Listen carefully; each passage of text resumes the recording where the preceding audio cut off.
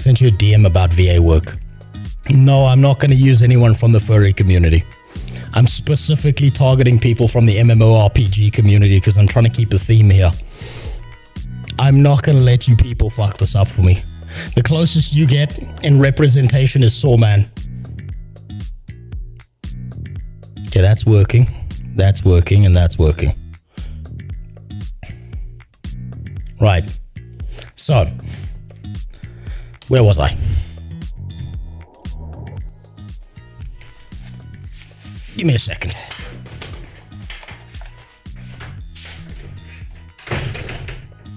So this is the list of people I've got so far, and if you've got like, you know, people you want included, tell me, and I'll look them up right now, and we'll take a look through them.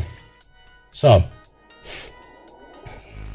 list of people that I would ideally want to include in this.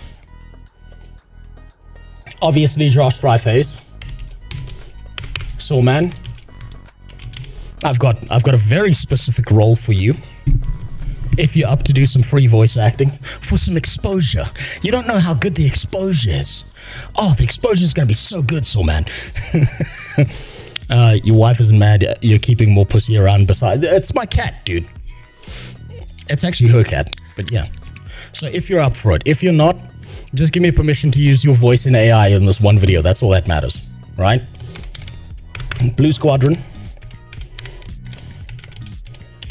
Now, I know there's one specific person who I don't need to get permission for because he said he doesn't give a fuck. He's explicitly said he doesn't give a fuck at all, and you can do it. He just thinks it's funny, and it doesn't matter. It's all just good exposure for him, and I think you know who that is. He doesn't care.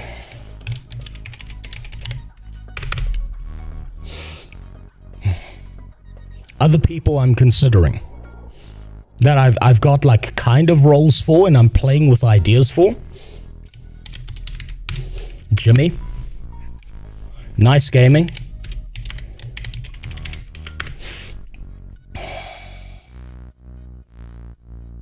Muckluck.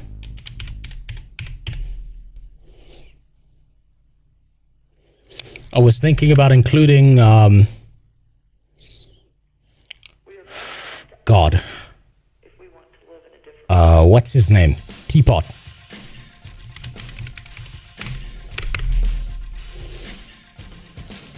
Now here's where I start running into a problem. Has Muck even touched you? It's not about that, Cyro. Idle or Waydot, those are two to consider. Wait, is Idle still making videos? Waydot, I've seen a lot of his Twitter posts, so... Well, we'll take a look at what his voice sounds like, and we'll see if we can find a role for him now. These are potential candidates. All of these people, I would have a role for a specific character. Either minor or major. Right? That could take place in what the fuck I'm doing here. I've already got Teapot on the list. Fandral also watches the stream. He streams Guild Wars too. I have a potential idea for where to put Fandral specifically because of his hair. But I'm still trying to work that out, so I should actually put him there.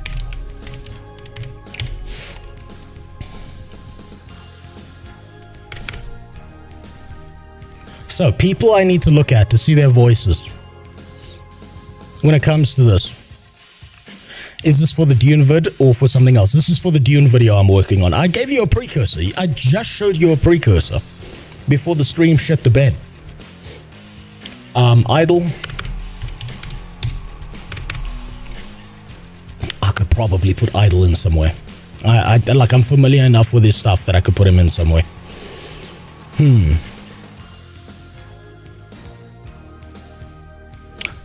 Dubba, I'm getting to that question. But also because there's no women on the internet. Everyone's a dude. No, but okay, so here's my problem, right? Here's problem number one. You may have noticed this. Dubba's already noticed it. This is a fucking sausage fest. My guy, there's just cocks everywhere. This is not gonna work. Because there are female characters in Dune. believe it or not.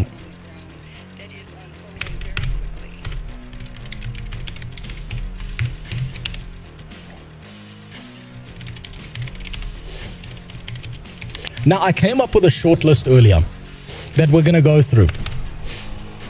But the thing is, I am only familiar with Iron Maiden, Loranity, not even really Iron Maiden, to be honest, Loranity, and this person from fucking months ago. Loranity is a dude. That's not a dude. What the fuck are you talking about? Loranity's a dude too. Yeah, okay, that's fair. That's fair. That's fair. I don't care. I don't care. I don't give a fuck if they're trans or not. I care about their voice. This is voice acting. You're not trying to fuck them, you're trying to listen to them. I don't give a shit.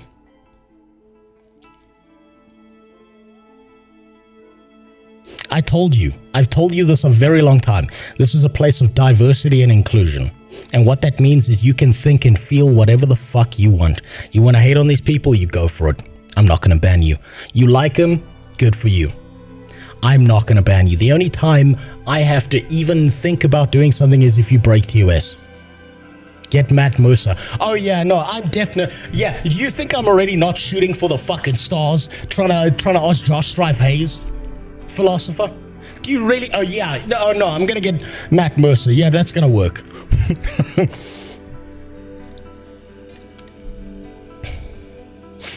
Speech I could use to make some voice lines for female characters and robots if you want.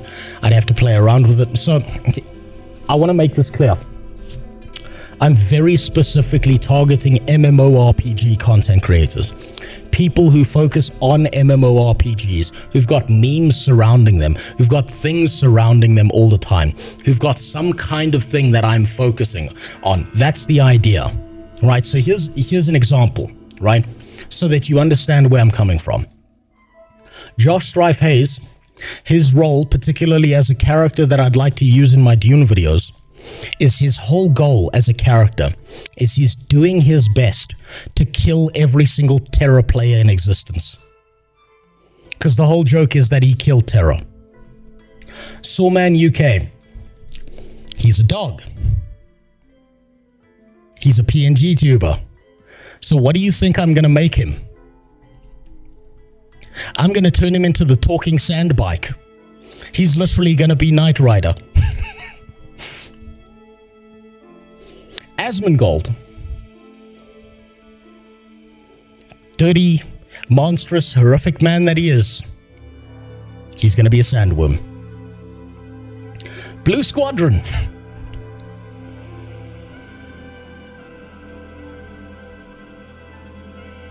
Where is it? It's literally Blue Squadron. He was born for this. He was born for this.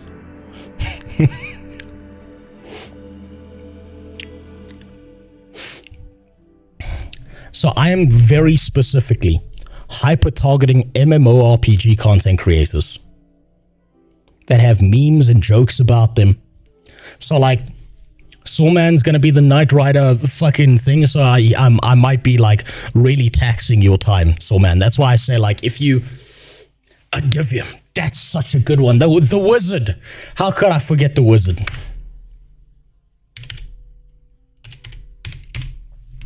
That's such a good one, Soulman.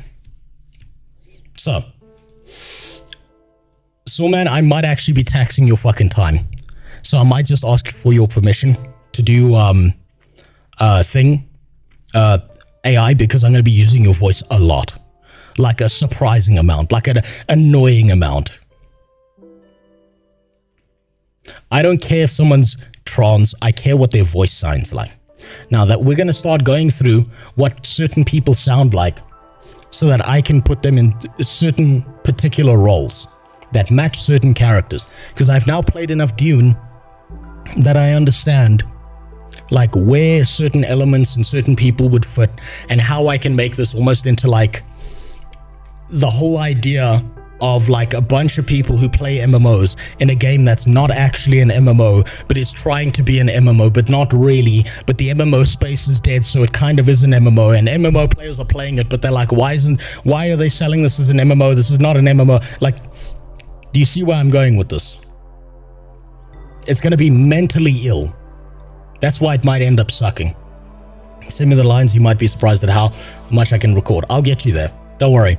I'm still like planning it all out, because like I said, I want to get to that 90% threshold where I'm sending like almost everything to each person so that they know exactly what I'm using their voice for. Also, good night, Keith. That way, everyone knows exactly what I intend to do with them. And I'm saying I'm explicitly using it for this, with maybe some minor changes. Are you okay with this?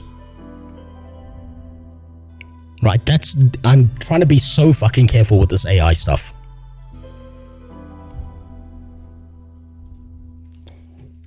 So, are there any other potential candidates that you can think of? So there's Iron Maiden, Loranity. Who's this other one? Where was she? Annie Fisher.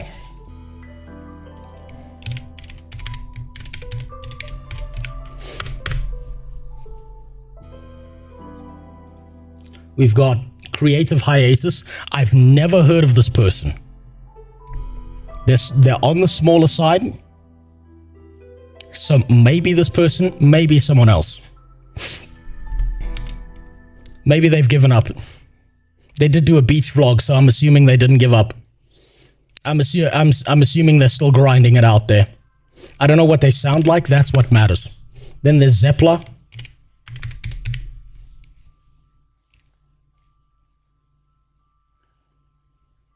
And you see, if you know anything specifically about these people, that helps me as well, because you can tell me whether certain people are going to be for or against it.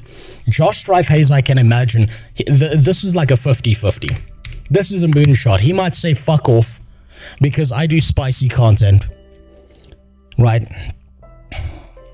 So I completely understand if he says no to me. Sounds like Soulman's in. I'll be okay with that. So man, yours is actually going to be the easiest voice recording because of the way I want the voices done, right? So yours is actually going to be very straightforward because it's going to be the same thing all over again, like continually. Blue Squadron, he's given me AI permission already. So I'm okay with him. I'm going to still ask him if he's going to record some lines. Just because if I can get his actual voice, that makes it better. Asmongold is done. He's not going to be recording voice lines. And as a big content creator, as a gigantic, obviously the universe-sized content creator in the MMORPG space, I reach down towards Asmongold, and he may just think it's a scam because I'm just that big. I mean, obviously. I don't know if Jimmy would be up for it. He's like a fucking a wild card in there. He might just say fuck off. Nice Gaming again. There was another name I had on this list. It was Eddie. It was Eddie.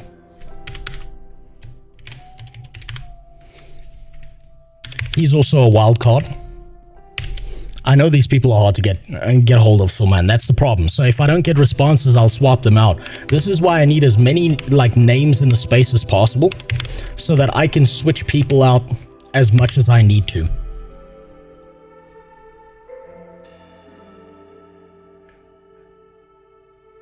So I'm going to be going through this list right now. I'm going to be looking for more names. I'm going to be looking for more people directly involved in MMORPGs, and seeing who else I can get a hold of and where I might be able to put them. Wooden Potatoes. No idea who that is. So let's think about this. Of the list I've already got, Jimmy's got an American accent. I would make him an Atreides. Actually,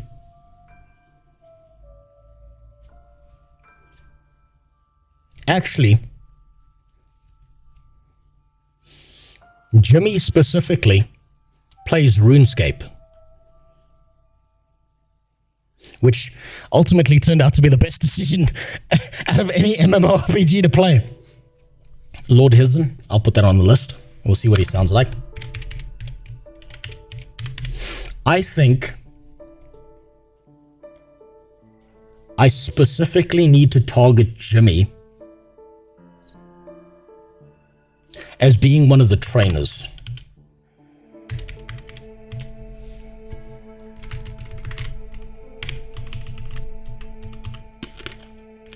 Right, I had Asmongold down as a sandworm.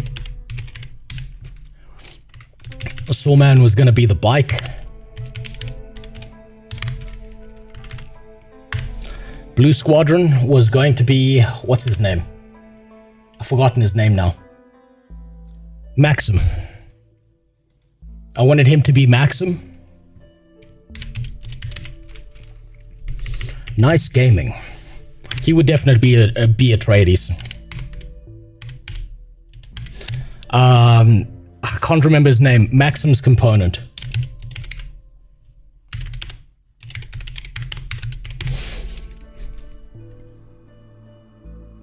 Ah, God. Which one of the trainers would work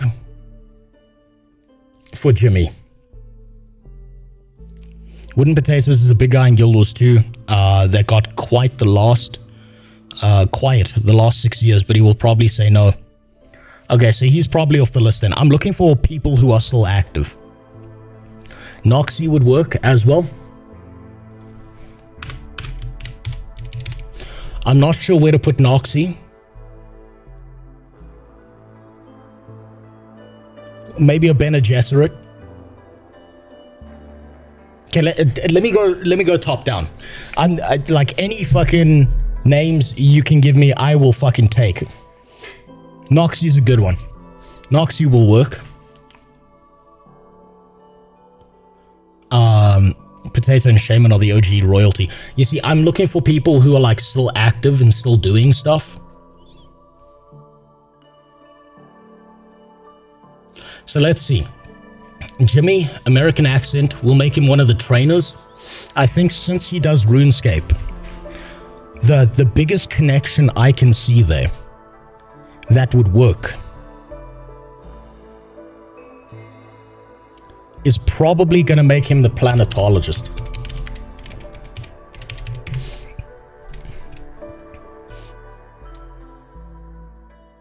I don't think Valen likes me, unfortunately. Super. So I don't think that's going to work. I might ask Sneb. Sneb's not a bad idea.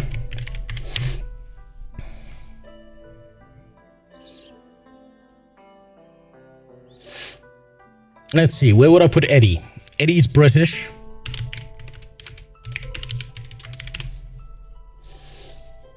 Which character would fit best with him?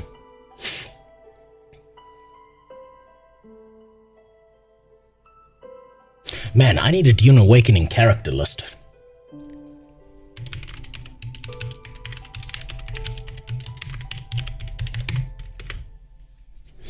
Melanie Mack, Sydney Watson. Why am I thinking of female voices? I don't know if those are MMORPG content creators. XR, those sound like different kind of content creators. Darren's? Maybe Darren's. I don't know how good he is at voice acting. And I don't know how many memes he has surrounding him. Remember, the combination I'm looking for specifically, right, is actually a meme plus MMORPG content creator. So I could use Sneb because of the whole slug thing that happened. That could work very well.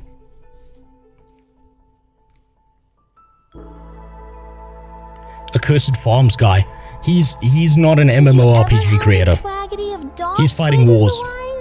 I thought not. God damn it, that's disgusting. It's not a stow-eat the Jedi would tell you, oh Vio. It's a Sith weekend Ugu. Doth Pwaggies was a doc wowed of I love how I've asked for Dune Awakening and it gives me the fucking movie. To influence the Midichwowians to queet wife. He had God. Such a no wedge of the dark side that he could even keep the ones he caught about from dying. Dune Awakening database, there we go. Of the Faust Eye is a pathway to many abuities, some cons. Alright, that did it for me. Thank you, Jimmy. Instead of using AI, you can do what Frosty LaRue TV did with HMS God damn it. That was enough. MMO dudes, it should be good, and I can't fucking think. All I'm hearing is the fucking grossest shit imaginable. It's making me want to throw up in my mouth.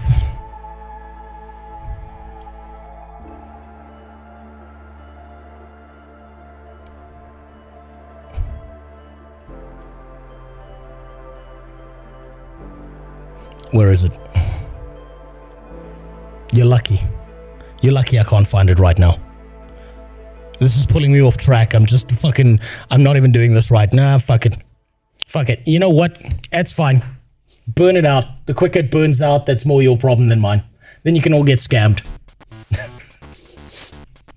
Okay. You know what's actually gonna help?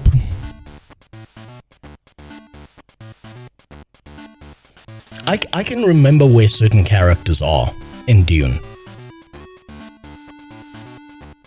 Make TTS 100, then it burns out even faster. Yeah, maybe I will. Co-Carnage.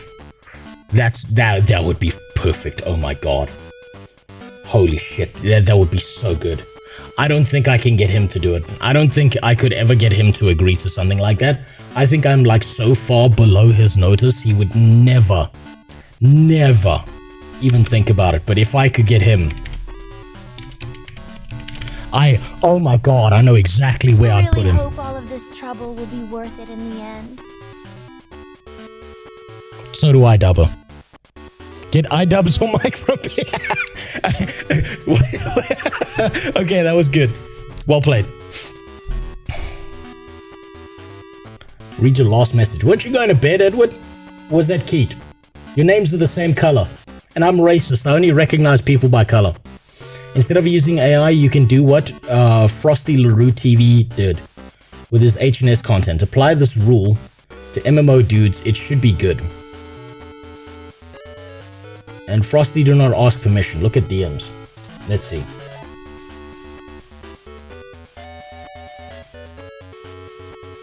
Okay, let's see what he's done. Hold on. Frosty doesn't need any more meme content. He already puts me out of context in every way imaginable. I know what Frosty's doing. He's probably 3 hours into an 8-hour editing session to put words in my mouth. He's gonna make me flirt with Riker or something, just like Riker and Rax had that back and forth. Is DM also going to join the party? I am actually. Are you ready for a good time? Yes, I am. So as long as you No, that's not gonna work. That's not gonna work, Frosty LaRue. Like, I understand, I thought about this already. That's not gonna work specifically for what I'm doing. I don't want to do the whole clipping and chunking pieces together. That's not gonna work for me. That's specifically not gonna work for what I want. Here, I'll play it again, right? So that you have some context. Just so you understand, listen to how smooth the voice is. I want these people to feel like lived-in characters. I want the idea to live in people's head who watch this video. That the original character that's in the game no longer exists. This is now Josh Strife Hayes. Just listen to the way the voice sounds. I don't want to chunk things together like that, right? So, like, listen to the voice of this. How to do a terrorism. Wait, there we go.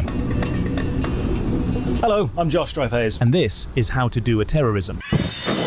Do you see how that actually sounds like Josh Strife Hayes? Not entirely, but like 90% of the way there. Preach is a good one as well. I don't know if Preach would do this. I'd probably make him Baron Harkonnen.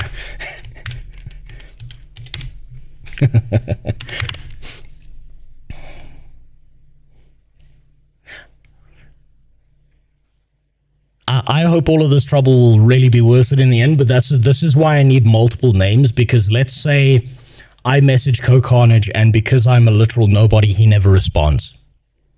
I can then swap him out with someone else on the list who does. You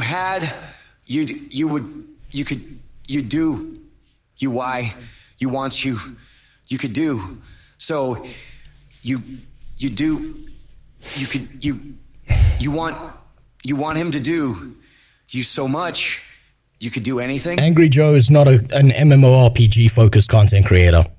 Tis bananas. Okay, here. I'm going to make this clear. Theme. MMORPG content creator. Even Carnage is skirting the fucking line.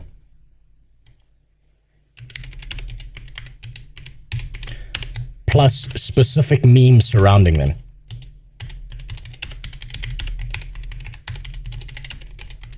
He's covered them in the past, but he's not an MMO content creator.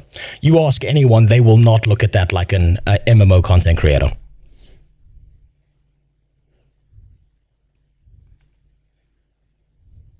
Mitch Mannix.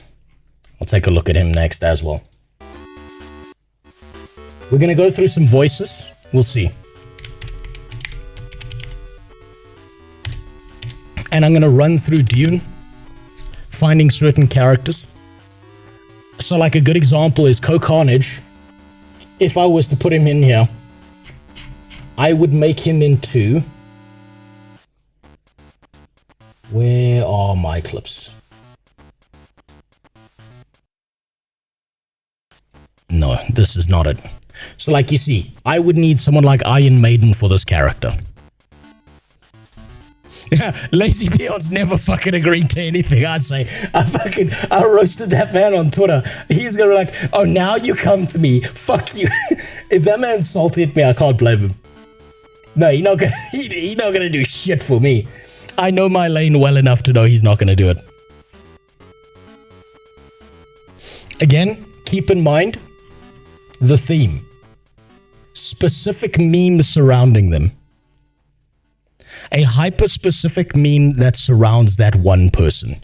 Now, Divium, he's got the wizard meme going for him, right? He's also got the Polish thing going for him. I could probably work in a joke about grinding kind of being like, yeah, I can ask Total Biscuit. That'll work out. Yeah, let me just piss on his grave a little bit. That'll go great. Ask Hassan. Hi, Hassan. I wanted to use your AI voice to promote this terrorism. Okay, you guys are just shitting out fucking names now. I'm gonna just ignore everything you say.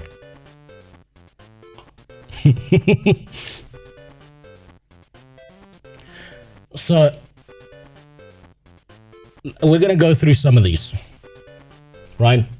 Carnage, I would probably make into... Where is he?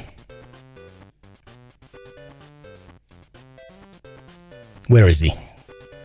There he is. There's the corner of his shirt. This guy right here. I would make that guy into Carnage. I can't remember his name now. Hazimir. That was his name. If I could get him, I would use him.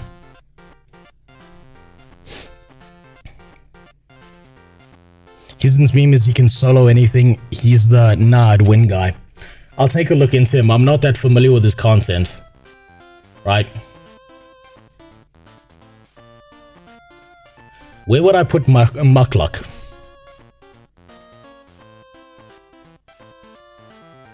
No, it wasn't Copper Thieves. It just cut out. I have no idea why the stream cut out, and then it was fine again. What would I do with Muckluck? You know what? I actually need to go into Dune to figure this out.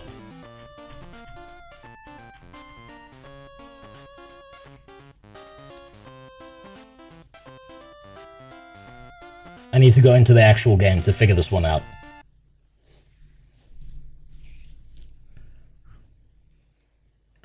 Lord Hisn literally solos content meant for 10 players like Strikes.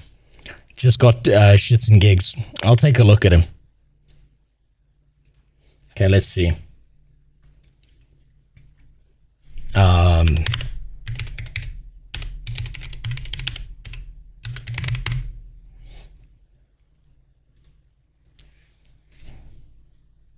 Does Dune have any short, pointy-headed characters? Not really. Is there a rat or goblin to put Mukluk at? There isn't, but I have some ideas.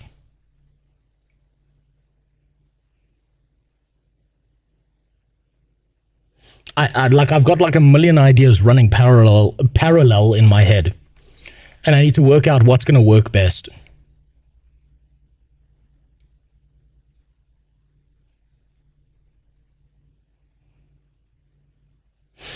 I also need to figure out a meme that surrounds Mukluk in particular, and I'm thinking of using the fact that he's very PG.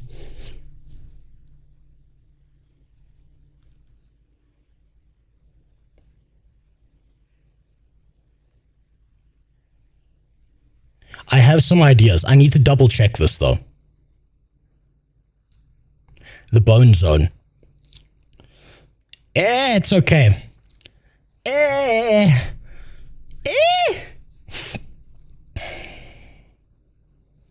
Asmon's already the worm. Bananas. I've already got him as the worm, and like what I'm gonna have is like every time that the worm breaches, it's just Asmon talking. Just random shit all the time. It's just gonna be like, oh god, he's back kind of thing. Like, fuck, I can smell him from here. And I'm gonna pretend that that little wavy bar at the bottom when the worm shows up isn't about sound, it's about smell. and it's just going red because you can smell it. Right, this is my low-level character. This is my filming character. This is my I had to understand the game kind of character. How about Hassan? He's not an MMO RPG content creator. I'm gonna say this again, Filter. MMO RPG content creator plus meme. I need to have a meme. The meme about Josh Drive Hayes is he fucking killed Terra. Even though he had nothing to do with it. I have some ideas about what to do with Mukluk. Where the fuck am I? I don't know where I dumped my character. Well, it doesn't matter. Are we in a sandstorm right now? No. Okay, we're near the wipe because it's Tuesday. So there's gonna be a storm going around. Let me see.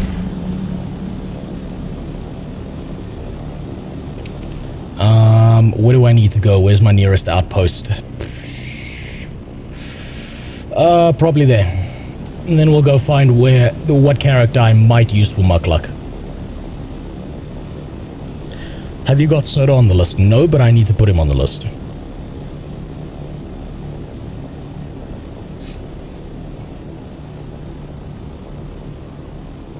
Let me just gain some altitude, and then we'll deal with it. Will MO. Will E MMO. This guy is another MMO guy. He covers mostly WoW Classic. Okay, remind me of Soda and remind me of him. I'll take a look at both of this stuff. Yeah, you know what, let me actually focus, I think, currently on the list I've got and the people I would make into things, and then give me names. Because otherwise I'm going to be missing names, and then I'm going to be really fucking annoyed with myself that I potentially missed out on the opportunity to find someone good.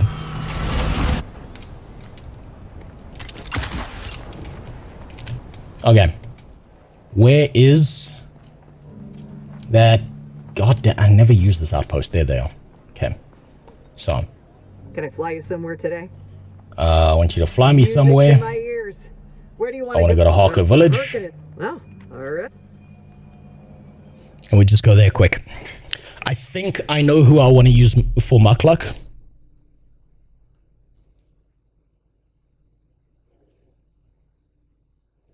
But I want to make sure. No, you're not wrong, Devilis. I'm just uncoordinated. Would you reference other streamers without having them talking, like Pirate Software? Yes. Finemus, I've got a chunk of script written out for the idea of referencing someone who's not going to be there. Do you know what? Let me put some of those on the list before I forget. We had Mitch Jones. We had Will MMO. Oh, Willie. That's Willie. I know him as Willie.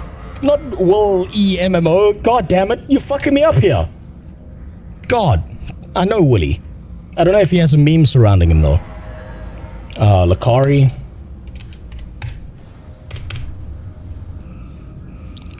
Soda poppin'. The problem is if I ask these big guys, I can expect that 9 times out of 10 they're gonna say no. So what's up, Sombrosa? Mudaha is not an MMORPG content creator.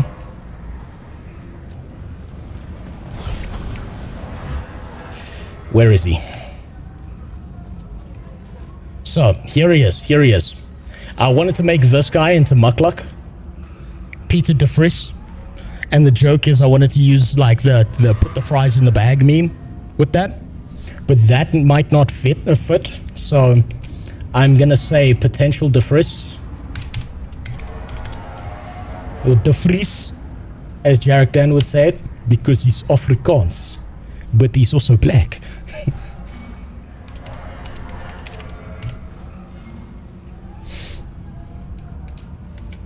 Otherwise, I think who I'd want to use on Muckluck, if I can find them. Please God, let me find them and not look like a fucking idiot.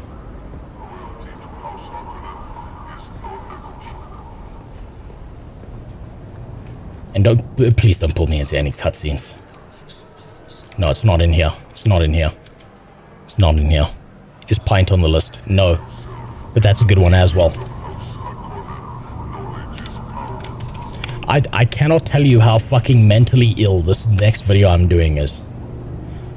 Like, it's gonna be so fucking weird. It's gonna be so odd. And it's like, I think 1,000 people are gonna watch it and that's it. Don't forget Nike. Yeah, no, let me just put Nike on the list. Yeah, that'll work out good. No, this was the wrong building. Where were they? It wasn't the barkeep. It was the Guild Bank. That's what it was. That's what I'm looking for.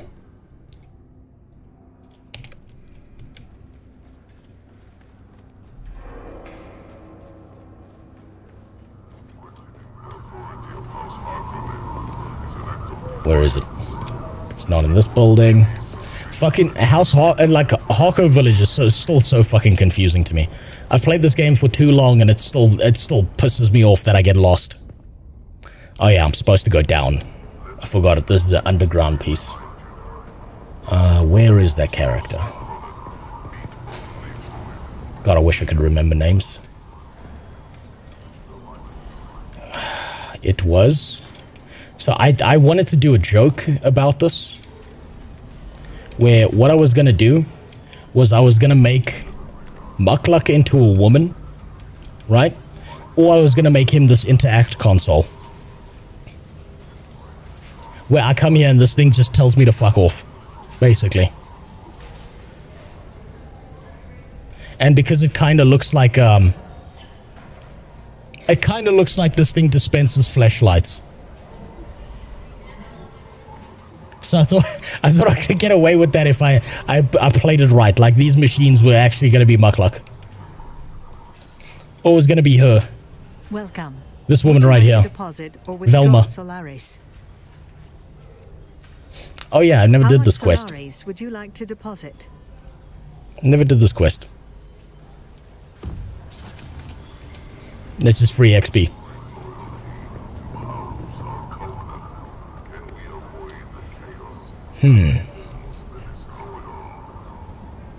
Did you make up with Muck? Don't worry about that.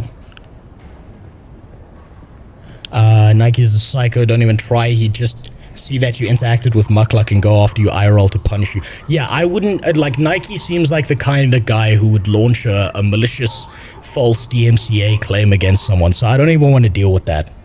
This is why I'm hyper-specifically going after people who are chilled the fuck out, and even if... let's say, let's say they don't want me to use their voice. They're not going to be like, fuck you and everything you are. They're just going to be like, please don't use my voice. And I'm going to be like, okay, great. And then I can move on and find someone else.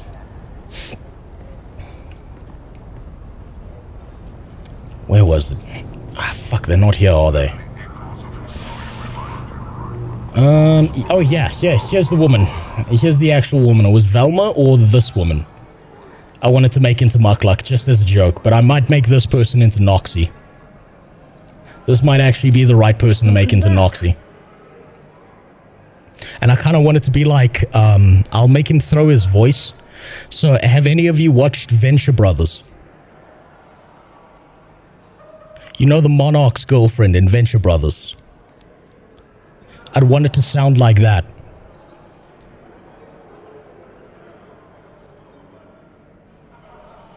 Dr. Girlfriend, yes. So I'd want like, I'd get Noxie to do like a Dr. Girlfriend voice if they know who that is. Where's Noxie? Yeah.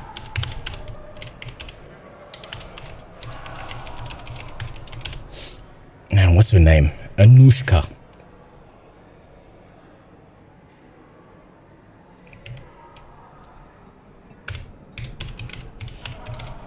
Because this is like a recurring character who you keep going back to for stuff in Harko Village. Another video on Roach Software. Roach Software no longer matters, Jimmy. I know he's been lying. I know he's been spreading more bullshit. I know he's been cry bullying everyone.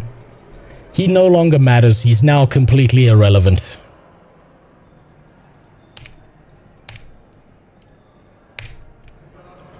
He doesn't matter anymore. What matters is that SKG passed, and now we're at the starting line. Now we actually get to see if it does something. Now, I am going to do a stream about the evil fucking demons that have come out of the fucking woodwork to try and stop it and say how they don't support it. That are much worse than Pirate Software ever could be. But that stream's for later. That's not for right now. The new video is him having an epitome, apologizing, finding religion and becoming a Buddhist. Yeah. I bet he also transforms into a unicorn and becomes God at the same time too. Is there a better character, a better person I can use for Peter de Vries than Mukluk?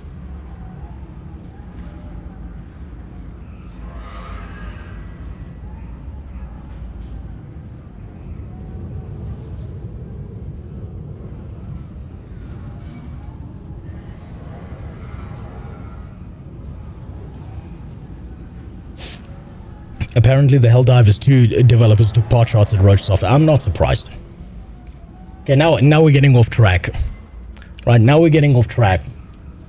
So...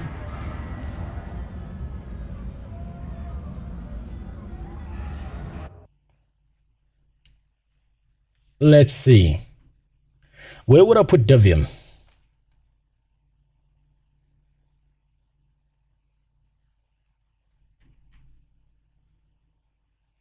Let's make a use these list. These would be my first picks, right?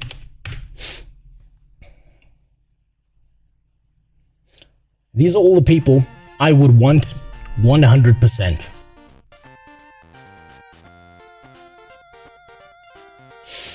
Not sure about Eddie. So put him down here.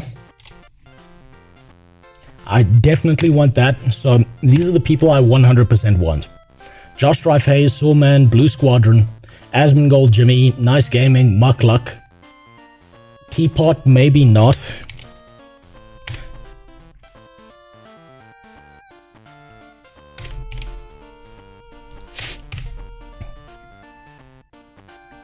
I might make Fandral into a merchant, just because you're forced to interact with certain merchants in the game.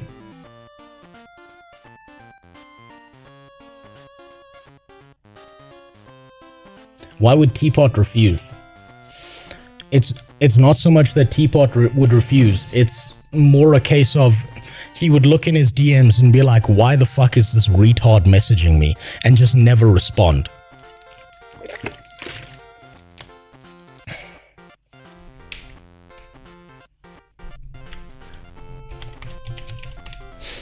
There's a Tleilaxu merchant that I think would work with him. That you have to deal with.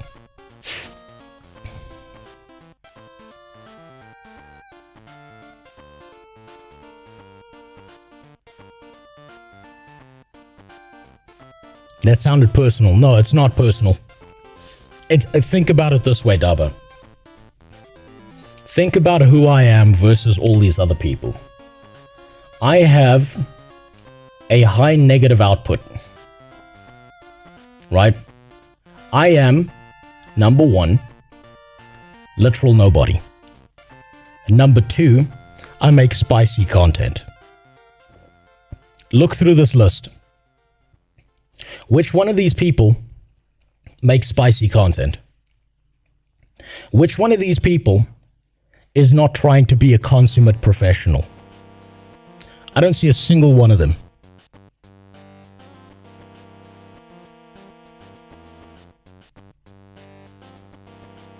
So I have a very high negative output.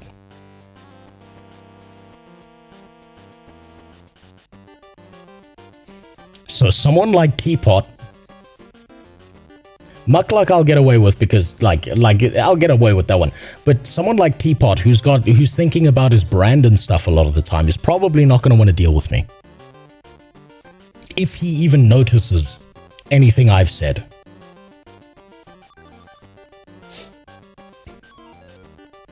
I don't think that would be the case. I thought Teapot is very approachable. Teapot is super careful with edgy content. He's ultra progressive. Well, there you go. So I would be cautious with anyone who's thinking about their brand and stuff like that because I don't want to fuck up their stuff because of what I've done. Does that make sense? Do you see what I'm getting at? Yeah, let me give you some context. Do you see this video?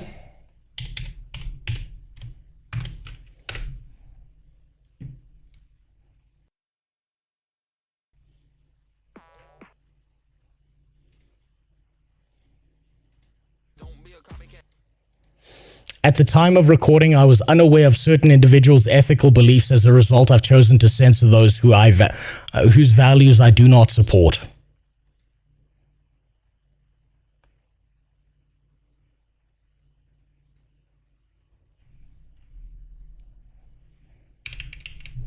Come on, where the fuck?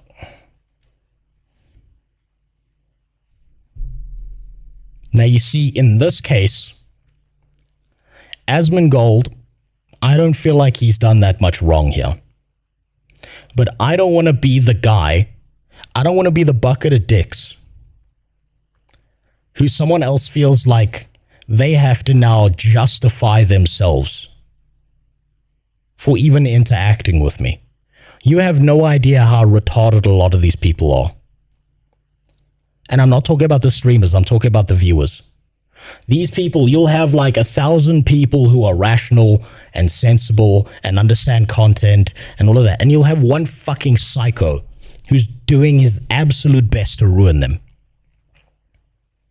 So if Josh Strife Hayes says no, gotta live with it. If Teapot says no, gotta live with it. Now, I'm willing to bet based on what I know of Teapot's content, he's gonna say no. That's why I'm putting low priority there. See what I mean? There's a lot to think about with this. This is the kind of planning you got to go through when you're doing crazy, like stupid shit like this involving other people. I understand what I am. I understand how dangerous it is for any of these people to have ever done anything even close to me.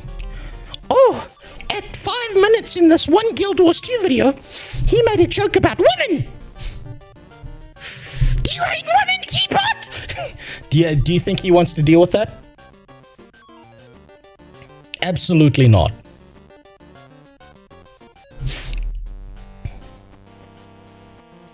So that's why I'm going to put him low on the list. Now, I think the people that would be okay with me is Idle, probably. He'd be good. Where would I put Idle?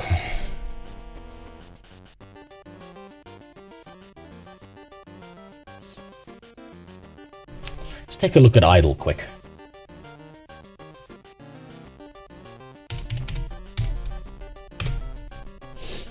Yeah, no, Teapot is ultra progressive. After the Amber Turd case, I found out. Why do people have a problem with Asmongold? I don't watch him, so I don't really know. People generally think about it this way. You get clipped out of context, you say certain things. So, like, Asmongold's biggest controversy is probably that he was talking about, like, the people in the Middle East and stuff, and he was saying that the terrorists have an inferior culture if they think it's okay to murder and kill people. And the way people took that was that he was saying all Palestinians and shit like that have an inferior culture, and they turned him into, like, something to beat up. And then he came, like, he stopped streaming for a week, he came back, he said, look, what I said was fucking stupid, and what was wrong, he admitted fault. But how many people do you think paid attention to him admitting fault versus people who just see the clip? Here, let me tell you something really fucked up, right? Here, let me fuck your day up for you. So, you know, there's that whole accusation that Hassan went and visited a brothel, and the brothel had sex trafficking, and they were sex trafficking little kids. How many of you know that whole thing? Yeah, this is gonna piss you off. Hassan did go to a brothel. Hassan probably did fuck one of those girls there. The brothel was accused of sex trafficking minors. Upon raiding, there were no minors found there. There were no sex trafficking charges filed. However, how many times are you going to hear about that last point? And this is coming from someone who doesn't like Hassan Piker.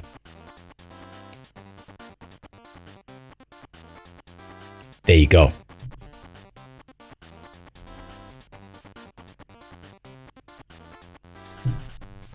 So he fucked a hooker. Who cares? Literally, who cares? But you're not going to hear that from people who are against him because they want to stack as much as possible. Does that make sense? But in my head, that makes the argument weaker, not stronger.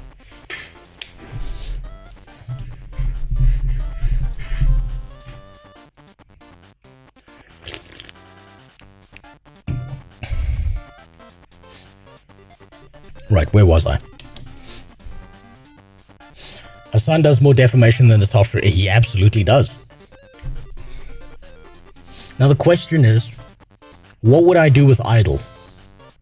Do any of you know specific memes that revolve around Idle?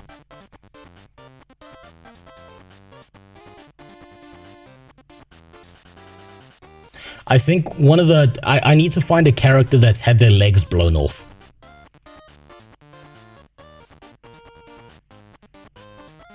He's the president of MMOs. That's true.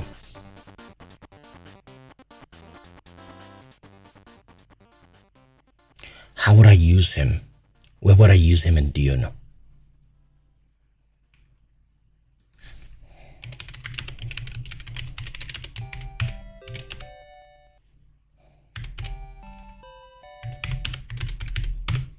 Is there a wiki for Dune Awakening? Ugh, for Extra Life.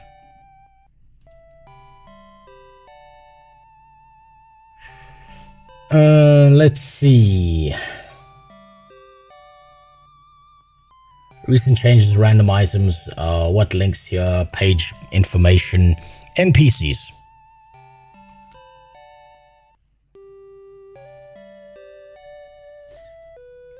Journey characters. Man, they do not have a lot of characters here. They need to fill this fucking list out. So this is who I want Jimmy to be is the planetologist.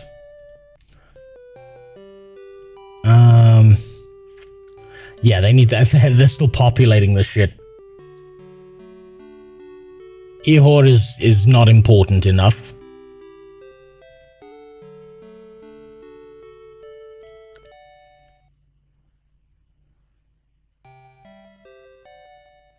I can use, so the president of MMOs doesn't, the Josh part doesn't matter because I've got him down as he's hunting down and killing thingies. He's hunting down and killing terror players. Make him Vladimir Harkonnen. I haven't got far enough in the game story to see if we actually see Vladimir Harkonnen. Let's see if we do.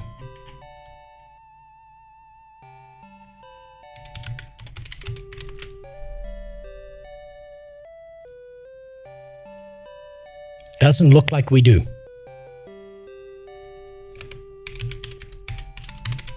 I don't think we see Vladimir. I don't think we see Fade. I don't think we see the Beast. We don't see those characters directly. How about Quinn 69? I think the problem with Quinn 69 is that he's not a direct MMORPG. He's an ARPG creator.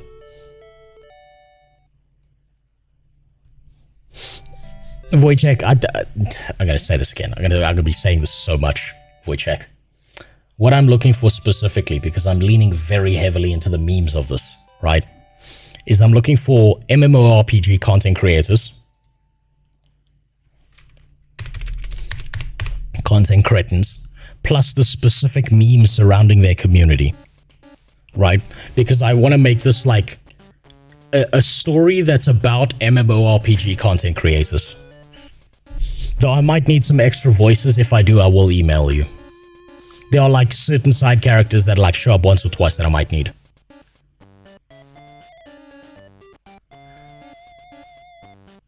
So Quinn69 is not a direct MMORPG content creator.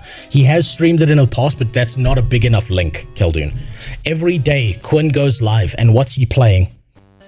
ARPGs. What's the meme around his community? D4 bad. It's not MMO stuff, right? That's not an MMO-centric kind of thing. Josh Strife Hayes having a problem with terror players. Or, like, you know, pretending that the meme is real. Right? The fact that Sawman is a dog and I turn him into a bike. And I get him to say something like, I want you to ride me doggy style. And then, like, I would take the fucking sand bike and set it off into the sand to sink because I don't want to deal with that, right? D4 is not an MMO. D4 is a payment system. Jesus.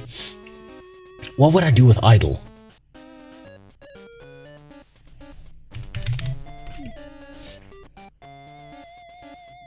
List of all NPCs. That's what I need. The trainers. Okay. Bene Gesserits. Maybe Zane. This is who I was looking for, actually. Zane might be the right one.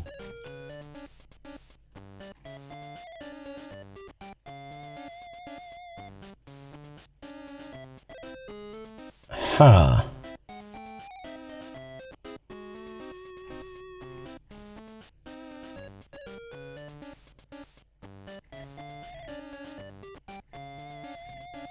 Gilbank's House Representatives, miscellaneous. God, I specifically need the law relevant ones because those are the ones you're gonna interact with the most. Wait, hold on. Oh no, Zoe's the crackhead. Zoe's not the one I wanted to use.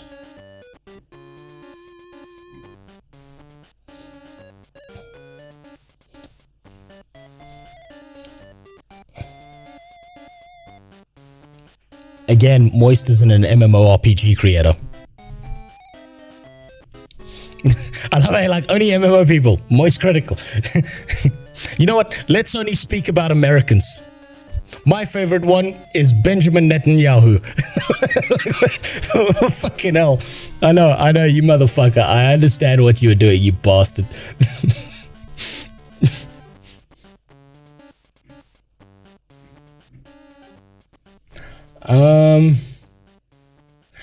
Let's go through the story walkthrough. Spoilers for people who haven't done the story. You're just gonna have to deal with it.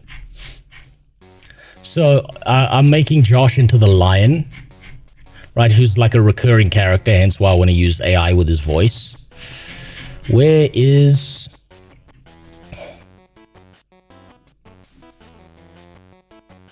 They have not given all of this thought. They have not gotten to the end of this.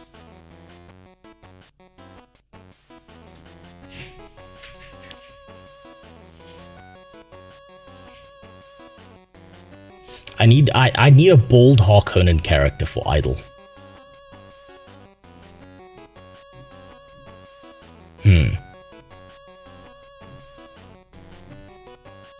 I might not use Idol at this point, honestly. Where was that original choice I had for him? Zane. I think it's gonna be Zane. It's gonna be Zane for Idol. If I can get him.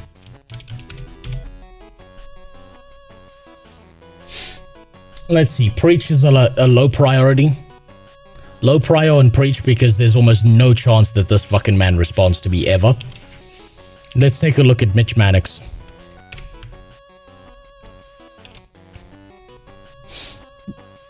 Josh isn't the only one with Terra plays. I fucking hate the Terra community. All I wanted was the Amani to get more classes. I wanted to drag a bit. Yeah, okay.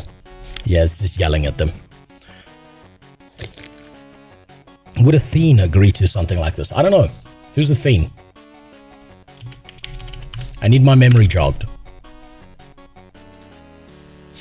Isn't this the guy who was like scamming people out of stuff? Or am I thinking of Ice Poseidon? Does this guy even create stuff anymore?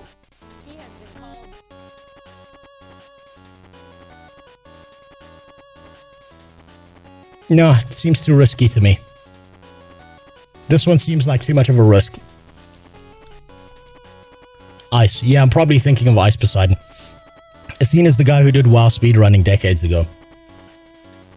No, you see, I wouldn't know how to tie him in. I don't watch his content, so I'm not specifically sure how I'd tie him in. Low prio are going to be people who are going to be like, who the fuck are you? So... this is going to be the low prio list.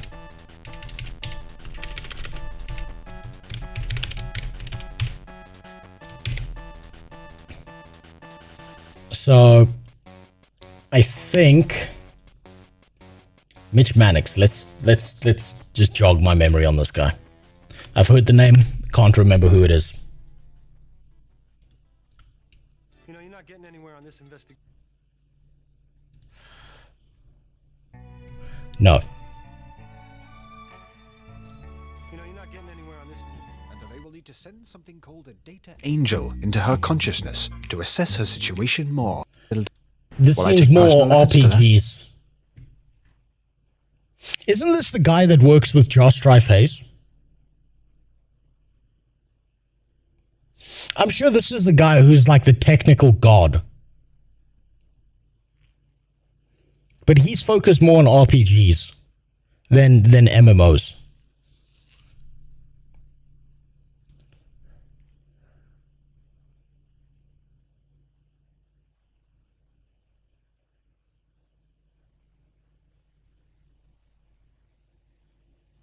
You said there's a crackhead somewhere in Dune, probably rotting in a cracked in.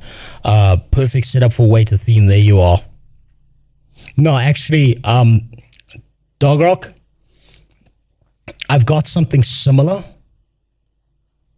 Where what I've got is I've got a thing where you go to the trooper trainer in Arakeen and you say, Athene, is that you? And it's not Athene, it's someone else voice acting them. That's what I wanted to do originally. But it wasn't with Athene, it was with, fuck, who was it? Who on my list was it?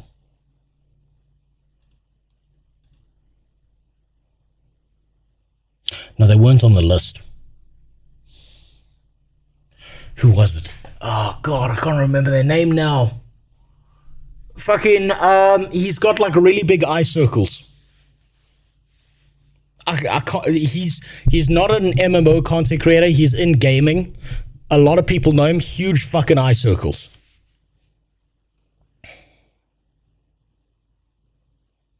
What's his name? Shit, I'm forgetting. Oh well, doesn't matter. Why don't we find an old MMO and make a fake cult in it to fuck with people? I mean, we potentially could do that, but I don't feel like being a cult leader. That sounds like a lot of work. Do you know how many bitches you gotta fuck? Way too much work.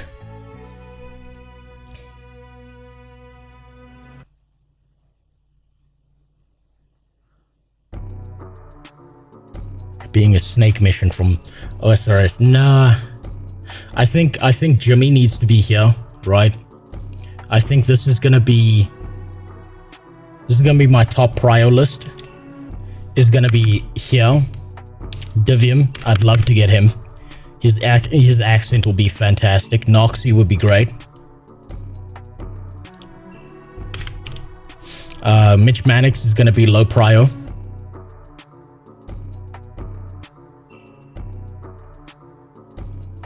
Willie's gonna be low prio. Lucari, Soda Pop, and Eddie. None of these people would ever want to interact with me in their right fucking mind.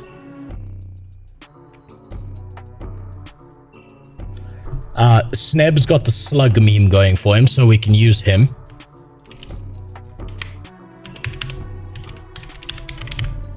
I could probably use something about sand trouts to do with him.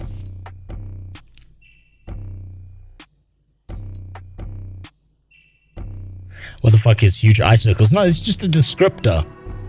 I just can't remember his name, Bandit. Look, if you want to know how I describe people in my head, it gets worse. It gets much worse. I'm not a normal fucking person when I look at people.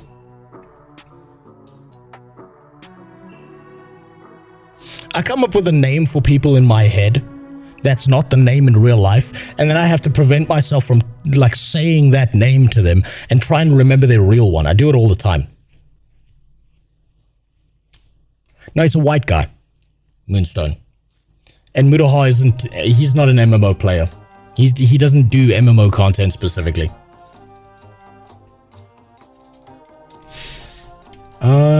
Let's see. Waydart. Let's look up some Waydart stuff. I don't even think I'm subscribed to him, to be honest. Oh, wait, I am. Let's see. So, in the month of June, we've seen two huge pieces for a game that's been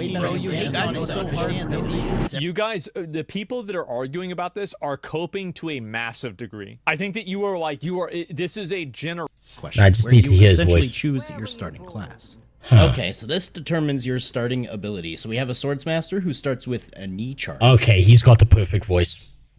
Okay, he's got the perfect voice for a certain character. We're gonna bump him up to high prio. We're gonna first choice him. He's perfect for first choicing. He's ideal for that.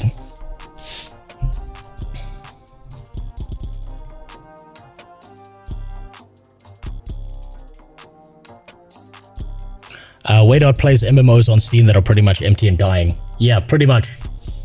That's why he played Dune. Yeah, I think Agatha Christie is looking for a side gig.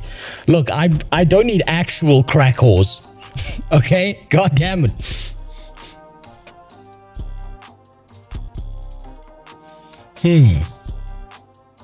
Will that be enough?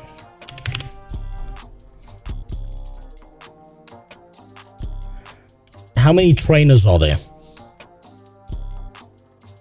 There's the Bene Gesserit, the Trooper, the Swordmaster, and the Planetologist. Am I forgetting one? I think there's 5 classes and I'm forgetting one. Moon, there's no way fucking Moon's ever gonna like pay attention to anything I do. So that's not even going on the list. There are So the planetologist is a solo. That's why I want Jimmy to be that. There are 2 trooper trainers. There are 2 swords master trainers. I think Waydot would hold on. Which one was it?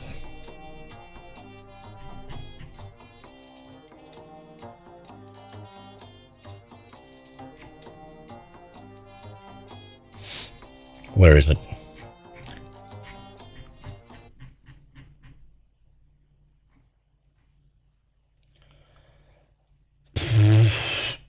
Weapons trainers. There we go.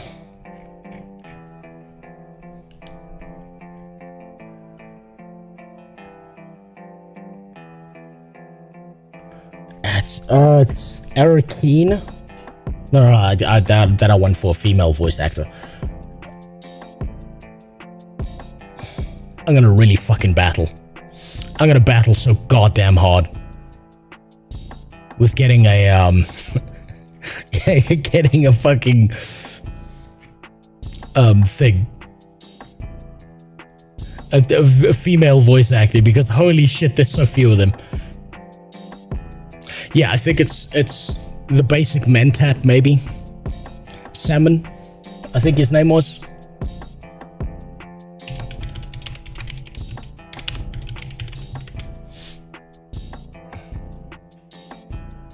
There we go.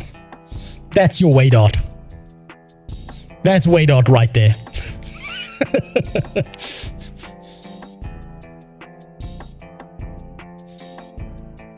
I'm gonna make him do like an actually voice.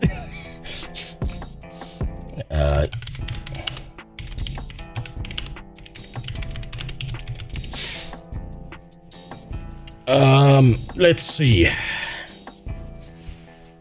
Who would I make into the Swordmaster trainer?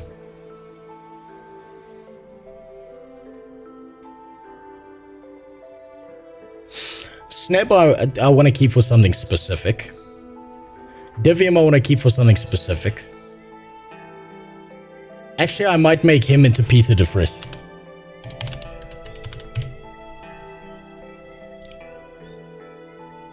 XR is the imprint of the scrotum from the person who leaned there. What the fuck? What the fuck are you people even on about?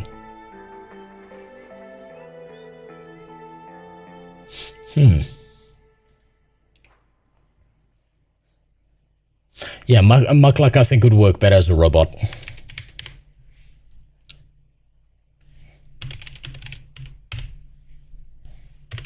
Fuck, I can't type.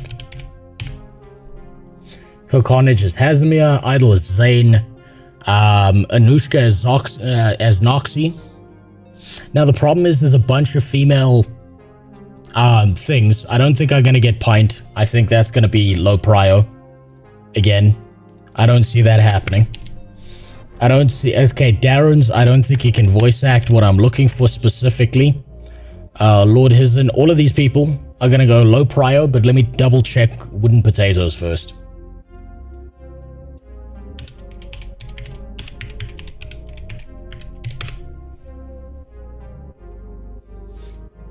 You know, if I think about it... Welcome to my Guild Wars...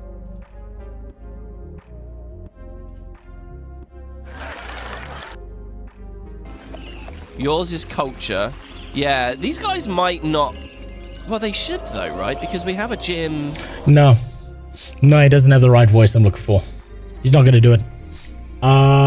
You know who would work, actually, for a certain character? And this one might be like, you people might be like, no, fuck. No, but like, you know what? He's a comedian. He's done comedy work live. He understands a good joke. He doesn't take offense to it. I can probably use him somewhere.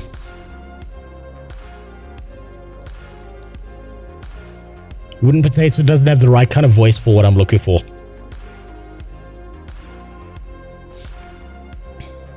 People make level 1 hobbits and try to make it to Mount Doom from the Shire without dying.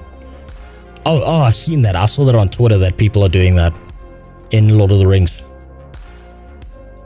I guess you want people who play all MMOs in general, not just a single one. Preferably, yes.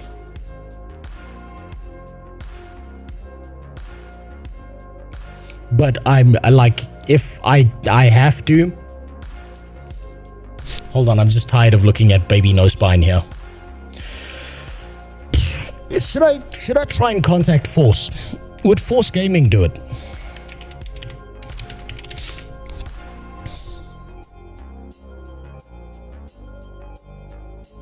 Should I even bother? Contact Forzen. Yeah, that'll work.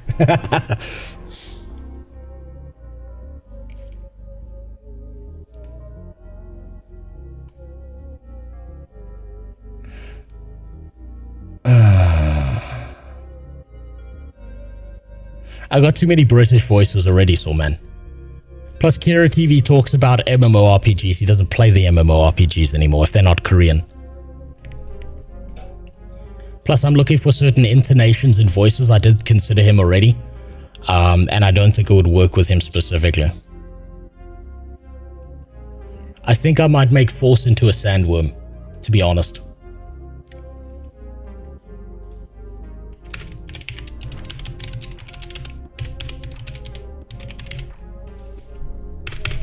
I might make him a sandworm.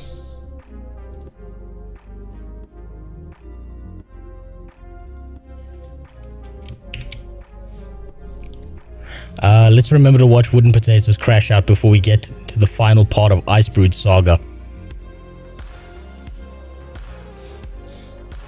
Link it. Cyro, link it.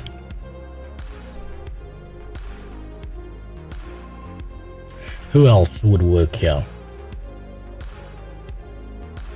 Okay, let's go through the female content creators. I've got enough sausages. This factory's got enough hot dog, it needs some bun. Okay? Let's listen to some voices. Iron Maiden.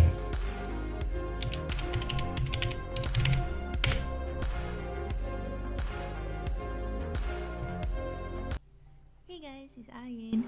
Welcome to my YouTube channel. This is a short introduction to who I am, what I do, and what I have here.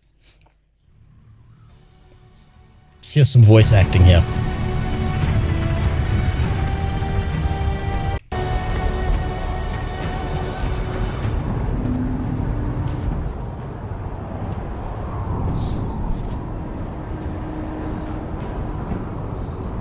Don't tell me this is a no commentary gameplay. A half hour ago. I know what we have to do now. I know. Do you see why I say idle works with Zane? What drastic measures will lead us to.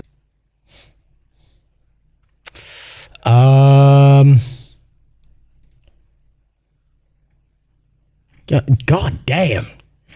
God damn, you've had some play sessions in Dune.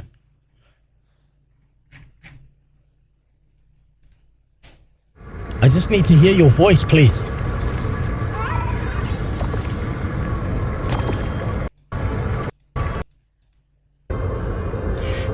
Does she just... Is she mute? Can she not... Did she lose her voice?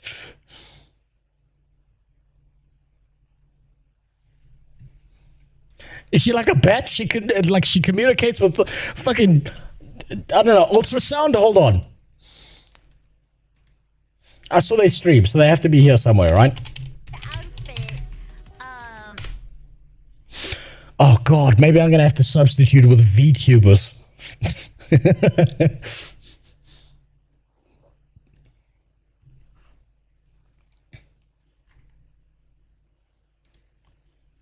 I just want to hear your voice. Okay, let me see how this looks like. Oh, so stop wasting your money at X. Let me go say hi to our neighbors. Okay, that's gonna work. That's gonna work. That's gonna work. Okay. Let's ruin this person's life. That'll work. Okay, Iron Maiden's in. You know what? Let's check it. Let's be an animal. Let's start sniping here. Let's be a piece of shit here. What the...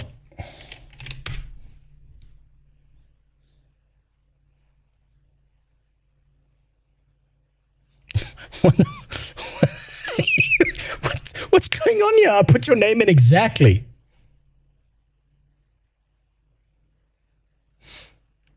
How does your channel not even show up? What's up, baby girl? I'm back, yeah. Devastating. IDEX TV. And you're IDAX. Damn it. Damn. Oh well. Fuck. I thought I could snipe one there. Okay. What are you trying to do? So, I'm going to play this again, just for you, just because you waste your fucking money. I want you to know this is just for you, you animal. Right? I am making a Dune video. It is going to be the most mentally ill, insane, stupid video, and it's probably going to be shit, but I'm trying to get together as many voices in the MMORPG community as possible. Streamers, YouTubers, and people with a specific meme surrounding them and their community. So, as an example, Josh Strife Hayes has the meme of killing Terra. Right? Hence why this.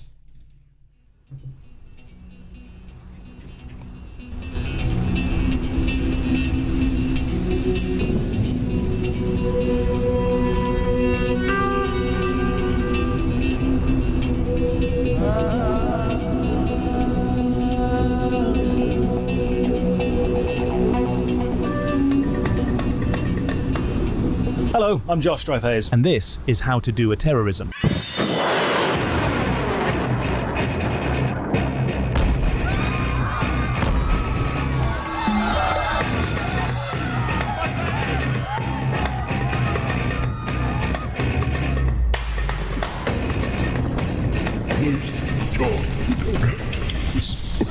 Just play Terra for another 500 hours. No, this one is too far gone. Best put him out of his misery. You'll enjoy it, I swear.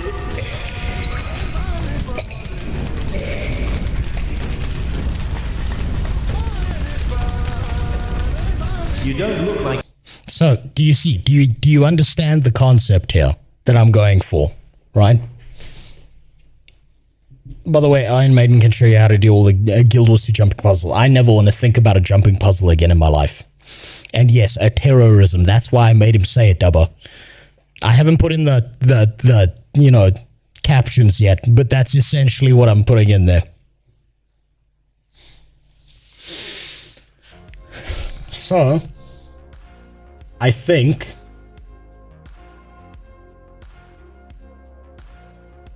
Let's see. Who else did we have on the list? Yeah, I need female voices. Right, I want Noxie to do a doctor girlfriend voice for Anushka specifically. Right. I want to see if they can pull that off. If not, then I'll figure something else out. Loranity I could probably use if they would even fucking head into the sewer and to deal with me. Let's see what Loranity sounds like. Let's see what their voices got going for them. Where could I use this person? Hello gamers, it's Loranity, and today I want to talk about the unwritten rules of Guild Wars 2. The rules where if you break them, it's kind of considered rude, but they're also not really written down anywhere. That's the rules we will be talking about in today's video, to make sure you will never...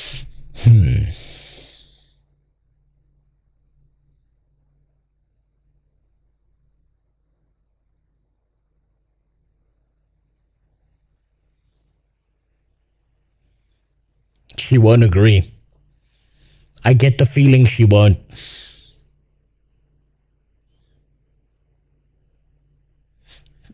But maybe I can get Muckluck to twist her. Just twist the arm a little bit. Come on, it'll be fun. Hello gamers, I'm here to throw juice in the oven.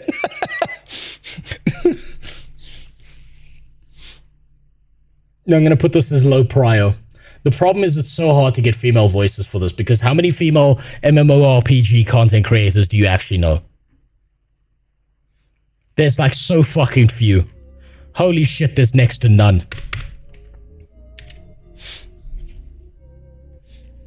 See, next candidate.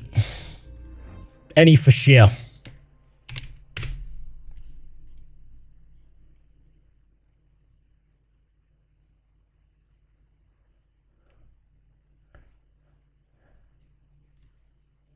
What does your voice sound I'm not sure if like? it's this one or the next one.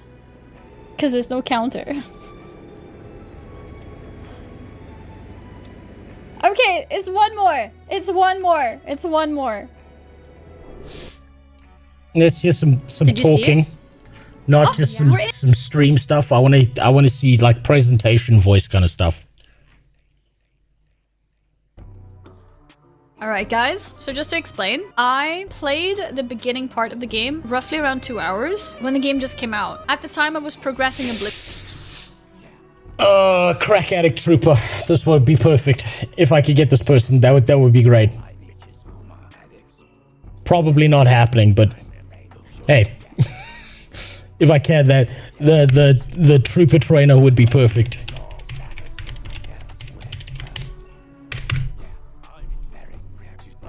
Check Discord DMs. I sent you a video I had to do for speech in class.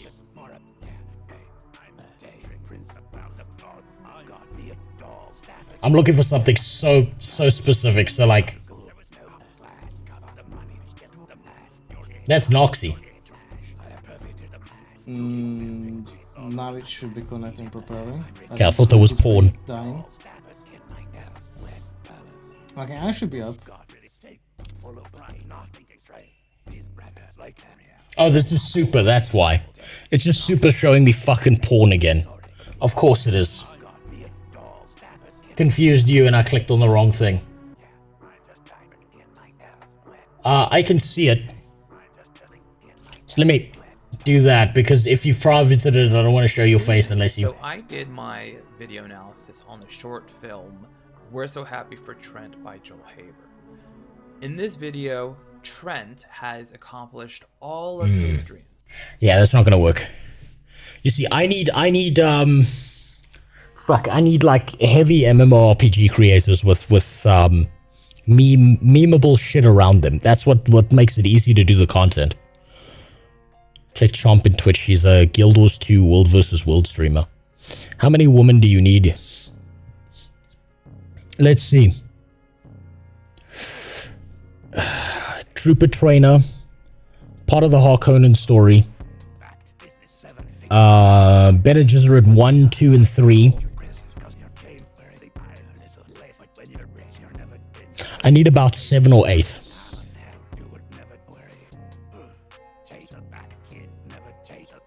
Otherwise, I'm gonna have to find a way around it by getting VTubers.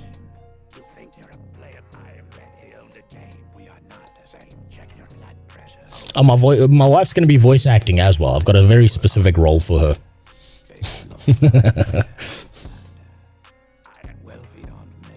I can only ask her to do this role. She's the only right one to do this.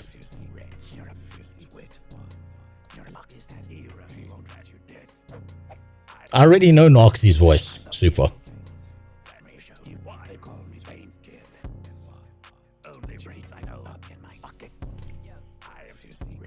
So that's not gonna work.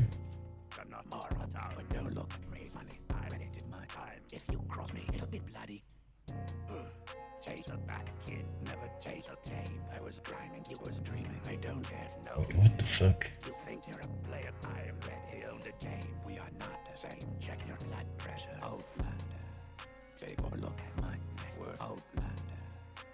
Hold on, I'm just looking at something. I'm trying to think of something now.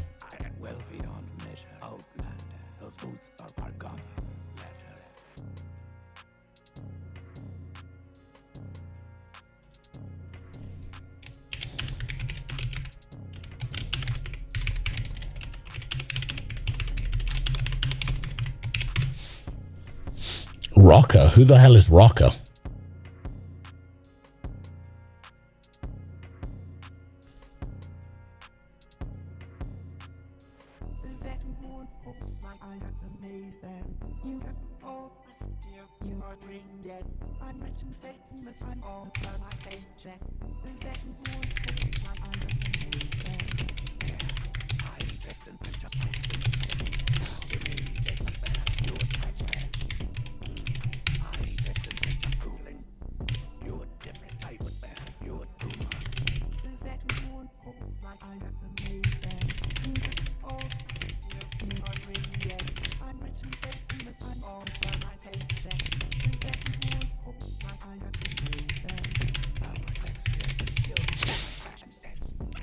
I know a femboy that can VA a female's voice for you just fine. Also preteen man. No, that sounds filthy. No. I want to use content creators specifically. I specifically want to use content creators with memes around them in the MMORPG space. I don't want to have to default if I don't have to.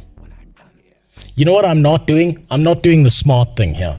I should be asking the new Google. I should be asking Google. Hey, new Google. I'm looking for female MMORPG content creators who are still creating content in the year of our Lord 2025. I don't want MMO adjacent. Just a list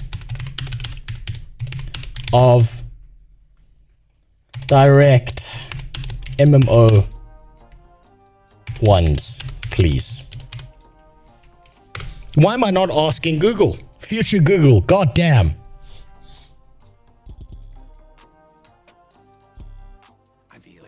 I know you already rejected that, but Pirate is perfect fit with the whole Guna League stuff. I wish I could, Dogrock, but I don't want to be false DMCA claimed, thanks. He has more money than me. Everyone has more money than me. I will get fucked hard. Oh, man, this is why AI is unreliable as fuck. Good seeing you, Wojciech. I hope it resolves as well. I'm hoping it's done by this week, but it's probably not.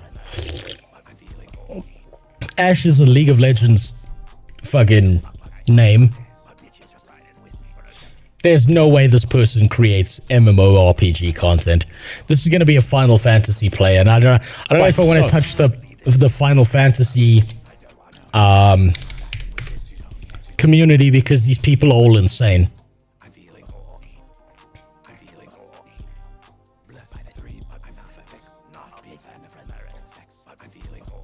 I don't see them.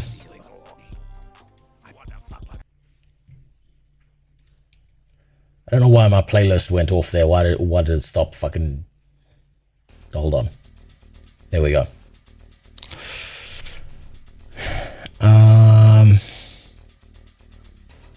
That whole suspiciously masculine Bene Gesserit joke I just mentioned, get Super for that and make him do the deepest, manliest voice. No, I want to focus on, again, MMORPG content creators with a meme around them so that I can then use the meme in the content with the thing. So like Blue Squadron, I'm going to make him into a Kuma, right? And I'm going to make him face off against Nice Gaming, and I'm going to make it be like a choice between Nice Gaming and between fucking Blue Squadron, and I'm going to make it like Blue Squadron manipulated us into believing him, and it's this all turns out to be an argument because Nice Game told him his waifu is shit in BDO. Right?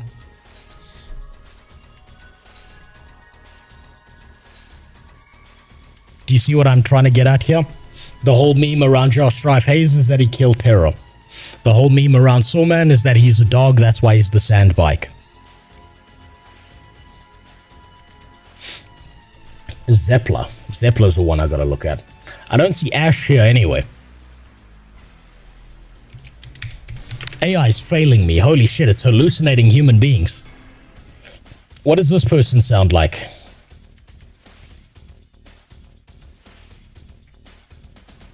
Alistair asks Zep, if I ask you, does this game have a toxic community? You know what? This is actually a very important video because this will tell me whether I could get this person to do it or not.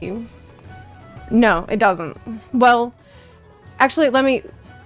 Short answer, no. Long answer, yes. What would your answer as an FF14 streamer versus your answer as a WoW streamer? These are two different kinds of toxicity that we're talking about with these different communities. With World of Warcraft, toxicity that you're gonna get is usually gonna be very direct and to your face. Yes. And quick. Okay? Someone's gonna tell you to eat shit and die. They're gonna tell you they hate you. Like, in a worst case scenario, okay? They can tell you you're trash, you should uninstall. Has Emmy been considered? No, but why would Emmy ever interact with someone as small as me? Holy shit, if I could get that person, yes. I can work with that, but that's not gonna happen. I will message them and see if I can get them to do that. So on and so forth. And try to make you feel bad about how bad you are at the game or whatever. This tells me whether I could get this person to do this or not. That's one kind of toxicity. Which, by the way, my first instinct was to say no. Because I'll take a look at them now. For World of Warcraft. Reason one, if you're in a guild, you completely eliminate this problem. I know that's so annoying. As a person that avoided being in a guild for years, I know. It's so annoying to hear that. But you hear it a lot because it's true. It's the only real solution. But the second thing is with a toxicity like that, you can... I forgot the other thing I was going to say. Yeah.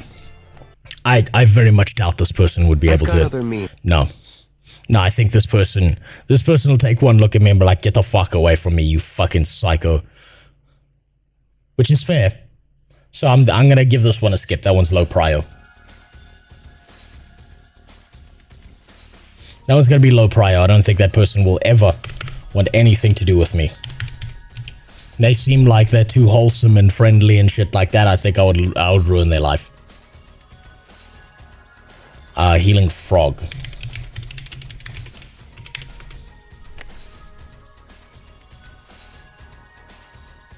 Who? I'm just getting frogs. Like actual frogs.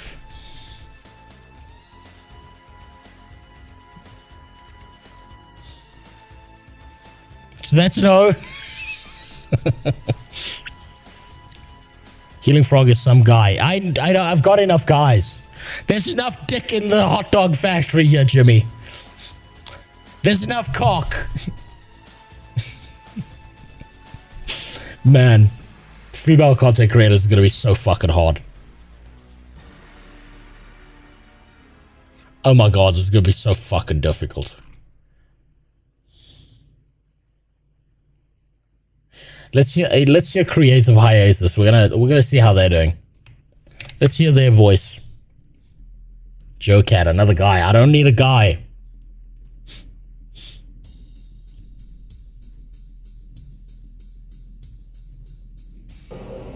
Why must we do another dungeon today?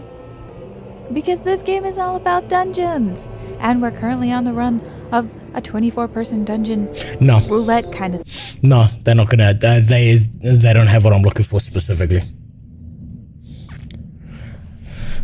Oh, okay. Well, I'm gonna take this as I'm gonna need to spend a whole bunch of fucking time looking for any female content creators. Otherwise, I'm just gonna default to VTubers at this point. But I'm gonna consider that a decent list of people I'm gonna work with, or at least try to harass enough that they would, you know, say yes. Probably all of them say no. They're treated like being chased home in the middle of the night by a freak, which makes sense. But we'll work with that. Let's see. Last one.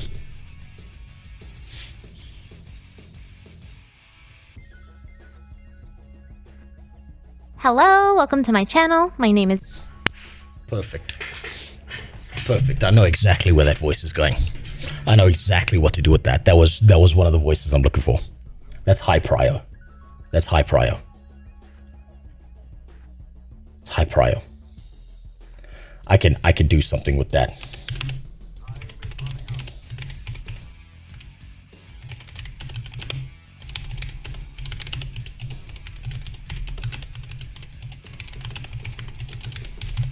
Right, let's move on. Let's move on. I feel like we're searching here. Well, we got the fucking searchlights out. There's a missing person on a mountain somewhere, and we're not gonna find them. We're finding the body 5 years later. I feel like that's it. I feel like that's the only thing we're gonna get out of all of that. Comedy option, get trans streamers to voice woman. I think I'm gonna lean towards probably VTubers, just because there's a whole meme there I can exploit. But we'll see. JoeCat is quite possible that because that's where Muckluck got the inspiration to get the points guide for Guild Wars 2 raids. I know of one VTuber who's very likely to be up for something like this. She's very angry about what happened to Terra. Give me the name, Dogrod. I'll put it on the list. There's something I'm going to look up later. I feel like honestly, it's going to take me longer to find like people to voice female characters than it's going to be to actually edit the entire fucking video together. Honestly, I feel like the long haul of this is getting women. Get women. Get woman. Kush. Why have I heard that name? Okay. I'll put that into the look into.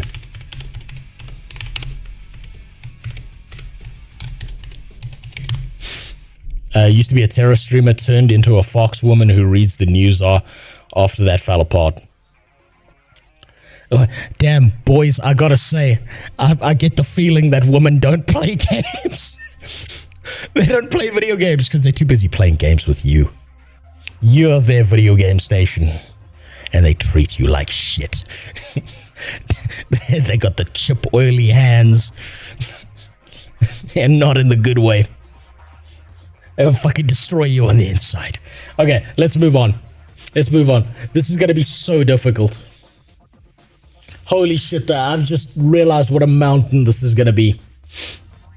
Now, I know you animals have been posting a bunch of crazy shit in my goddamn Discord. In the meantime. So we're going to start here.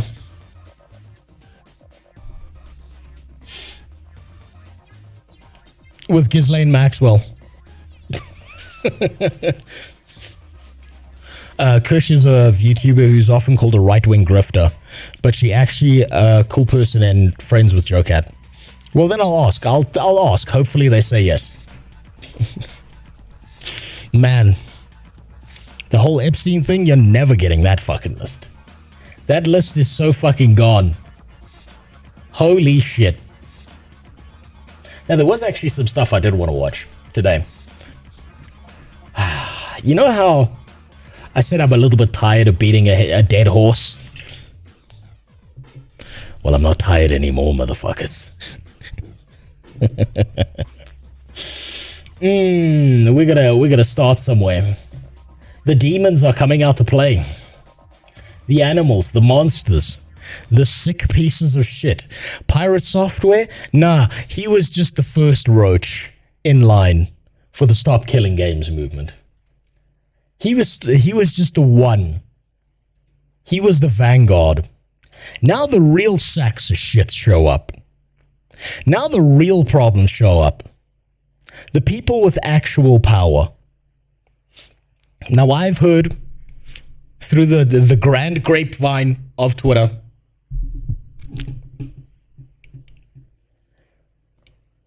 that there are certain organizations in Europe who are not very happy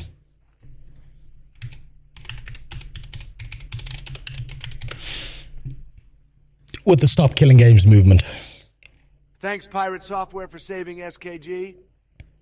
You should all say a big thank you to Roach Software. You should all, in honor of Roach Software getting us to this point, you should goon to him for 13 hours a day. Bare minimum. In honor of him getting us this far.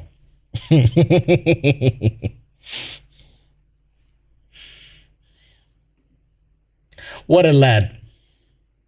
What a joy of a human being.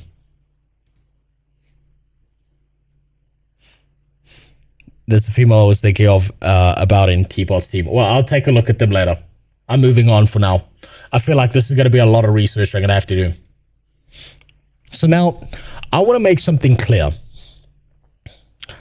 I don't know if the organizations that are now standing up against SKG are the ones I'm thinking of.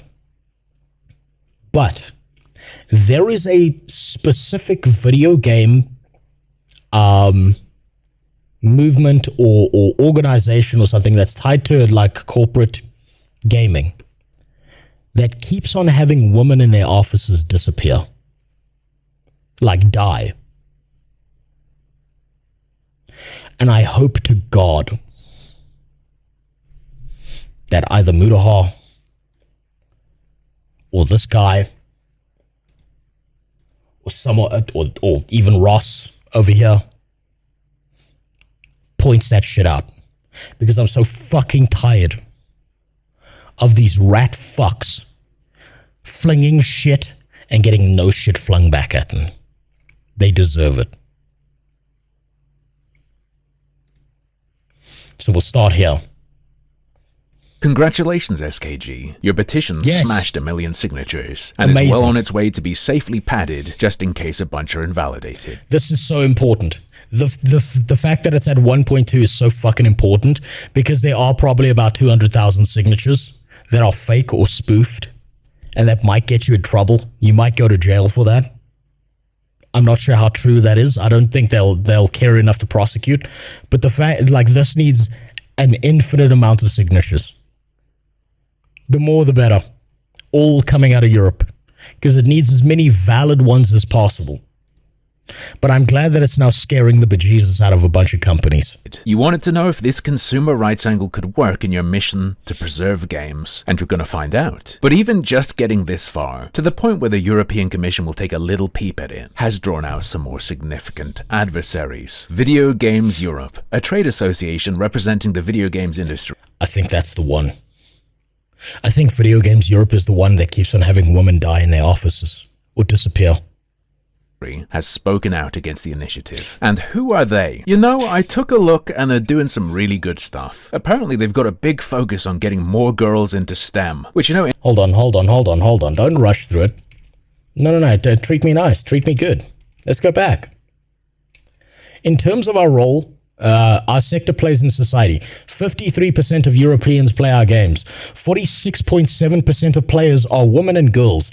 And the average age of a player is 32. That's prime MILF material, by the way.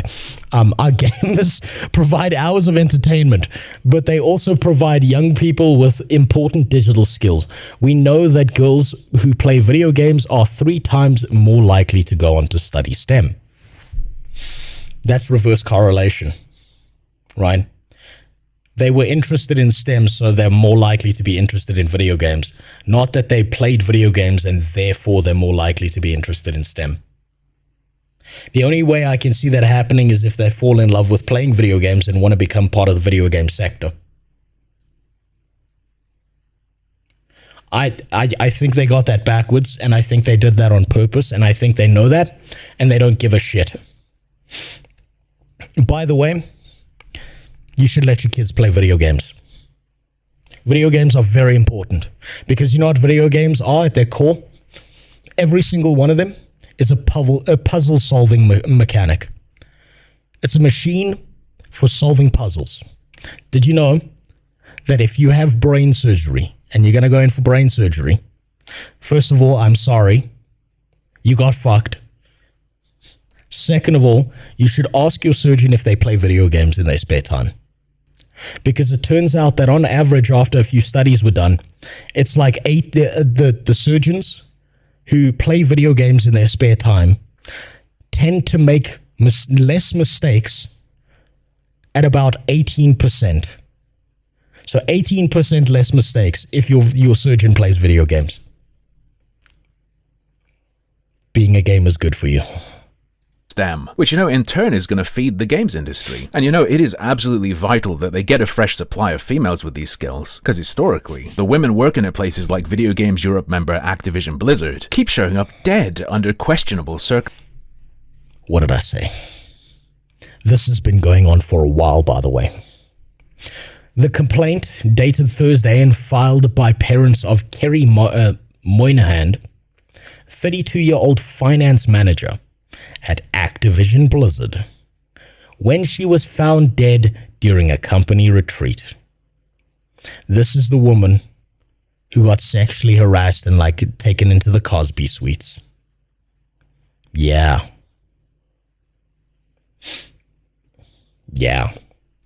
Circumstances or complaining about sexual harassment. But of course, that was only the ones who survived. I don't know, I'll worry about that later, Super. And damn, wouldn't you know it, Video Games Europe also represents Riot. They had their own problems a little while ago, didn't they? The little girls of today definitely need to be better prepared, groomed, if you will, in the non-predatory way to survive in such environments. But speaking of... Wait, Nerdush, are you saying Notch himself tweeted about pirate software? No fucking way. Are you fucking kidding me? The Minecraft billionaire. No fucking way.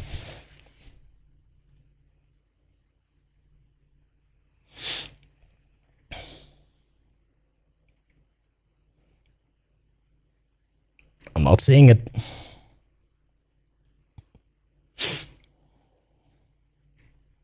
Not seeing it. Am I blind?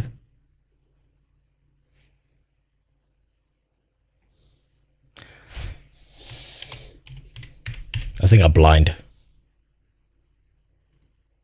There it is. Hey guys, just got back to gaming after a brief break. Wait, why is there a Nepo baby doubling down? Shit. Man. Oh, fuck, he still got it. He still got it.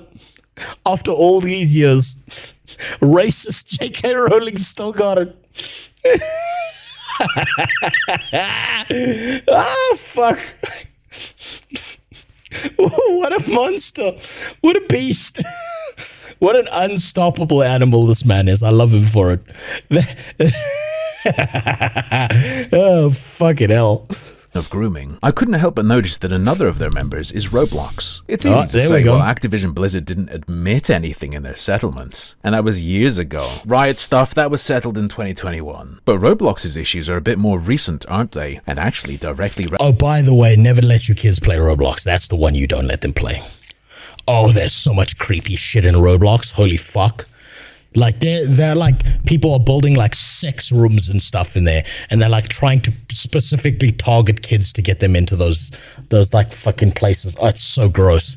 Dude, it's fucking sickening. It's literally just, it's like unfiltered Omegle chat, and there's children, and there's just some fat guy who's like 60 years old waving his dick around in front of a bunch of kids. It's the grossest shit ever. Relevant to your statement on SKG. See, they argue that requiring games to run on private servers would endanger players. Away from the watchful eye of the devs and publishers and their tools and moderation teams, people wouldn't be safe. Mm-hmm. And that, this... Player safety, reduced or no player protection, increased security risks.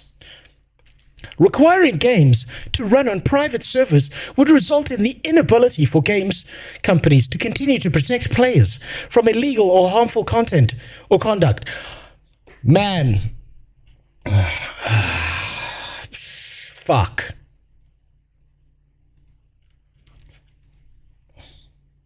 How many times has the PSN network been hacked and lost people's private data.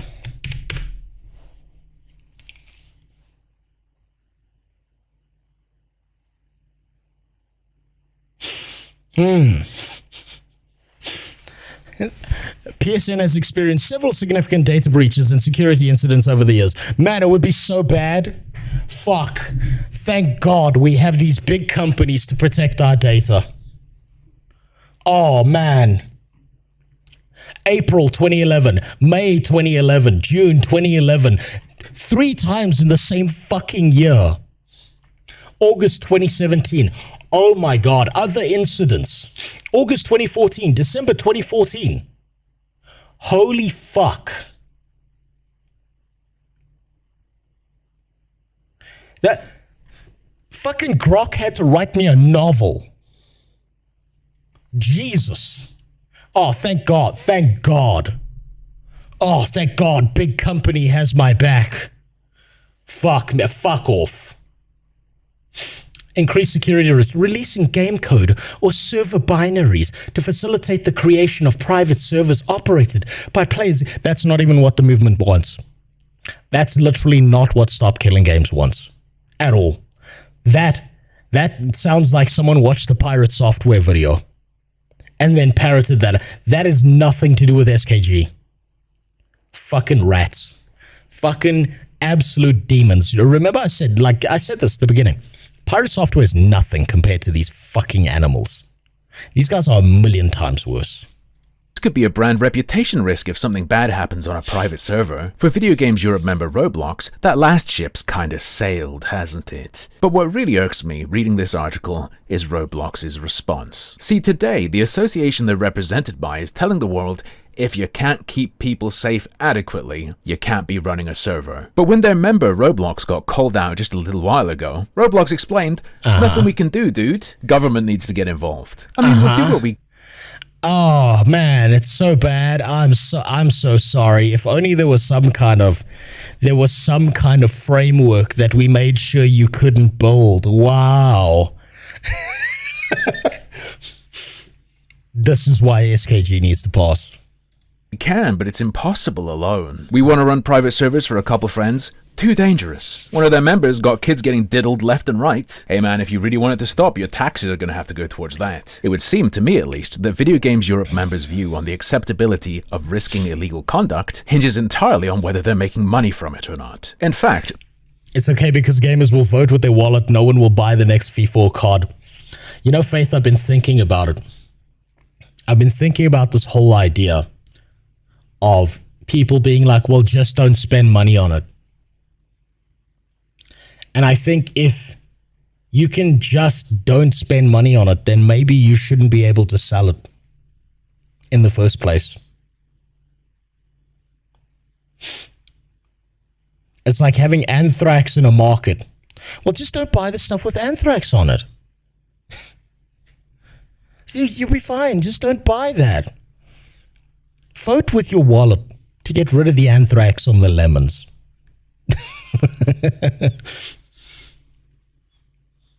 Too many casual gamers would buy them still. I think there is no limitation to both human manipulation and human stupidity. And then you have to consider things like you've got a bunch of manipulative evil practices going on in video games, right? And you're manipulating someone. Who is most likely to be manipulated? It's kids, because they don't know any better. They haven't spent their life getting scammed 1,000 times. So the people you're manipulating is little Timmy, who wants to see some ass cheeks in his favorite mobile game, so he stole his mom's credit card. And then when he uses the credit card, that's when the company goes, oh, sorry, we'd give you your money back, but this seems like a government problem. You should sort it out with them. And there's no government framework to stop this shit. You're probably really going to hate this idea. I think these game companies are dumb because when they stop supporting an MMO, why couldn't they just keep selling the MMO and just give you the ability to run your own server? 7 Days to Die, for example, once you buy the game on Steam, You are now able to download and dedicated servers. That's fine. I don't see a problem with that. I genuinely don't see a problem with that. But they wouldn't do that because, oh man, someone else is running the game. Fuck, that might make a new game look bad. Shit. We can't have you playing old game. We need new slop, not old slop. Old slop burned out. Old slop bad. Gamers can't boycott. They can't help themselves. They have to buy the new game. Gamers can boycott LGLD. The problem is that if 99% of gamers boycott something, all it takes is one Arabian prince to decide against that. And it doesn't matter if everyone else is boycotting it, because Arabian Prince, man, he's got infinite money. It don't matter what you fucking think. They have so little genuine care for humanity that the #1 issue they could come up with occurring on private servers was cheating. Before you start throwing such stones, maybe... What? ...with occurring on private servers was cheating.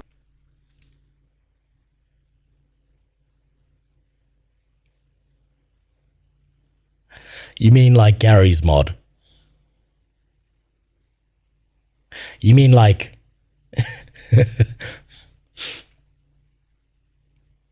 You mean like the thing that's not your problem anymore because it's outside of your purview? Do you see how none of these points are actually anything to do with SKG? Do you see how like nothing that they're mentioning actually has to do with SKG at all? Before you start throwing such stones, maybe you should have a little chat with a representative of your member Roblox about how bad things really are. To be fair, if you look into Video Games Europe, you'll see they have a bunch of stuff about protecting children, but that's just so they can protect loot boxes. You know how industry-run ratings boards exist to stop the government from stepping in and heavy-handedly censoring everything? They did literally the same thing with loot boxes. Peggy added a little label and everything. Look man, as long as parents know their 3-year-old's having its brain destroyed, it's fine. I do agree with Video Games Europe though, that it should not be— Yeah, there you go, get him in the loot boxes early. Considered gambling. Gambling is far safer and more ethical. Because at least with gambling, they're not allowed to come to you Goo goo gaga? More like goo goo gotcha. Hey, got him. later at any point and delete your winnings for any reason. And looking at their board instead of just members, my impression that this is a group of soulless vampires who would suck your blood if they could, but will have to make do for now with just the contents of your wallet is only strengthened. One Kerry Hopkins of Electronic Arts is there. Is that ringing any bells for you? No? Oh, we like to think of them as surprise mechanics. I remember these people. You know how like there's that thing where like you can't fuck with a tiger's kill? Because if you like touch the carcass of their kill or something, they like hold a grudge against you and they will chase you for fucking miles to track you down and fuck you up, right? I feel that way about video games. These fucking rats are burned into the back of my mind. I will never forget them. Not a single one of them. First, we don't call them loot boxes. I think that was whatever term you wish to apply to them. Do you consider them ethical? Surprise mechanics. What we look at as surprise mechanics. How about now? I love the analogy Carrie used to the UK Parliament. She explained these surprise mechanics are just like a kid buying a Kinder Egg, except for the part, you know, where Kinder isn't allowed to remotely wipe the toy they've won from existence. Yes, you can't just delete it. Like imagine you're breaking into kids' homes and you like bitch smack the kid and steal their stuff. Running your own server has a lot of back-end shit you'd have to do. People have already proven that they do it. They've already proven that they do it, Faith. They've literally proven multiple times that they will do this and run a private server. So none of that matters. Terra Classic, for example, the multitude of WoW servers, the WoW Classic server that existed before WoW Classic, and then Blizzard got mad because they started literally losing chunks of players to the old game on a private server, and they were like, "Oh fuck, we got to do something now."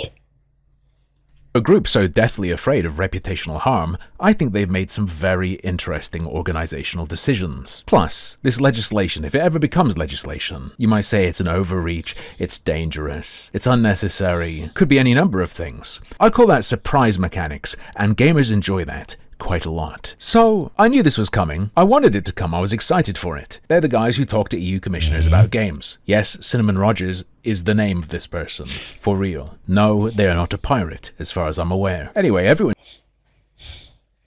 You know, if you put that name, like, if you wrote a book right now and you said Bowser runs Nintendo, Cinnamon Rogers is the guy blocking people from playing video games. People, like, if you took that to an editor in a book, in a story, they would be like, come on, this is not fucking believable. Get this fucking shit out of here. Change the names. That's fucking ridiculous. If you told people, one of the most evil companies on earth, that their logo was a fucking smirk, that the guys who make happy fun time entertainment fucking hate you and want you to die, no one would believe you if you wrote that book. Oh, it's great. Look up an MMO called Perpetuum, publisher for that game, shut down, and they dumped the source code for everything on GitHub. You've spoken about it before. I know about that. And yeah, no, it's probably running fine now. Don't get me wrong, the best times I've ever had was modded Halo. Look, private servers do the world a public good because they show that you can run the game without all the bullshit. And video game companies can't fucking stand for that. I knew this was coming, but I didn't expect to be so ticked off. And I'm not ticked off just because of what they're saying, but because of who's saying it. So their dream is that this gets seen by the European Commission and they decide to throw it away, with no intervention, legislative or otherwise. To this end, part of their statement lays out the point that consumer protection laws are currently adequate, robust even. They're so adequate that Blizzard can take away everything you have immediately, and you can go fuck yourself. As they put it. Regarding fair terms, they let everyone know, like, look man, the Unfair Terms Directive prohibits games companies from imposing terms on consumers that significantly imbalance the parties' rights and obligations to the detriment of consumers. And they let us know that everything is fine, does not need to be looked at in any way, while representing Ubisoft, who apparently... It's like it's always the same people. It's always the... Okay. You, kick homosexual. The fuck out of here. Fuck you.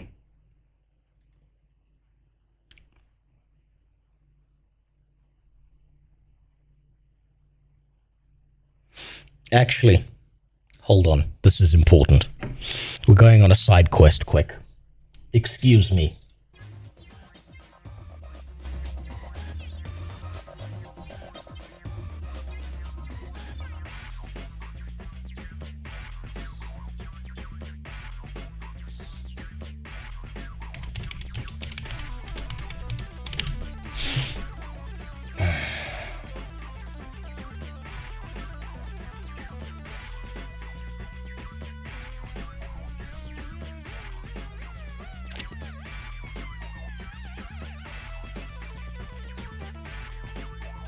Where was it? How do we find our lovely new friend?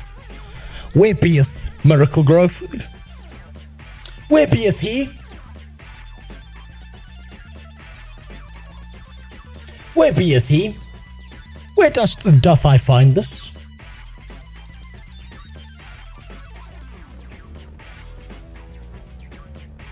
Where the fuck is he? I don't use this. I barely use DMs. Holy shit. Where's this fucking guy?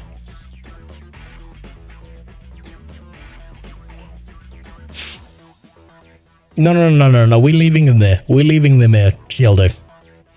I mean, he's watching, so he should be accepting the invite quick. We saw it said accepted. Where beeth my friends?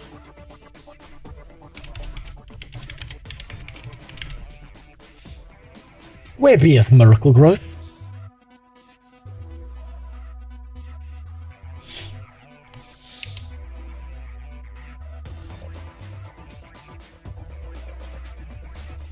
We'll get back to him just now. We'll get back to him.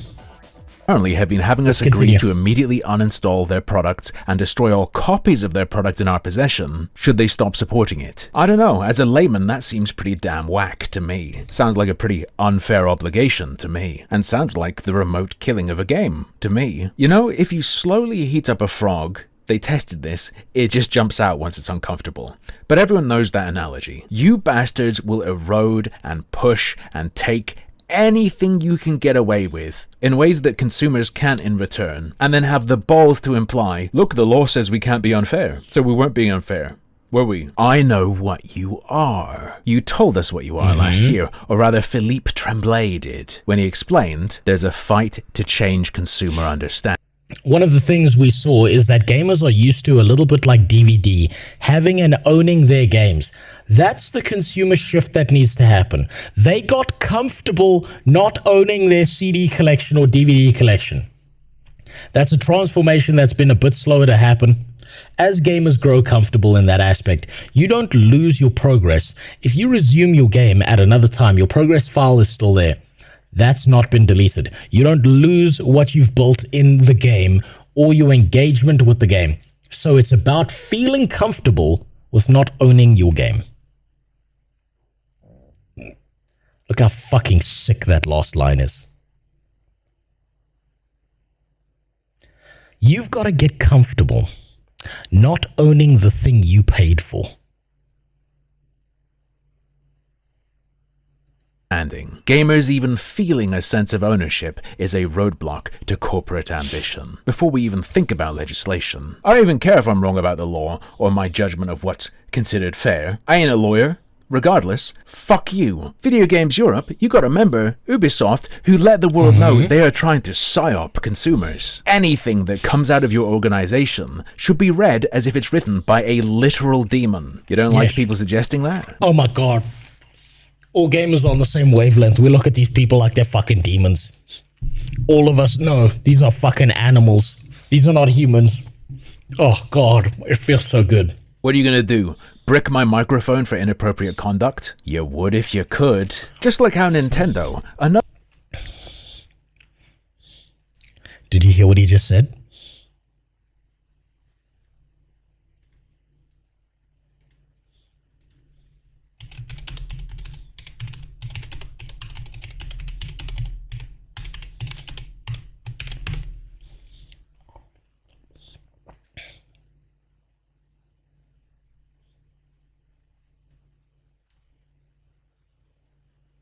What does that say? What does that fucking say?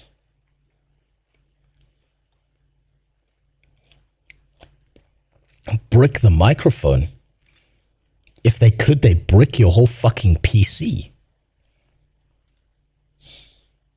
Hey.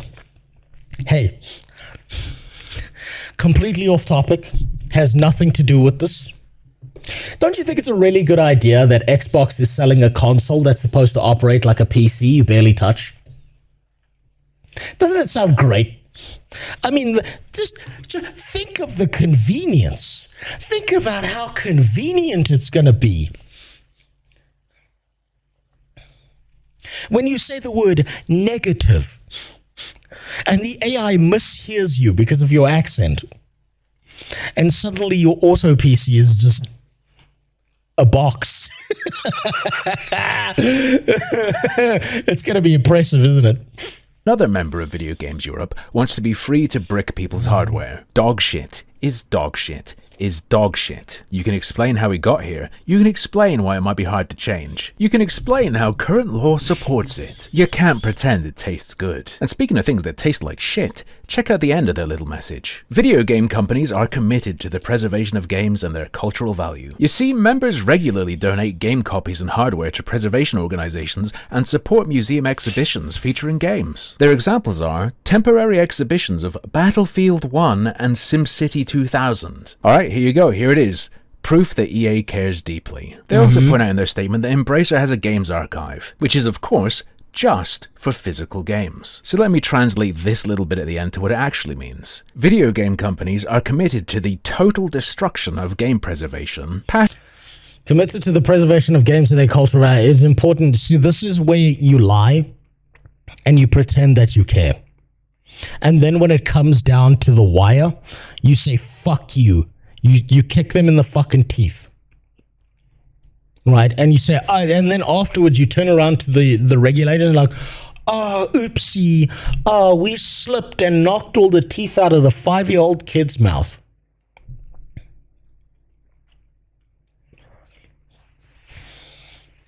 The date at which everything is successfully transferred to service or subscription. See this bit?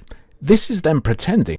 Video Games Europe and their member companies are committed to and actively support serious professional efforts to preserve video games and recognize the industry's creative contributions under circumstances that do not jeopardize game companies' rights under copyright. So basically, game companies reserve the right to take your game away from you whenever.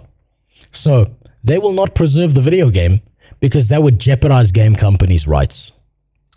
For the eyes of politicians they hope will not understand that they would let their games be preserved is just a matter of details. Has to be a serious professional effort and has to not be under circumstances that jeopardize game companies' rights. But of course that circumstance is that it is any game they make the way they want to make them now. They really, really want total control of modern games, right? The way they're behaving already gives me the impression that they have no intention of ever coming to some sort of self-regulatory compromise. But you get, at this point, right, that it's not to control the games. It's not to control their IP. That's just the most effective counter to resistance in this instance. The loss the industry could suffer as a result of mandated end-of-life plans is nothing compared to the loss in progress towards you accepting that you will own nothing and be happy that would accompany that. Consider, because I think this is very important, they are not terrified of losing what they have now, they're terrified of not being able to get what they want next. Apologies if you were blissfully unaware that mainstream gaming is essentially if they get away with this, if SKG fails, if SKG gets nothing, that is the green flag for these companies to get worse, not better. And they will. Without hesitation, they will. An eternal war against the devil, but don't worry, every time I've dipped my toe into it, it's been really fun. Certainly more fun than your average live service game. And for the people who are interested in this for broader reasons than just game preservation, if you're not just an SKGer, then it is wrong to think for even a second that this is over if this gets totally shot down, or you get a token. Even if Pyro Software's paranoid delusion of Europe enslaving game devs came true, it wouldn't be over. This shit's that does sound like a porn script he would write on a 13-hour goon session, doesn't it? Oh, they enslaved me. They made me wear the ferret suit. I was covered in my own filth. It was great. You know how there's like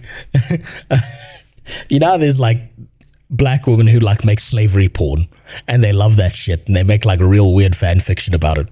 I feel like he does the same with like game deving stuff. Forever, get comfy, don't burn yourself out. Mostly, it's just gonna be something to watch. Oh boy.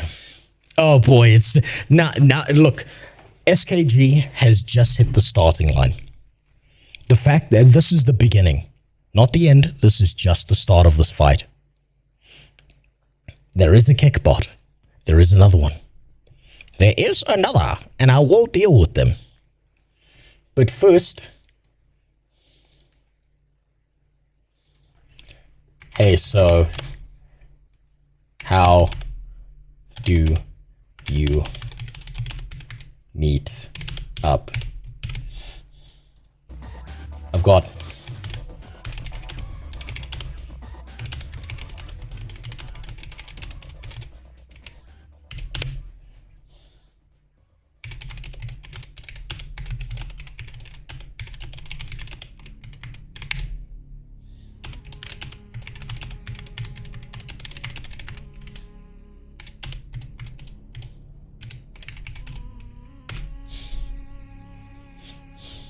now the games begin.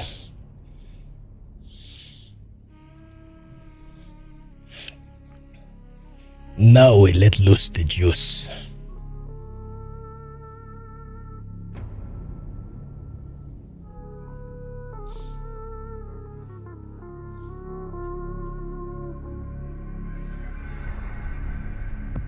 Let's get friend number 2 involved as well. I mean, God, it's not a gangbanging unless we're fucking multiple people.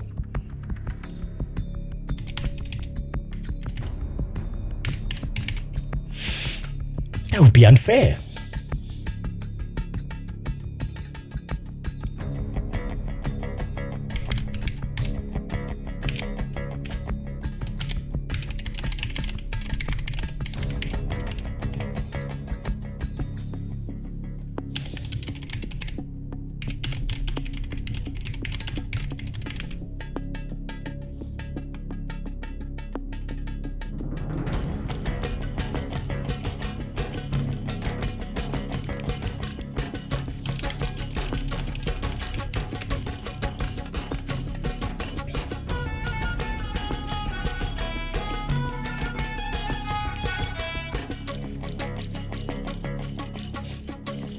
Hold on, sorry.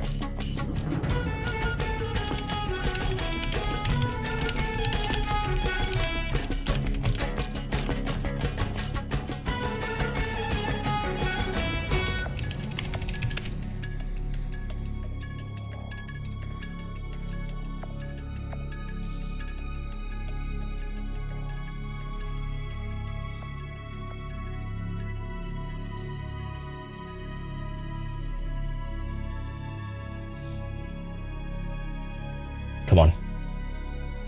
I need, come on. I need good footage. Oh, wait, no, actually, grainy footage is better. The grainy footage is much better.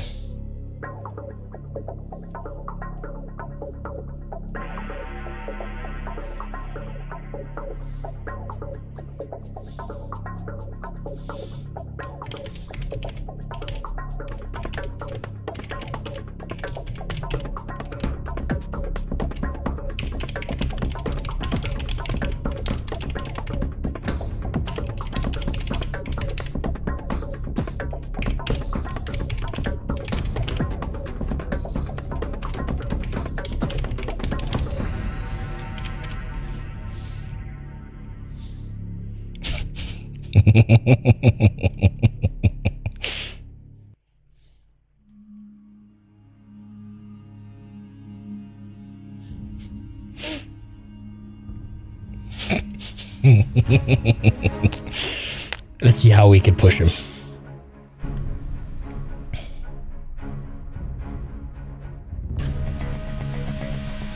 I'm gonna fuck with both of them. We're gonna multi-fuck with them.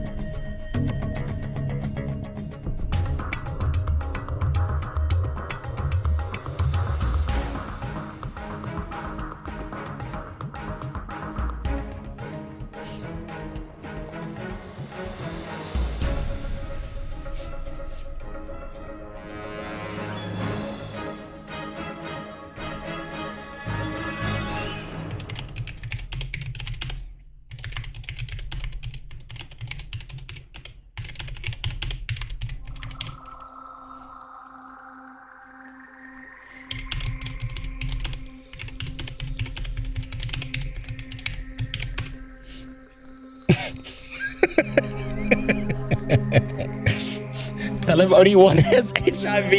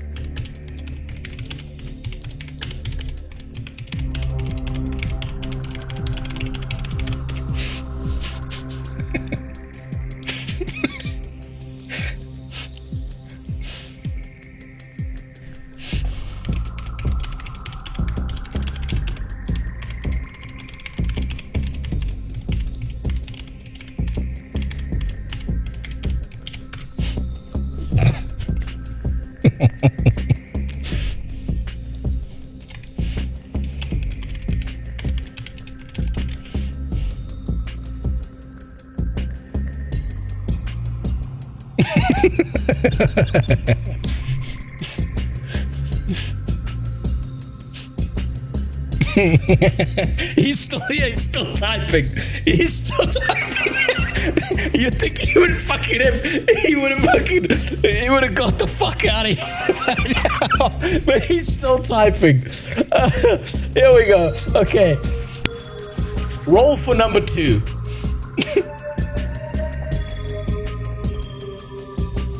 What do we want?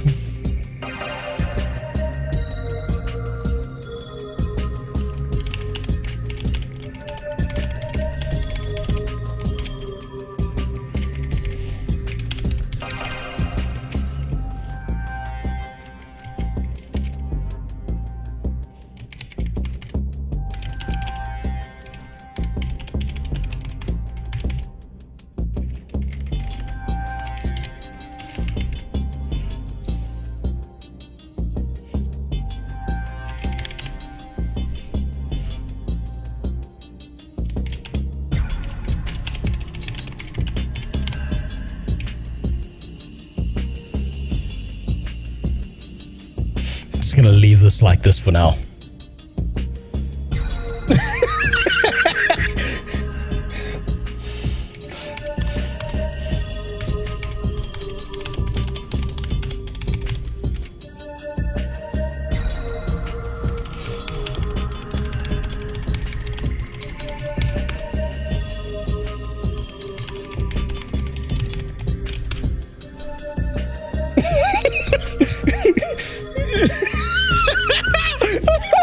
He's fucking.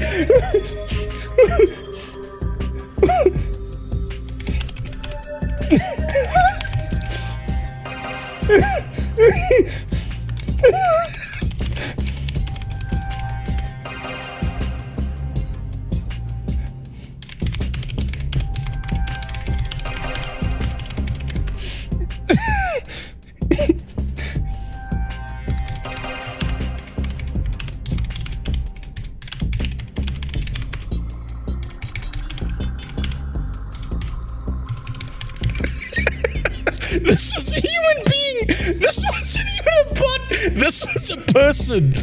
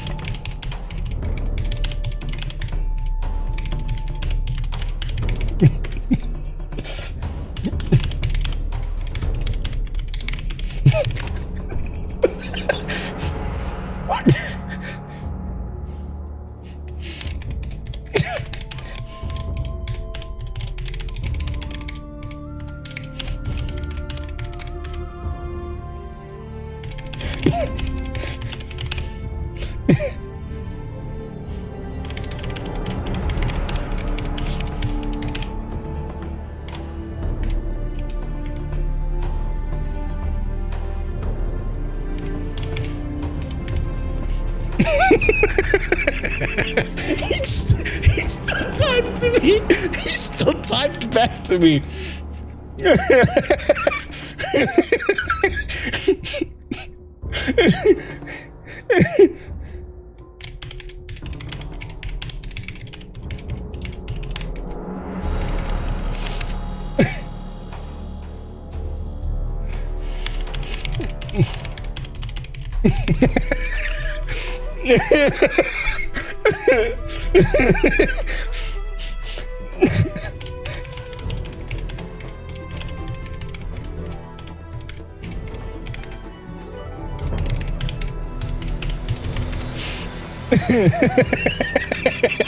He's still not blocked me. He's still seeing these messages.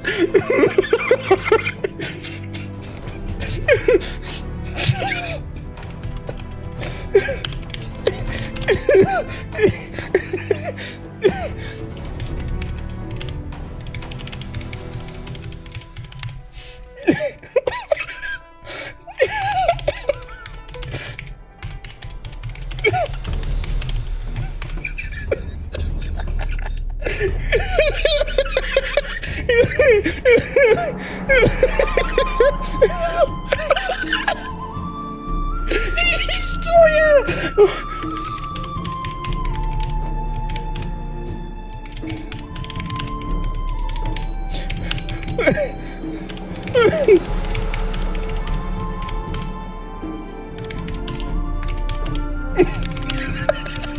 He's still reading this shit.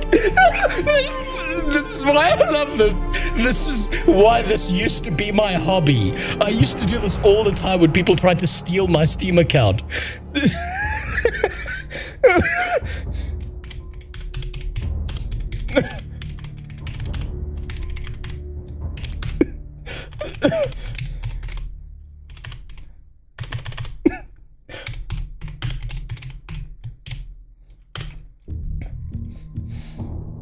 Oh, close to blah, blah, blah. From new creators to rising stars, helping them grow organically, blah, blah, blah, blah, and work with it. Okay. Okay, so when do we meet up?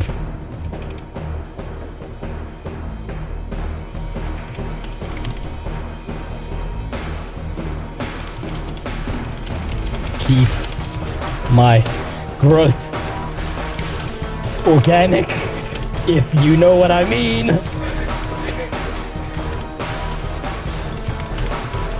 Let's hit him with the emoji. That's how we lock him down, is we're gonna hit him with the emoji. We hit him with the emoji. Yeah, now he knows we're serious. Oh. But because I'm into a different niche, that's...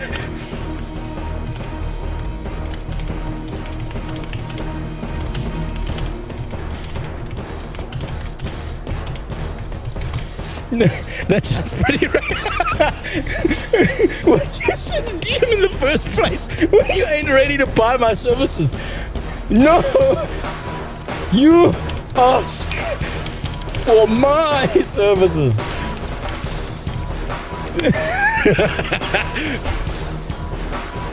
What?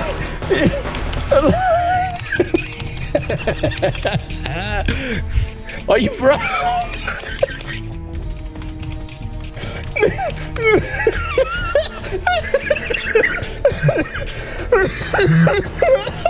Oh, fuck me. I did it. Yes, you did. What shade? What shade?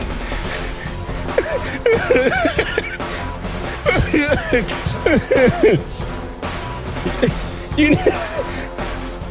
Hold on.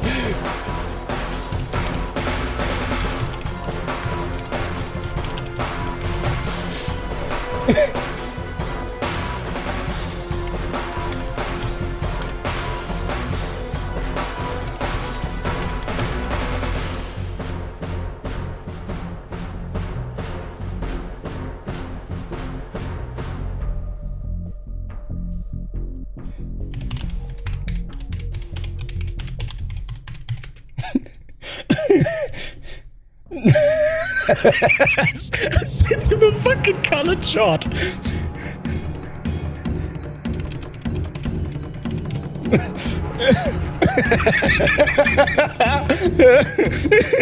Here we go. Oh, the Chinese music's kicking in. What's the purple skin? That's silver nitrate poisoning.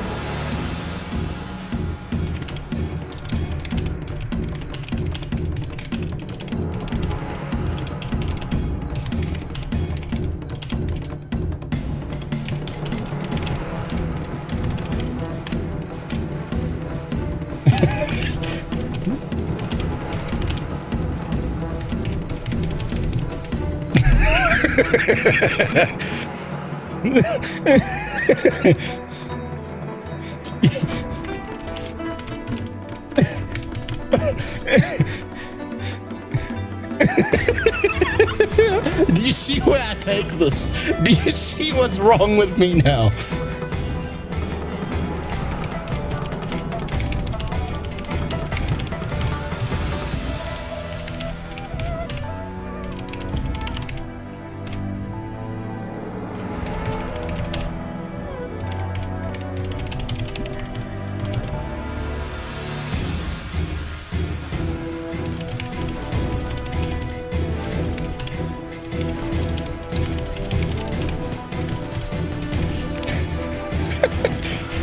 I will spend all day doing this.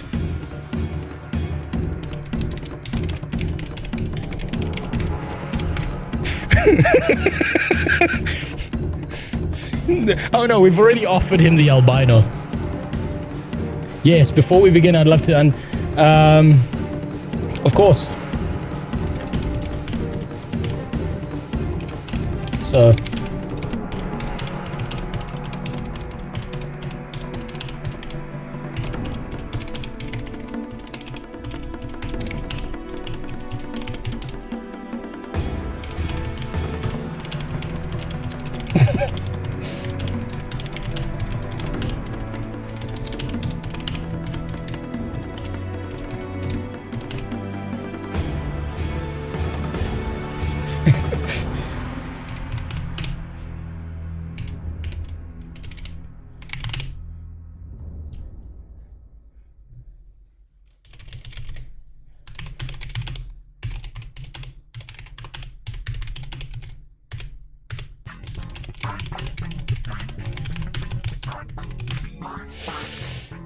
just give me a second.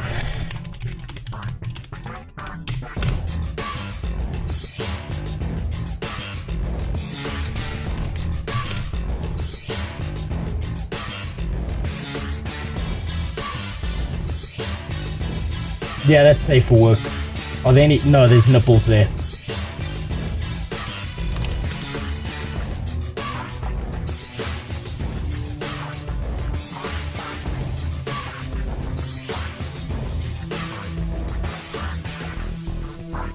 Oh, that one's perfect. That one will work.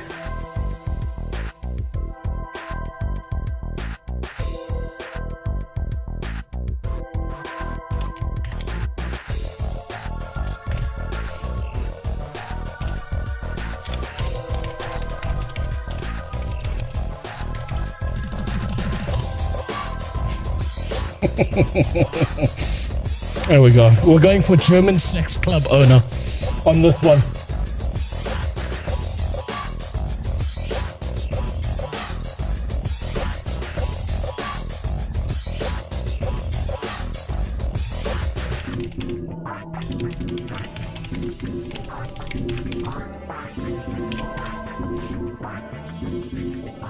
You know, I can actually help you grow your kick so you can get even more. This guy's willing to sell people. He's like, yo, bro, get me into the slavery market right now. You okay? Yeah? Very good.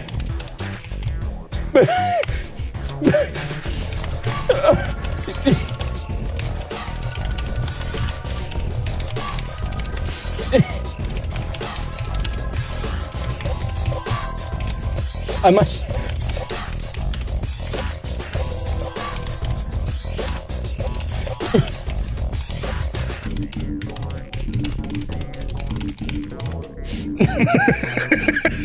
He's like, bro, I can help you grow the slavery markets. This dude is fucking in on it. Remember, the Germans are biggest... No, don't you fucking worry. I know what the fuck I'm doing here.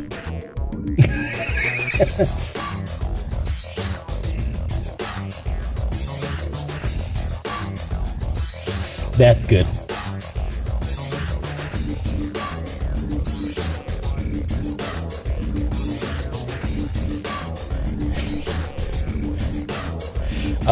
Let's see.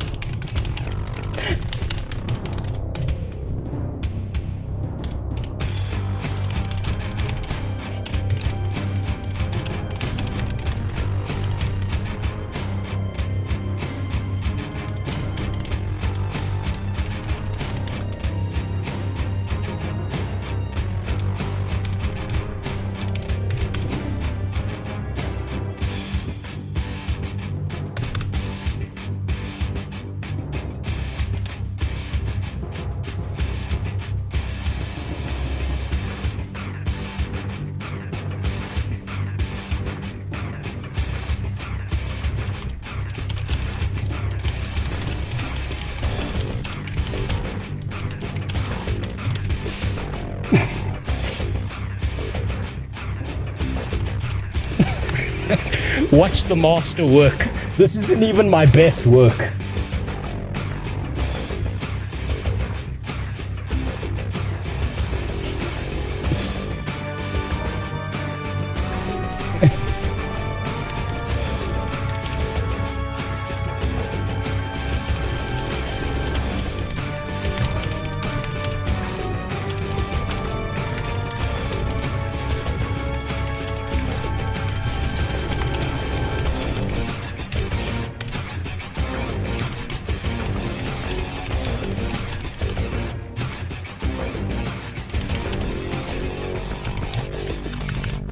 Gut, ja.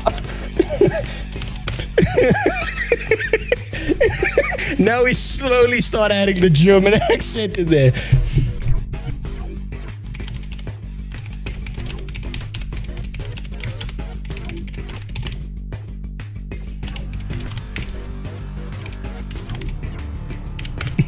Spell it wrong on purpose.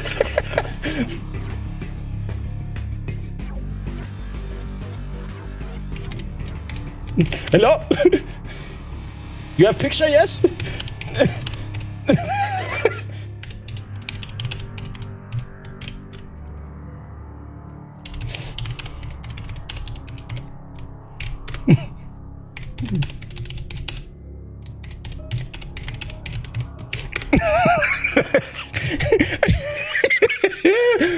We're just gonna multi-track this. You see, do you understand what a fucking bastard I am right now, okay? I've been on a malicious trip for a fucking while now.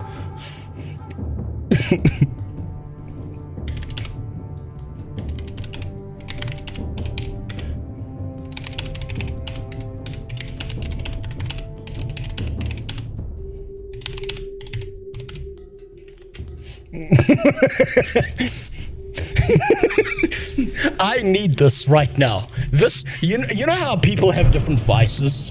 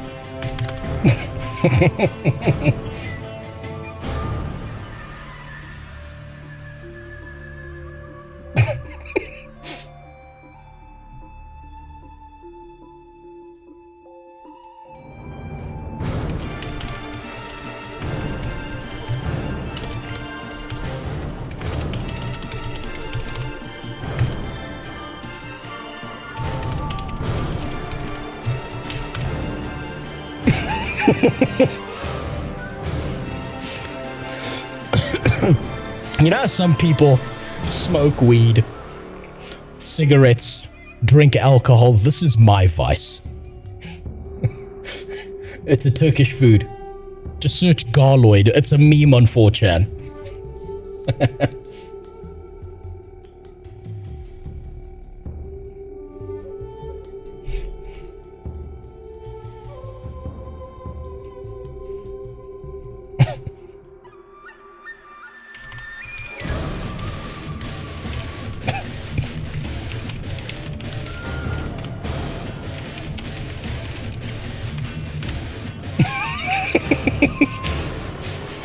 This is what I do for fun. This is me having a good time. If he doesn't post Vic, you better not on stream. He's gonna like post his asshole. It's fine, I'll just cut the VOD and shit. Oh fuck. This is what I do. Hello?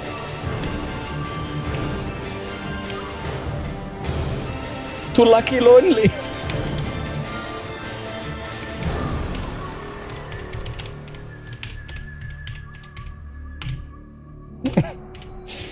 Yeah. You're like 3.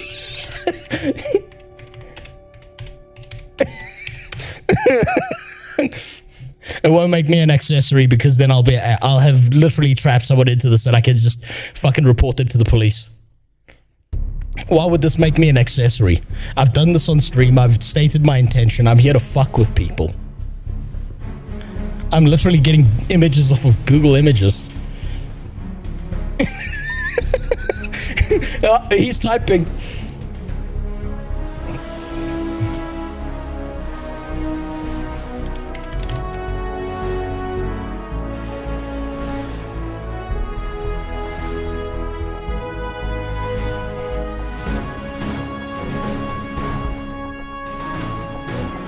This is important.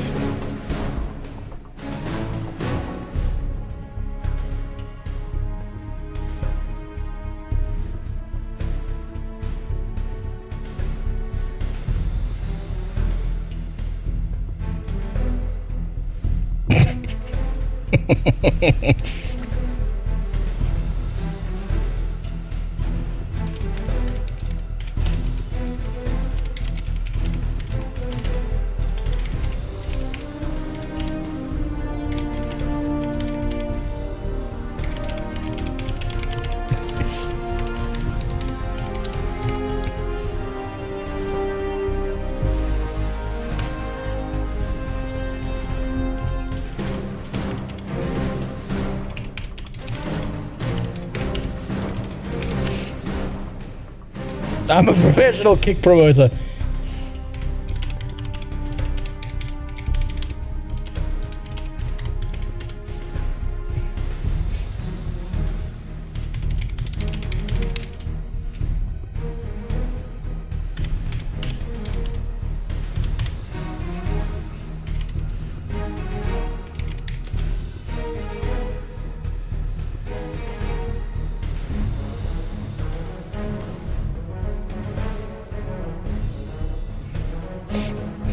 Let's get more specific.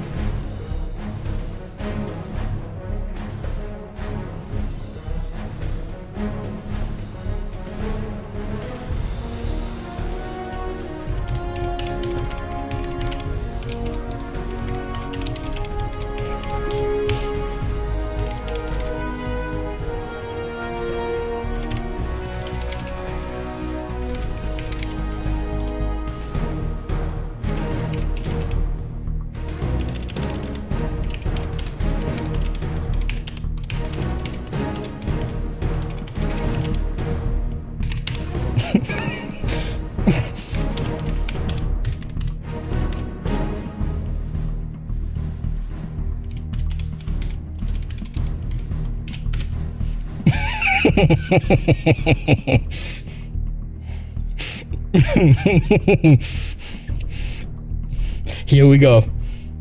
Here we go. Now I need to be careful with this other one.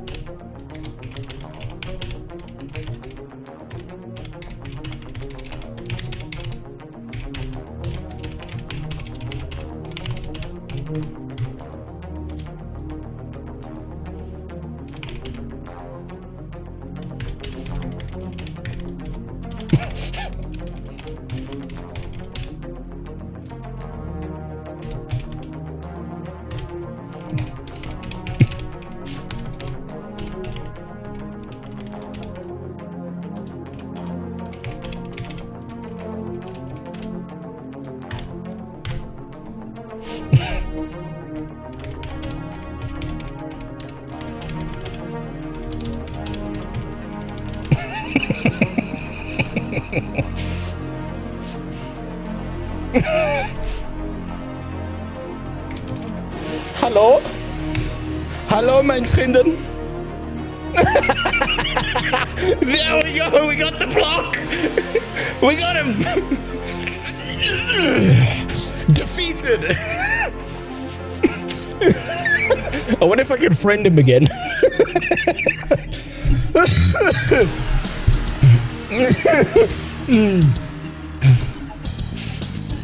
What was his thing? What was his name? In the chat there? Success Brew.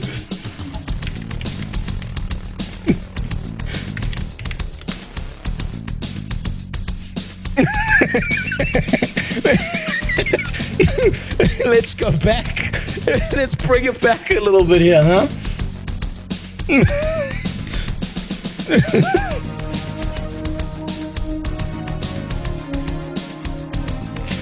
Let's see if he's stupid enough to accept. Let's see this motherfucker.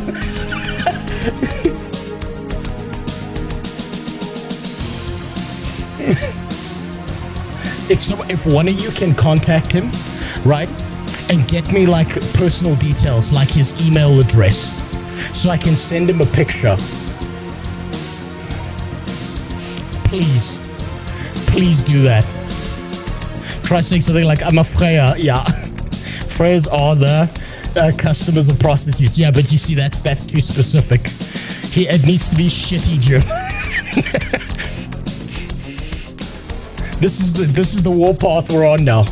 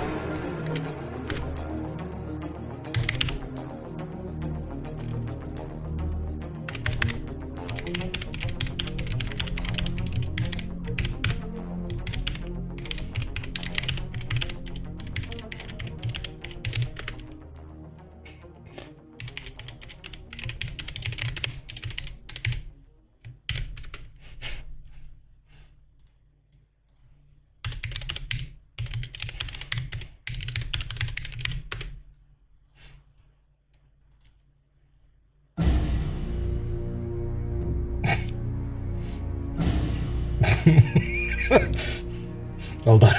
Hold on.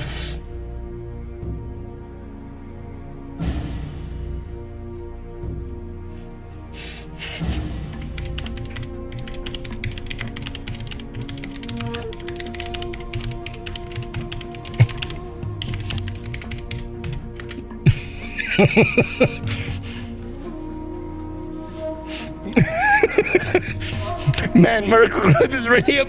He fucking is. This man's got some staying power. I can appreciate this.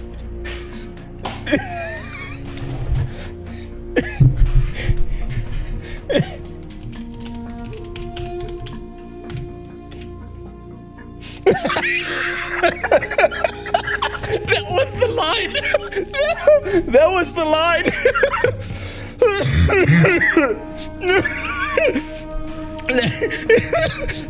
I can talk to this man about child slavery and selling people, but fucking and marrying a black woman, that's the line. That's the that's where he's like, no more. That was his breaking point.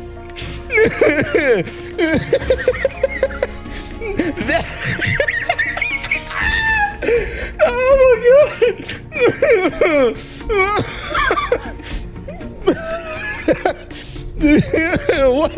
What a racist! Jesus Christ! So yeah, this is what I do for fun. This seems to be getting a bit too much. What are you talking about? This is just the beginning. Thanks for the follow, Tunnel Snake Sam. This is what I do. This is for enjoyment's purposes, Sniper. The reality is, think about it this way. These guys steal money. They scam from people. These disgusting, subhuman idiots will make you believe that they can solve all your problems with the click of a button. They just have to take $60 from you. Thanks for the prime. Tunnel Snake Sam, I promise you the stream's free. Think about it this way, Sniper Tigress. If you had to deal with a scam artist for 10 minutes, that's 10 minutes they're not spending scamming someone else.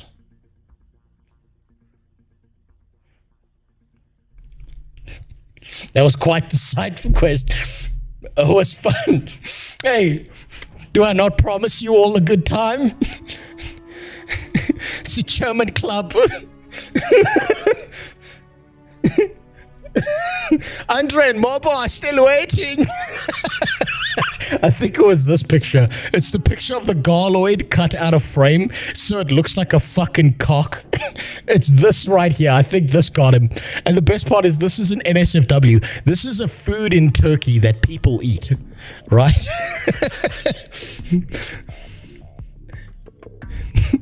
But this guy, slavery is okay, but how dare you ask me to marry a black woman?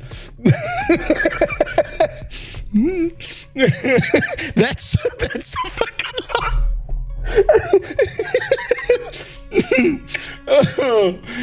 so yes, I will do this for fun. I used to do this all the time. I used to post it in my Discord. Like whenever someone was trying to steal stuff, if that guy had actually posted a dick pic, you would have shown that on stream because you didn't check first. Here's the thing, Sniper Tigress. I wasn't going to reveal this at the time, but here's the neat part about pictures like that, right? I kept, when it got to the point where he may have shown a cock picture, I kept the images on this guy's thing, on Success Pro. Every time I saw him typing, I was ready to do this immediately. Because when a picture comes through, there's a delay that shows up. So I don't see a picture instantly, it spins. And if I saw any picture come through, I would have pulled it off the screen before anything happened.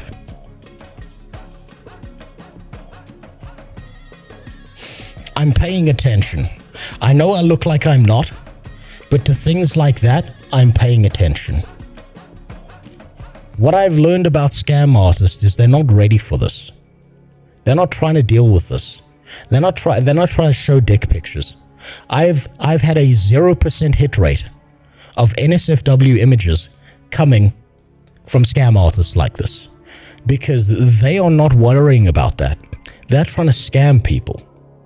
So they're not ready for this. I know how they operate. That's why I feel comfortable doing this.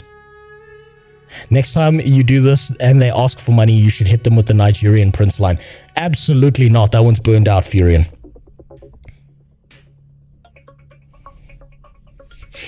So, as much as it looks like I'm not paying attention, there are very specific things that I am paying attention to, Sniper Tigress. You'll have noticed my attention to the chat dropped dramatically the entire time while I was doing that. And the reason my attention dropped on the chat was so that I could focus on the idea that he may send through a picture. But now, the problem is, I just told you how the fucking hot dog was made. So it's not nearly as entertaining. But don't worry, I am watching out for those things specifically. He's back! He's back!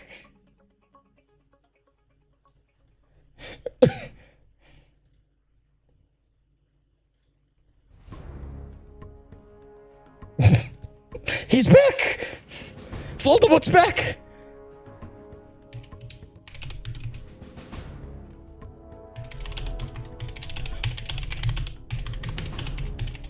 Yeah.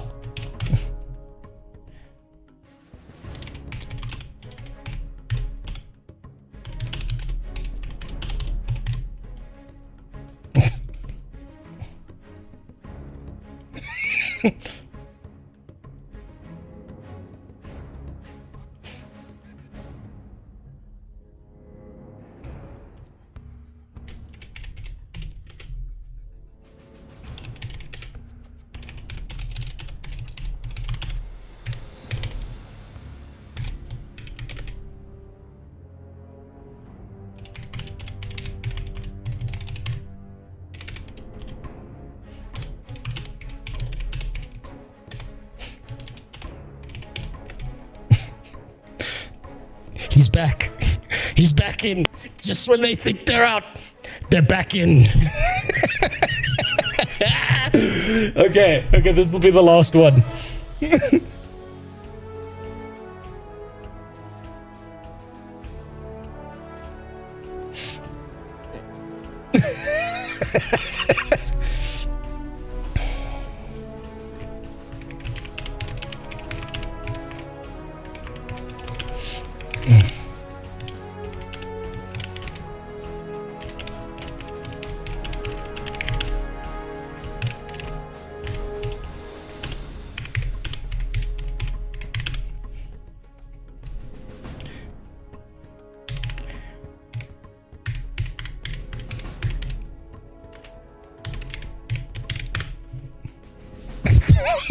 I'm just waking up German-sounding words now.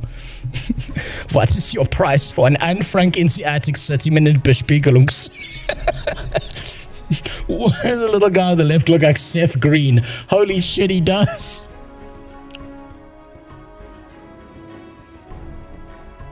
Hello?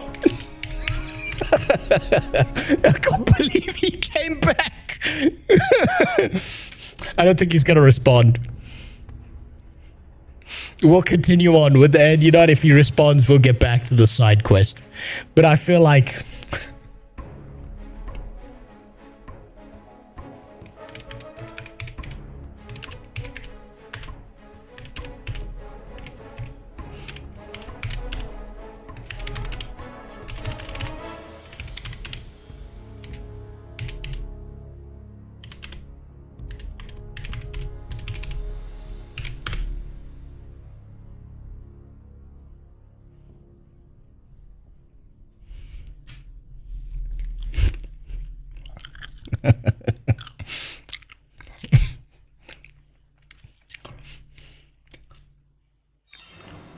I'm contemplating pretending I'm being a furry streamer with the usual degeneracy.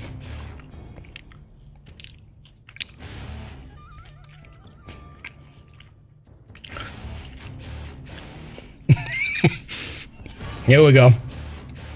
We'll just put that there because I feel like he's about to say something racist. Look at all the bullshit I just put on my desktop. just doing this.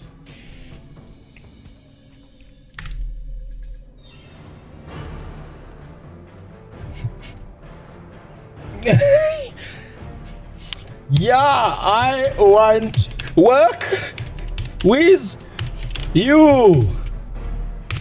What? You not un fear under standings.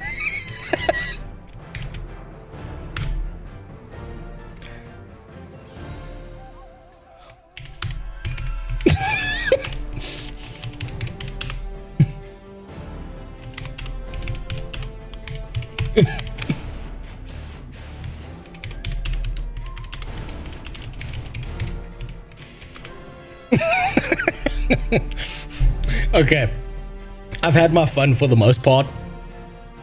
I've enjoyed that moment, that break. I needed that. Now, do you see why I say I'm a fucking autist with problems, right? This is why I was exceptionally disappointed with the way I behaved.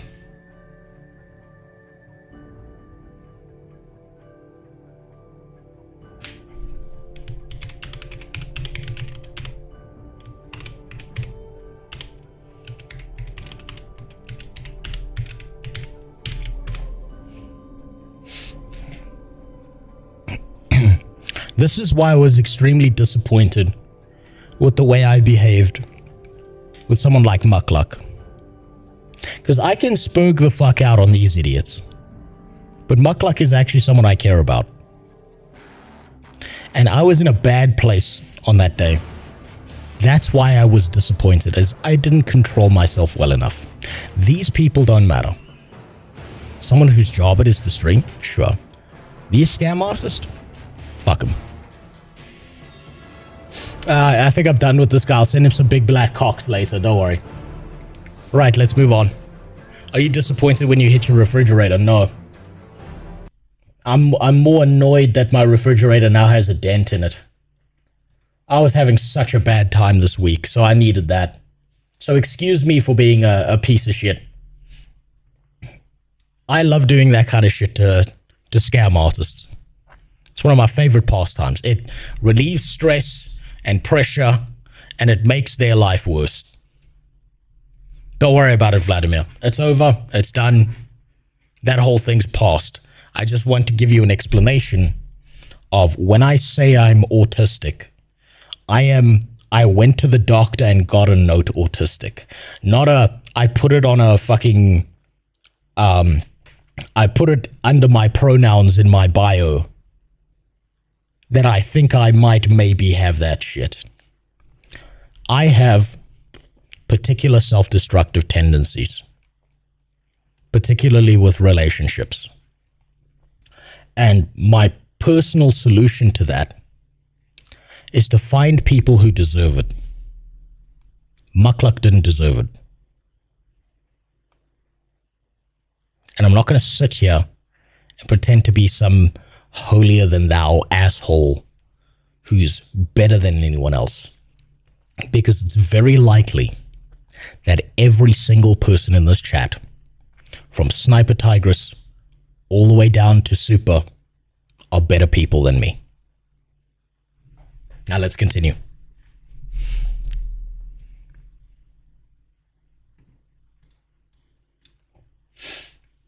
There was something I wanted to do in particular.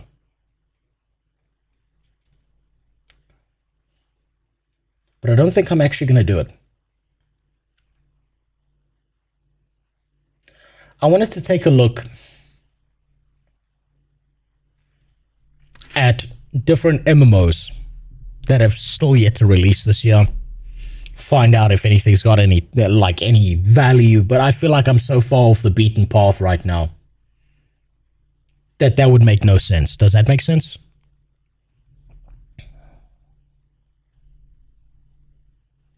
So I think what I'm going to keep doing is the thing that I was aiming at doing, which was finishing off the videos on the Stop Killing Games movement.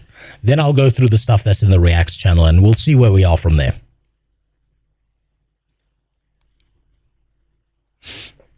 Not going to lie, this was a good half hour. I understand it's not going to be for everyone, right? I understand that my behavior, my self-destructive behavior in doing that, it's going to rub some people the wrong way.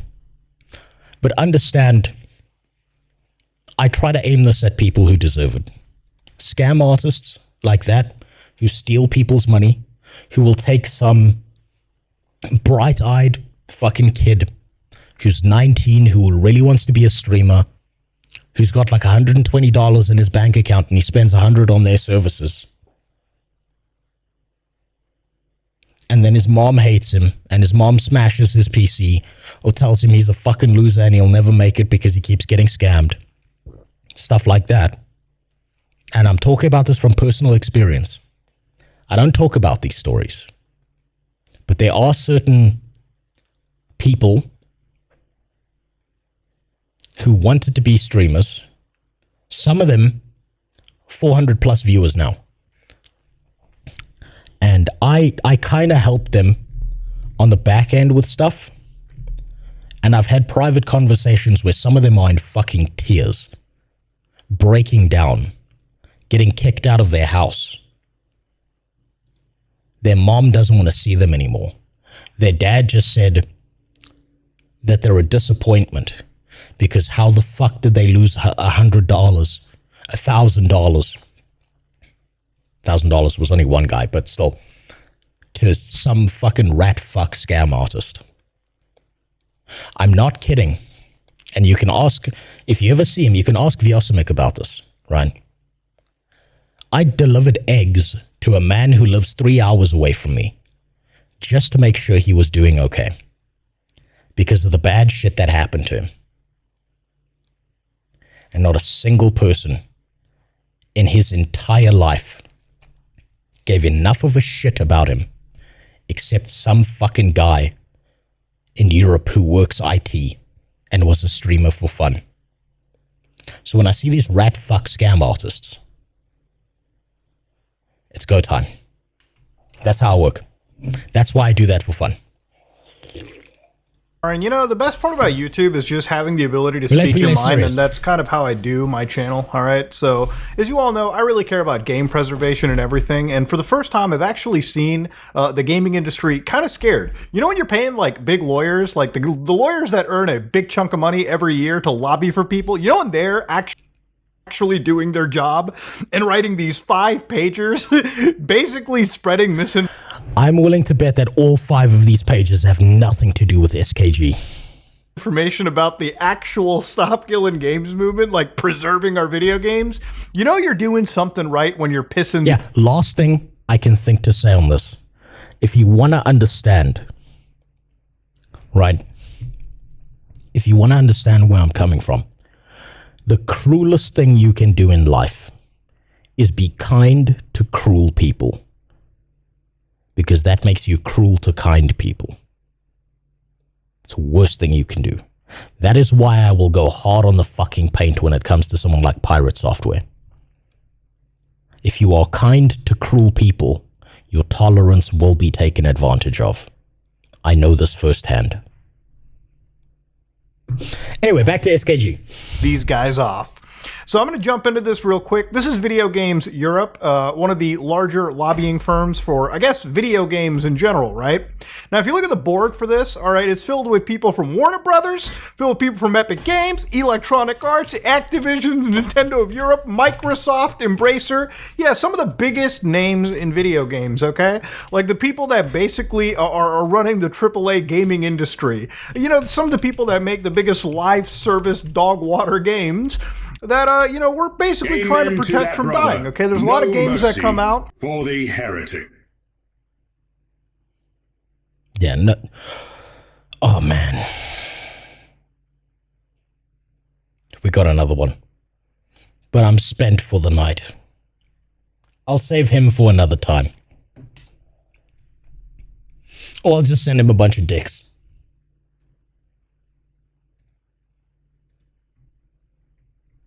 Where's that other one? Ban that motherfucker too. You can get the fuck out of here.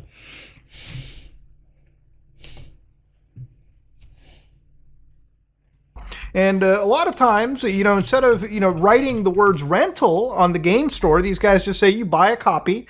And, you know, at any point down the road, they can just yoink that away from you, okay?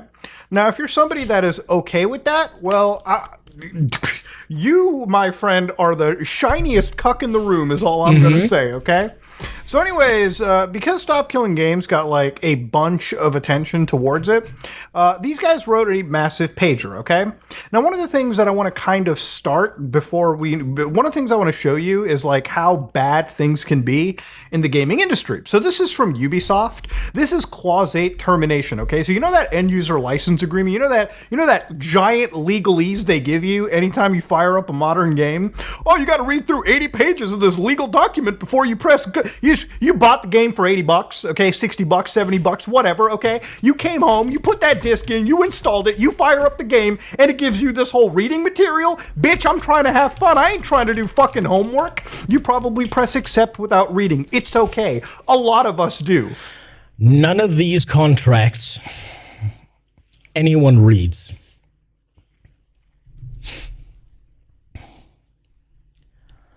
To prove my point, there was a piece of software where just to see how many people read their piece of software, in the TOS, the software company said that the first person to phone into their office could claim $1,000 as a prize.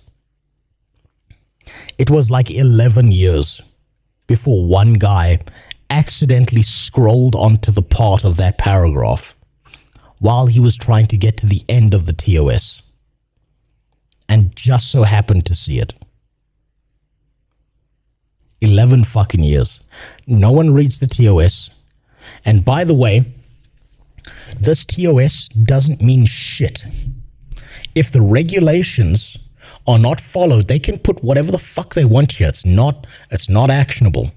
This is why all these companies are so fucking scared right now. This is why they're panicking. Is because if this comes into law, these guys are all in deep shit because all of a sudden they have to start playing fair.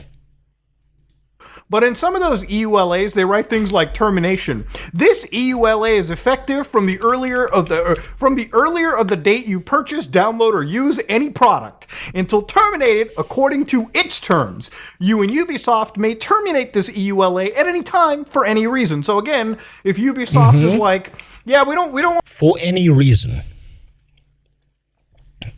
For any reason. Does that sound fair to you? Ubisoft does this. Blizzard does this. I don't think there's a single AAA company that wouldn't do this. And you know what? I bet they've all got the same lawyer writing this, and they just copy paste their one that they've done for Ubisoft. They move it over to Blizzard. They press Control F They take out Ubisoft and just put Blizzard in its place. And then they do that with the next company and the next company. I know this because I've worked in project management. I've seen people write this shit up. They do it as, like, you know how like when you're lazy and you do coding and shit, you go to the GitHub and you just Control-C, Control-V and pray to God it works. That happens all the time in EULAs. Wait, so we can just terminate the EULA and we can get all our money back then? That would be nice. But no, it's not going to apply retroactively. It'll only apply going forward. So if this EULA was written back then it won't apply to anything in the past. Also, thanks for the sub, Vladimir. I appreciate it, but you don't have to do that. We don't want this agreement to be functional. It's gone. It's over. They can do it. So one of the things that's really funny is this EULA will terminate automatically if you fail to comply with any of the terms and conditions. Upon termination for any reason, you must immediately uninstall the product. Okay, so you downloaded a game that you bought and they terminated the EULA. You better delete it, okay, because you signed this EULA. And destroy all copies of the product in your possession. So let's say you bought a physical disc of a game called Drive. That EULA is a data purchase, which means that they would have to update their EULAs if there's regulation in place beyond a certain point in time. But all prior EULAs wouldn't matter. That's the way I understand it, at least. Survivor San Francisco, right? A game they don't even sell anymore.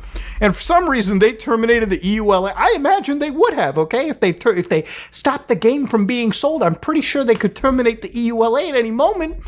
You will have to take a goddamn hammer and smash that disc in a million pieces if this is to be right.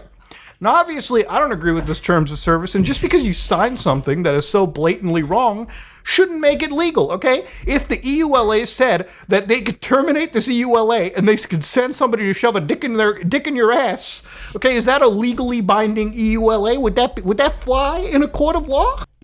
Apparently, according to them, it would. You sold your ass, your first child, your second child, and your mother to Bobby Kotick when you signed up for World of Warcraft. That's how that works. Now, I want you to think of this, right? You know how Blizzard loves taking advantage of women? Blizzard takes anyone who works in their office, and if you happen to be a 5 out of 10 or higher, someone's going to try and rape you. What you don't understand is they apply the same policy to their EULAs. Their TOS. It's the same thing. And you'll see it on Twitch. You'll see it on fucking Ubisoft. Any gaming company that makes you sign that shit, it's the worst thing in the world. They are just there to rape you. It's just they're doing it legally now instead of like in the back room to Susan who just wants to go home. Counselor, I would ask? Probably not. So just because you sign something doesn't make it okay. Now, of course, this was, a document from, January 2023, so it ain't exactly new. But, generally speaking, this kind of, like, legalese is in a lot of EULAs. And I'm going to be honest with you, Chief, it ain't good. So anyways, these guys finally decided to have a statement on stop killing games, all right? They finally decided, enough is enough. Let's talk about it. Let's have a little chat about it, all right? So anyways, I wanted to read this. So we appreciate the passion of our community. However, the decision to discontinue online services is multifaceted, never taken lightly, and must be an option for companies when an online experience is just no longer commercially viable.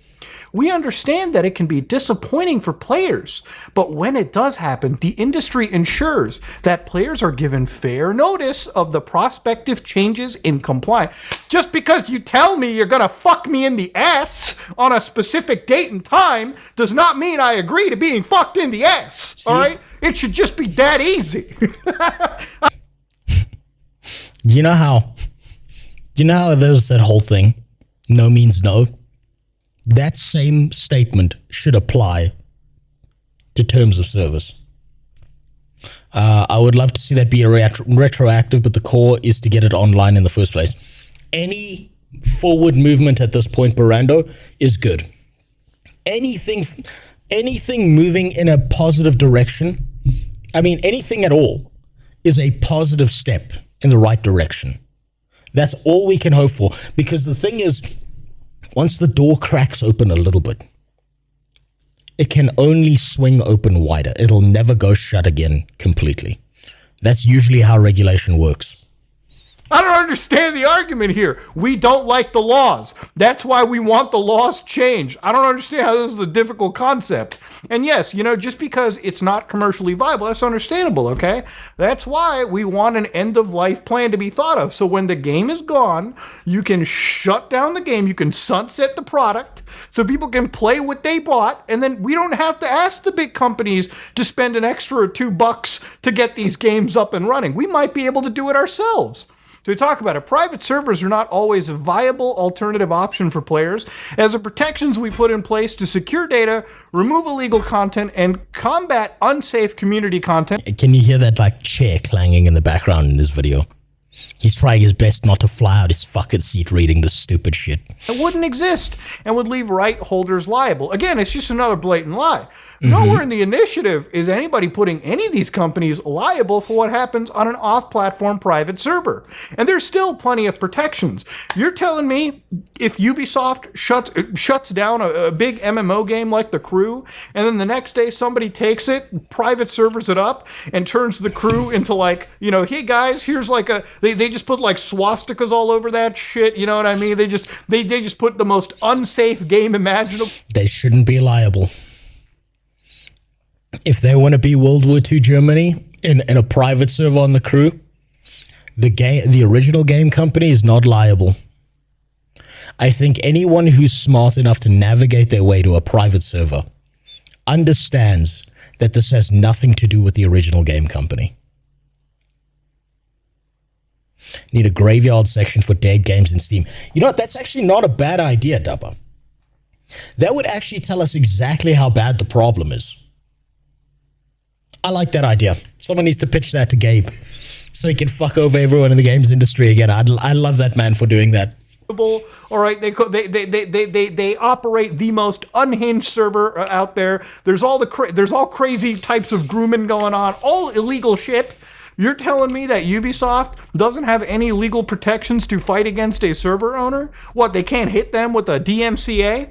They can't hit them with a copyright strike? You're telling me they can't hit them with a little legal action? The industry is not, above that. This is not an industry that shies away from legally attacking bad people. All right, there's plenty of companies that have chased. Look at what happened with Club Penguin and its fucked up servers. There was grooming, diddling, everything going on there. You know what it took Disney?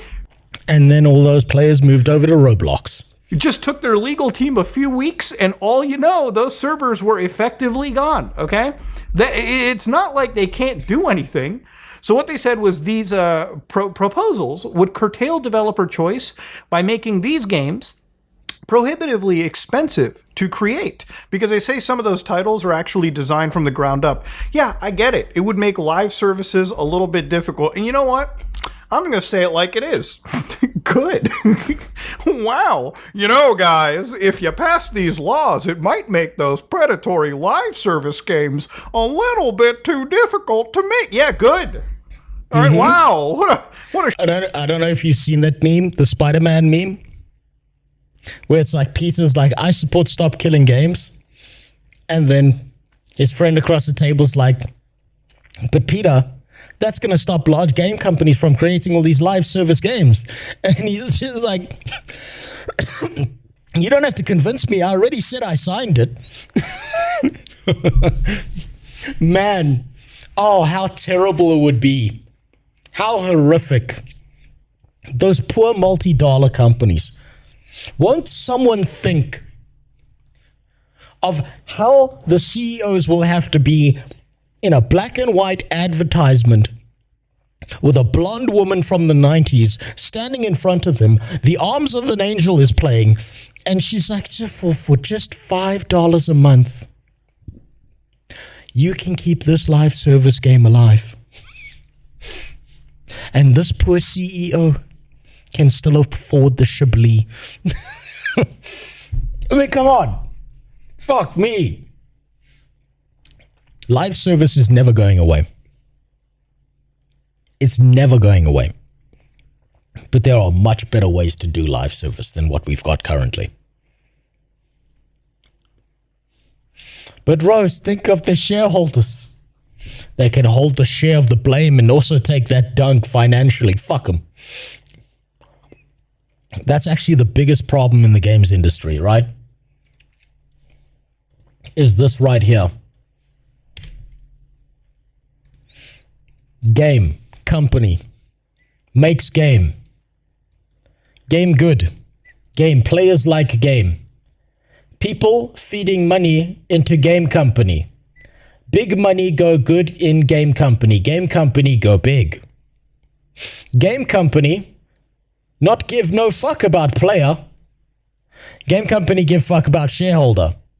Shareholder hold power over game company. Game company beholden to shareholder. Player can go fuck themselves.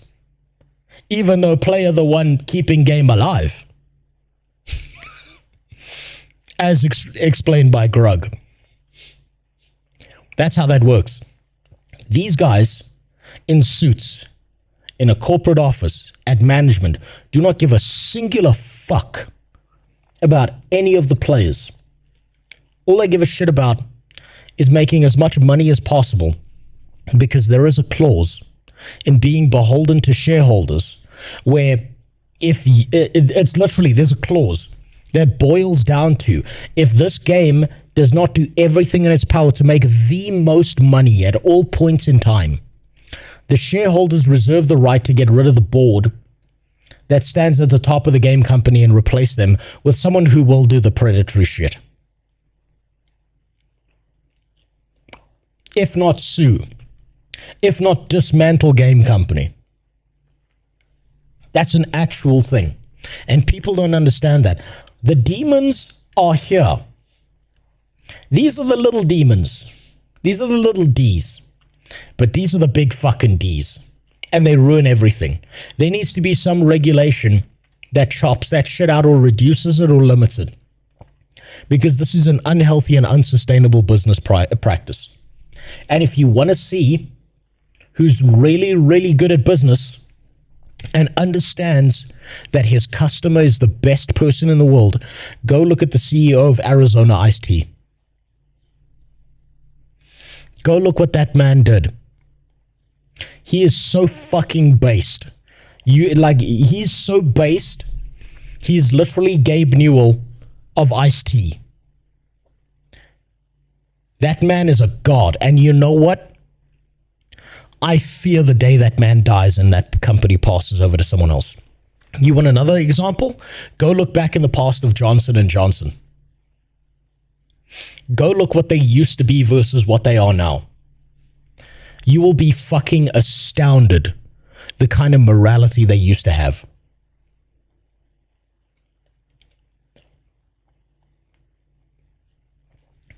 Also, with all the games spending $5 a month to keep the live service games going is better.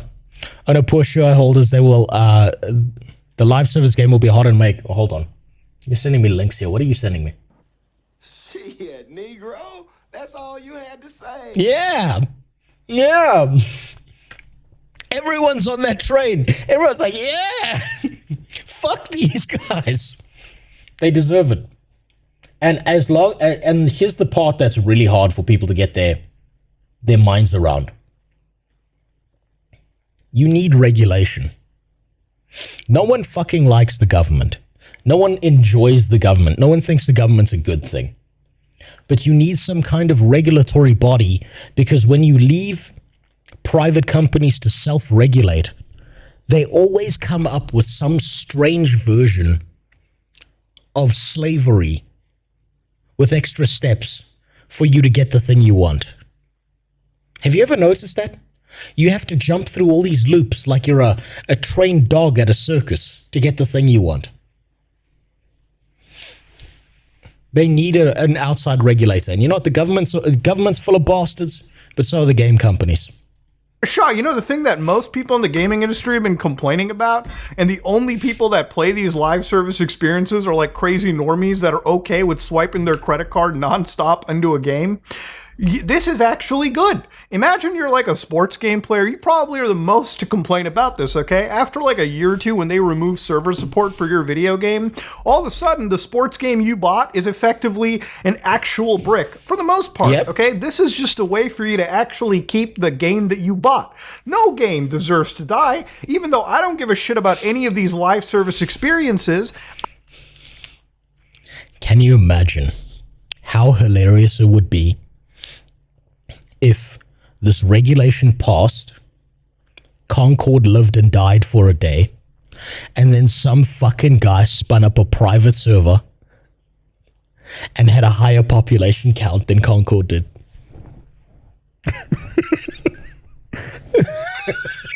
That would be so entertaining. There are so many great moments for the most hilarious shit ever to happen if SKG gets through. So I'm not just in it for the regulation. I'm in it for the memes because, oh my god, it's going to be so good. Amazon, have you noticed they keep on unpublishing games? They made that one shooter game, and then they were like, actually, no, we take it back. Like, in my life, I never heard of a company be like, no, actually, give us that back. No, fuck you, right? If SKG existed, you'd still have access to that game. You'd be able to remember what a piece of shit it is. And not only that, I bet there's some guy who would go out of their way to sit there and fix it and do a better job than they did. I still don't want them to die. I'm sure lots of people care, okay? You know that game we talked about, Anthem? Yeah, it's a pile of shit. Yeah. I agree it's a pile of dog water putrid shit. But at least people should have the option to play that dog water crap. I would imagine. I've said this before. You should remember all the shitty things because it makes the good things even better. I want the trash back so we can always look back at the most horrific shit possible. You know how, here's a good example of this. You know how certain doctors can lose their medical license in the US and then they go and practice in another state and it's not a problem. Or they only lose like the ability to practice on a state-by-state basis. Now imagine if that doctor had to show everyone a video of how he fucked up before they came near him. That's what we're looking for in video games. Imagine everyone's name tied to that shitty project. Oh, you were the creative director on that? Really? Really? You fucking nutcase? You somehow got the job? You fucked Karen in the office? That one innovating guy who, like, I don't know, fucking loved video games, came from the hood. Fucking bullied his whole life. Because he just didn't fit where he was. Worked his way up the ladder. Sorry, you're just not progressive enough. Sorry. But you can get us coffee. Get fucked. Get fucked. None of that works. Fuck these guys. Imagine. Anyways, though, they wrote this like 5-pager right over here where they talked about this a little bit more. So anyways, they said, this document explains the reasons why a video game company may decide to discontinue its functionalities. So online video games are interactive entertainment. Unlike a book, a film, an online video game is not static. Online video games are interactive entertainment that combine numerous elements of artistic, yada yada yada. Online games evolve over time after their initial release, providing consumers with regular new content, experiences, patches, and updates. This is highly valued by players and is required to compete in the market. It involves significant ongoing development expenditures over years, sometimes decades. All of which is not an argument against SKG, because guess what you need? A sunset patch. That's it. What are terrible games from 2000 to 2010? I don't actually know because I didn't play them. Lemmings. 2000 to 2010. Shit, man, those were my console days. I was deep in God of War. There was a shooter game that no one played, where you were all people waiting around in lobbies, where everyone was on like a floating raft in the ocean because the apocalypse happened or whatever, and there were different factions fighting against each other. It was basically shitty TF2. I bought that game day one. I think it was Raft. I bought that game day one. Guess what? Africa server. Do you know how many players I saw? And I kept coming back. I tried that game every day for 3 months. It might not be Raft. No, Raft is the survival game, isn't it? Hold on. Let's ask Grook for an old shooter game that was about factions of on a form ocean after floating platform in the ocean after land on Earth ETH became unlivable.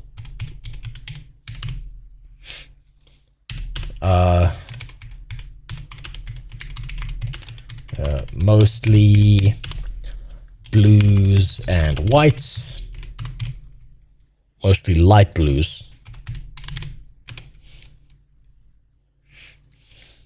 and had punk characters in it.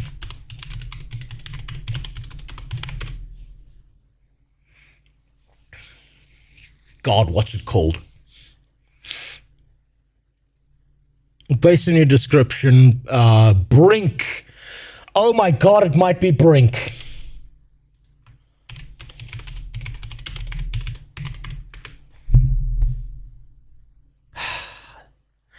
Yeah. Yeah. It's fucking Brink. Guess what? Console, Africa, 3 months, every day, logging in after school. You know how many other real human beings I saw? 1.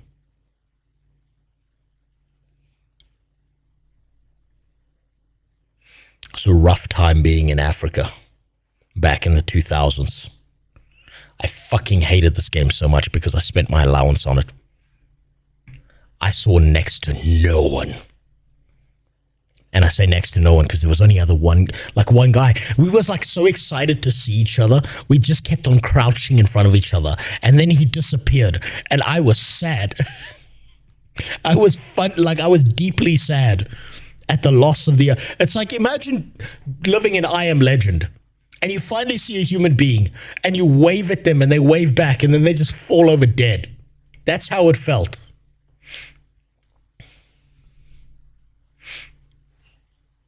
Brink was the first ever game I bought on Steam. I regret buying it. It bought the physical fucking disc. I bought it on PlayStation. It's terrible. Fucking terrible. Such a bad idea. Video game companies put significant investment into creating and developing the best interactive entertainment. The right to decide how, when, and for how long to make an online video game service available to players is vital in justifying this cost and fostering continued technical innovation. I never want to think about Brink again. Economic entities, video game companies must remain free to decide when an online game is no longer viable. Well, Okay, fine. That's great. You know what I'm asking? Either have end of life planned or just tell people that, hey, we released this game in January 2026. Now, we know that at some point in January 2031, the game ain't viable. We're going to yoink server support. Well, maybe at that point, I might not choose to buy your game. And I could imagine tons of people, if they went to a fucking store and you told them, here's your game, you pay $80. Oh, by the way, 5-6 years later, this is when it's supposed to be taken offline. And the guy at the store is like, whoa, wait, hold on. You're telling me I give you money now and this is gone? Yeah, but you get to at least experience it for a few years. I'm pretty sure that guy might go look at another game and be like, yeah, I'll buy that one instead. You know, that one. You know what they're going to try and convince you of? Him saying it that way. You know what they're going to try and convince you of in the future? This is the comparison they're going to make. Currently, we compare video games to buying and owning something like a piece of art, a book, a painting, a fucking statue, whatever the fuck. It's some form of piece of art that's always there for you, right? Watch what's going to happen over the next few years. A bunch of game companies are going to start trying to get you to compare video games to movies. And I don't mean movies like you buy a disc. I mean stuff like you go to the theater. The dog stuck outside. Oh, thank you for telling me, gorgeous. I'm going to be right back. I'm going to go get the dog. Shit, I didn't realize she was outside. I thought she was here with me. It's probably when I went downstairs. I'll be right back. Shit.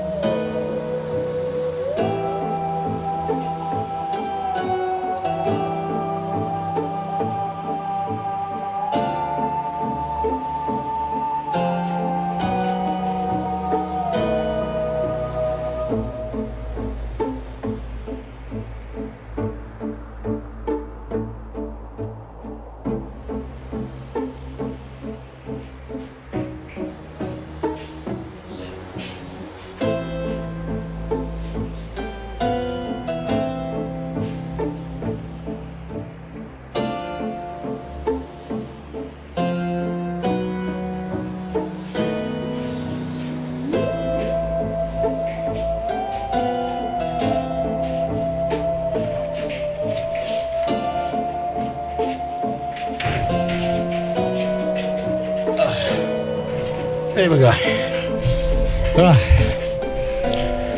Goddamn dog. Fuck. Thanks for telling me, gorgeous. Sorry about that. I thought she was up here with me. Hold on. Oh, give me a second.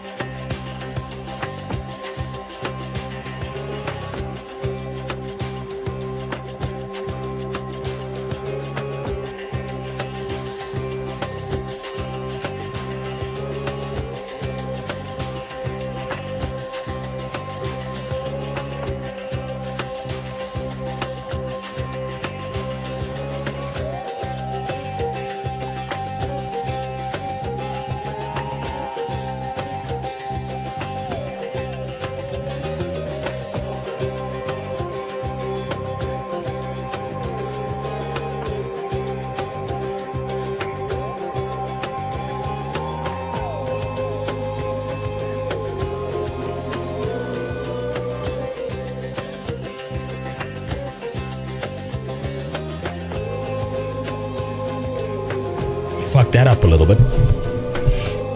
Dog just woke up everyone downstairs because when I went downstairs that first time, they just kind of like, you know, went fucking ballistic.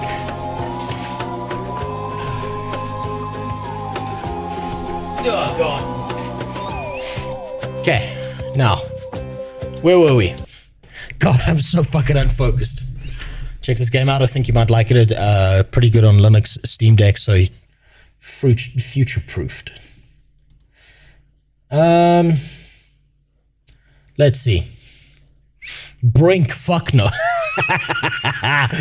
Brink, fuck off. God damn it. What a shit experience. I never want to think about that game ever again in my life.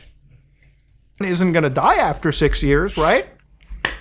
Wow. You know, if game companies did that, I could imagine the purchaser might think twice. Even the most brain-dead buyer may think twice before buying an actual product, right?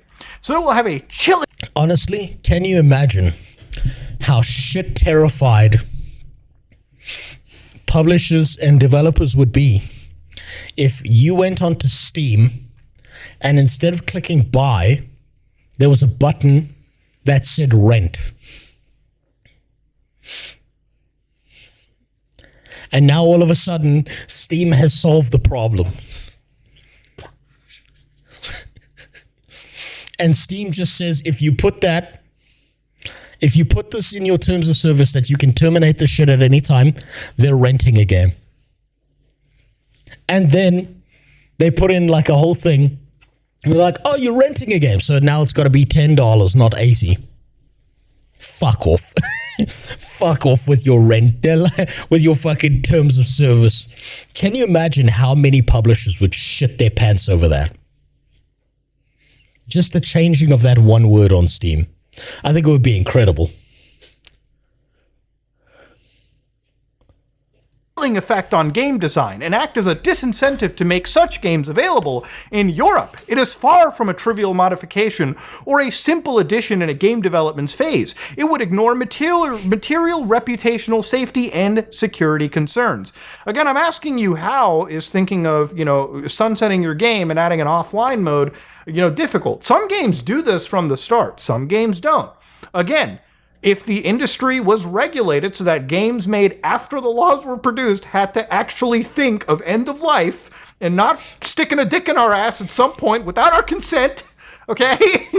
That is all. But that's their favorite part, in office and out of office, is sticking dicks in asses with no one's consent. I'll take a look at that game later. Opus Magnum. Zachtronic, Space Chem, Shenzhen IO. The fuck is this? This is just a really, really old version of Hexagon. What the hell?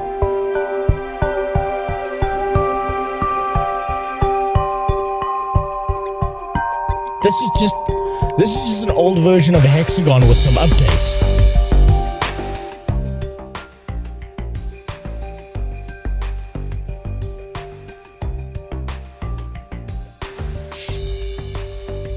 Yeah, it just looks like a puzzle game to me. It's a basic puzzle game. All we're asking. This is an industry without any consumer protections, okay?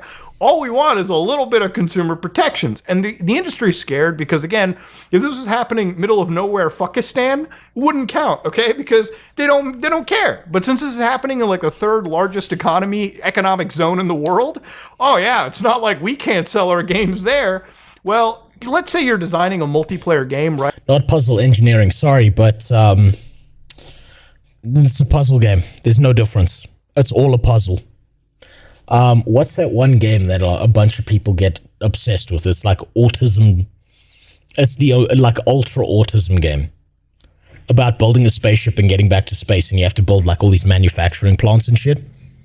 That's a puzzle game. Factorio, that's the one. That's a puzzle game. Stardew Valley, that's a puzzle game. How do you fuck all the people? That's the puzzle behind Stardew Valley. How do I fuck everyone and get away with it? Puzzle game. Kerbal Space Program, it's a puzzle game.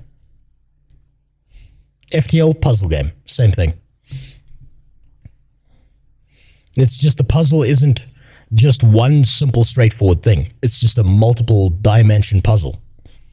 I class those all as puzzle games. Right? There's different server solutions. You might be inclined to take a cheaper server solution, but if you think that these laws pass, there's going to be people selling, server plugins that may choose to opt to create, more easily licensed products that you could then use as alternatives. Look, I call it engineering because in puzzles there's one intended solution, and in engineering there's more than one potential solution. No, it's the same thing. One intended solution in a puzzle game makes it a shit puzzle. Many unintended solutions that occur makes it a good puzzle game, right? People have this misconception that you're only supposed to have one solution, but there are multiple outputs that can get you to the end. And most of them are going to be suboptimal, but you have to make a balancing act. There's always a balancing act when it comes to that. That's what makes them interesting puzzle things. So here's a good example: is Portal 2 has multiple answers to some of its puzzles. There's the right answer, and then there's the I'm a fucking whack job answer. And there's a few of them if you play Portal 2. Still a puzzle game. Industry loves making money. They'll find a way to modify their licenses as long as they can get more greenbacks in their accounts. Simple as that. Okay? That's what needs to happen. The industry is scared shitless right now because they actually have to provide people with end-of-life plans instead of killing a game, okay, and then telling them, hey, just buy its sequel. Get the sequel. Buy the next sequel that comes out. This is keep giving them money so they can keep fucking us. That's the answer to this problem. No. Don't play the other game that was good. Play the new one that you fucking hate. No one should play Dishonored anymore. Go play Dishonored 2. Fuck up the entire lore of the game. In fact, don't all games essentially start out designed to run on private servers just as a practical way for devs to operate? Yes, XR. Pretty much. Yes. So this is where, I'm so fucking confused with these game devs and the people who are against SKG, because simultaneously, gamers are these fucking gigabrain masterminds who need to be stopped, and at the same time, they're too fucking retarded to figure out 1 + 1. That's why they can't be, given the responsibility of figuring out a private server. It's so fucking stupid. You should play Factorio. I think you may change your mind on that. It is an ultra puzzle game. Sorry. I've played it. It's a puzzle game. Guess what? Yeah, now I'm going to really upset you. Just because you said that, I'm going to upset you really, really bad. This is going to hurt you. This is a puzzle game. This right here is a puzzle game. Just because there's a timer running down and you have to decide what to do. This is a puzzle game.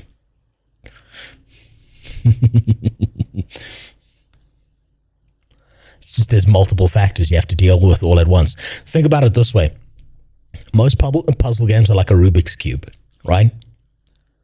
Where someone shuffles the Rubik's Cube and then you've got to follow it back, right? A game like Factorio is the Rubik's Cube, except someone's twisted the individual pieces you have to deal with.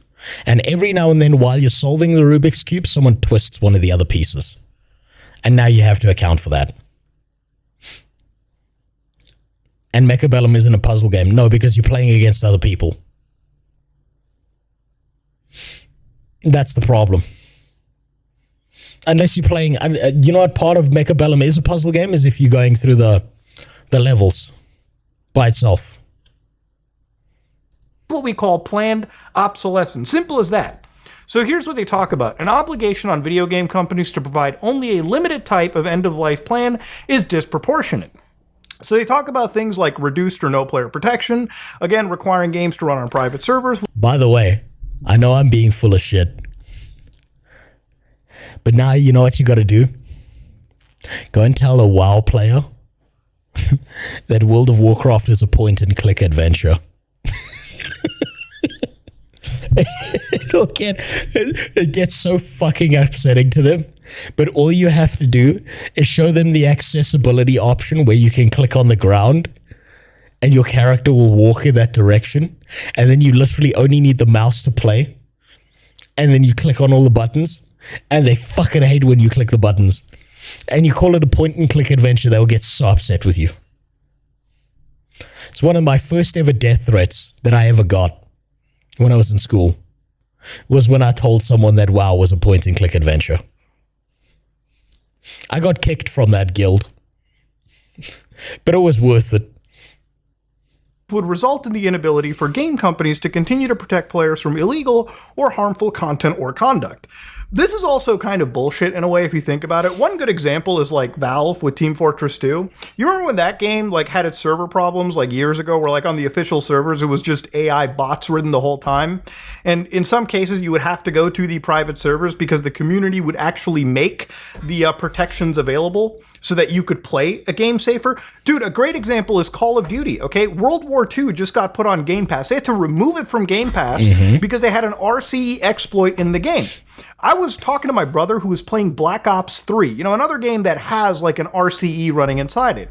Through a community patch, he was able to play the game in a safer manner than official servers. So this argument doesn't even fucking hold any weight once I realize there are actual examples of the biggest companies in the industry actually not keeping player safety in mind. Even I mean, I just showed you the Sony hacks, right?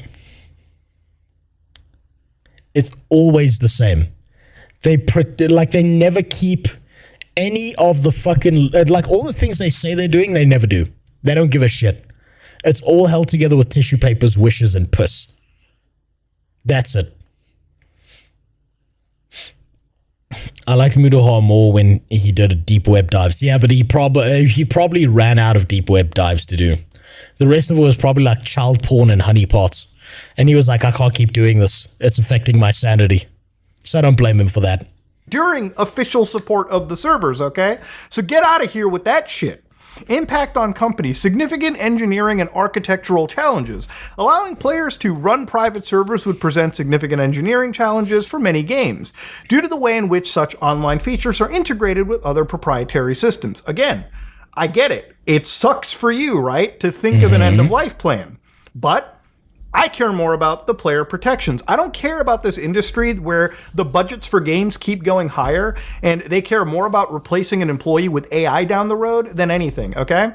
Figure out your budgets, but we're keeping the actual consumer protections because I care more about game preservation than the fucking like bottom line for some of these like big executives and their bonuses. Okay, simple as that. So reputational harm, allowing players to run private servers with online interaction possibly results in players using those games in ways that don't align with the company's brand values. Again, you have plenty of legal avenues to shut down private servers of video games to protect your reputational harm. And I have no issue with that. If there are servers that are advocating illegal material, like we talked about with Club Penguin, I don't care if Disney shuts it down. In fact, I expect them to shut things down like that. So erosion of intellectual property rights, mandating game companies to keep their... Which is such bullshit, the IP stays with them. You can just link it. Yeah. Like, think about how stupid this is, right? Game goes offline forever. It's linked to a certain IP. If the game goes into the public domain, that doesn't mean the IP does. Right? You can quite literally say it is limited to the use of this game. It's literally one sentence in a regulation. I'm white to stream Tilda, but I made it, and I'm already shaking Tilda wigs. Not together, can't help it. Body daddy's wife, and I'm weakened like a broken faucet. Missed your voice, you vibes. You shiny dome Tilda, I'm here now. And I'm so nyot, okay, Tilda uwunya. You know, it's because of you, Ashura, that every time I walk past my bathtub, I can imagine myself inside of it, opening my fucking wrists. I want you to know that. Online games operable post-official support would undermine the rights and autonomy in deciding how this IP is utilized. There is a vital interest in maintaining effective copyright protection, including protection against circumvention of technologies that control access to copyrighted video game software. Again, Nobody is asking companies to maintain these video games. Releasing a server binary doesn't necessarily have to coincide with you giving up your actual, intellectual property rights. This is where they're actually just lying. Yep. Okay, there are plenty of good examples of official big companies releasing server binaries, like Valve, for instance, where people can take those binaries, host their own. This whole, my IP. Fuck these IP laws. It's bullshit. It's not hard. It's not hard to maintain your IP. Rose, you have just recently tried to sell children to people on Discord. They weren't children, they were grown black men. Responsibility for these actions of yours. You must tell Ashura in deep detail what you were selling so he can browse your catalog. They were not children. They were big, muscular black men. I even offered the guy a shiny. He wouldn't even marry this beautiful black woman. I showed him the dad penises. I even offered him a blue one. A purplish blue one. Feng Dao is still on my ass. See? I offered him beautiful, muscular black men, and he didn't want any. What a racist.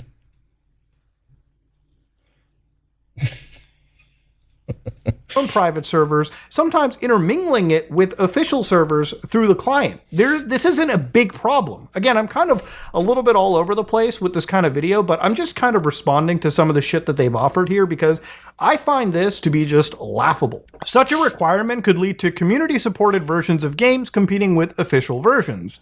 In what way is that actually being asked for? We're talking about end of life.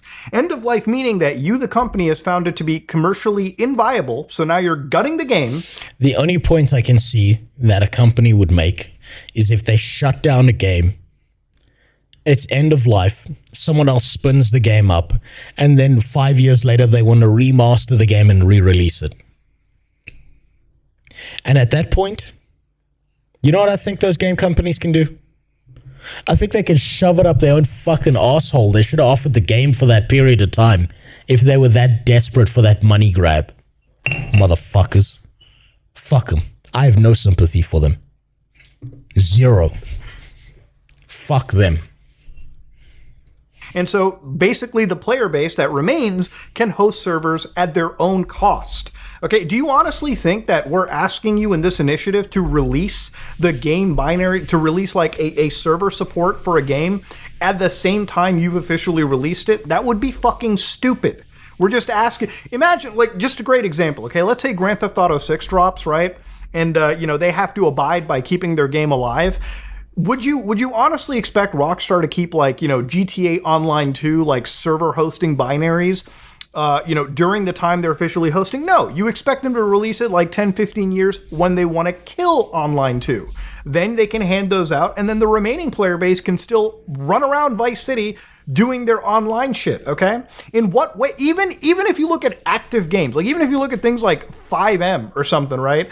How much of an impact does 5M even do on actual GTA Online? I wish the industry would provide that metric as well if they're going to make a long, drawn-out list like this. Anything that is detrimental to them or gives away information that will tell the truth or may be taken in any kind of significantly negative light, they will get rid of.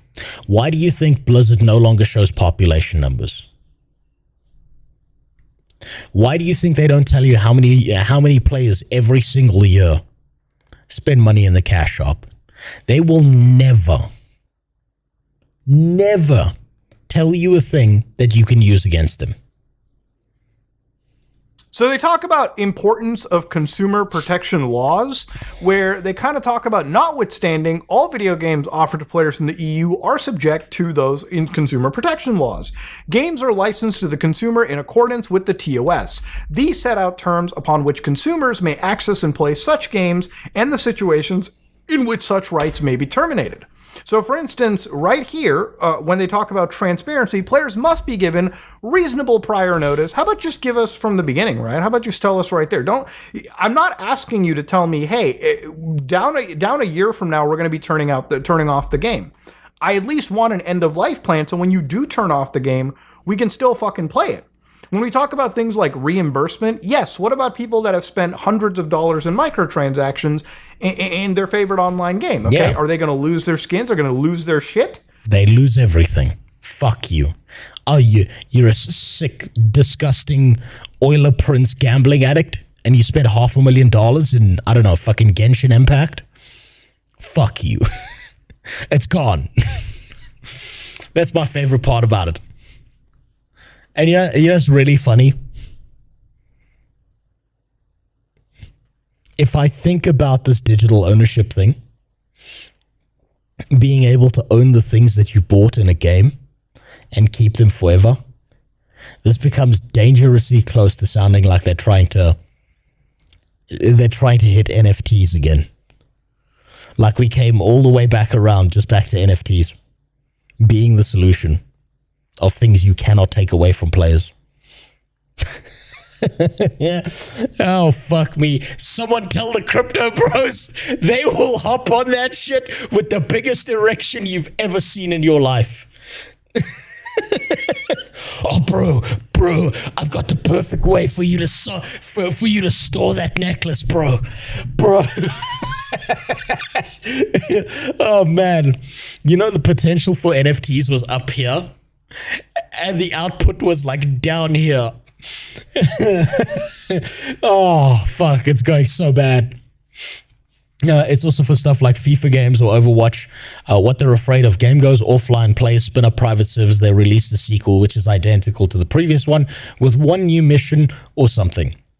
But nobody plays the new game. That's expressly false, Dogrot.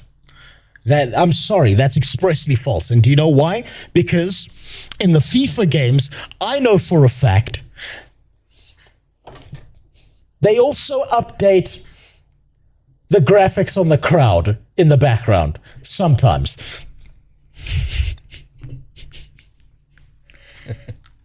Is that okay? Is it okay to just take the money, basically run off with it, and basically take away a player's purchase? I mean, nothing about this shit is fair. Nothing about any of this is fair.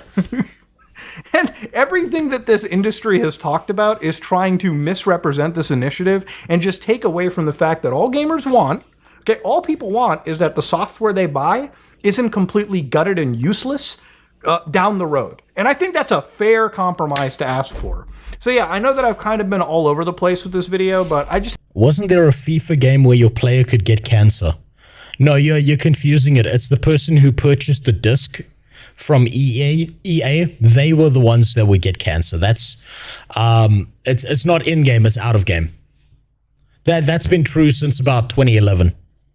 Just need to get my thoughts Probably out before. because as soon as I read this, a big smile came on my face, okay? Because I got to see actual, real, proper misrepresentation from a actual lobbying firm that is, you know, boarded by some of the biggest players in the AAA gaming space. For the first time, I've actually seen the AAA gaming industry scared because gamers are actually structuring and asking for real reform when it comes to the shit they buy. It's like, goddamn. But hey, you know what? Maybe I'm wrong. And I love the discourse. Let me know if I'm wrong in the comment section below, or let me know if I'm right, okay? Keep this discourse running.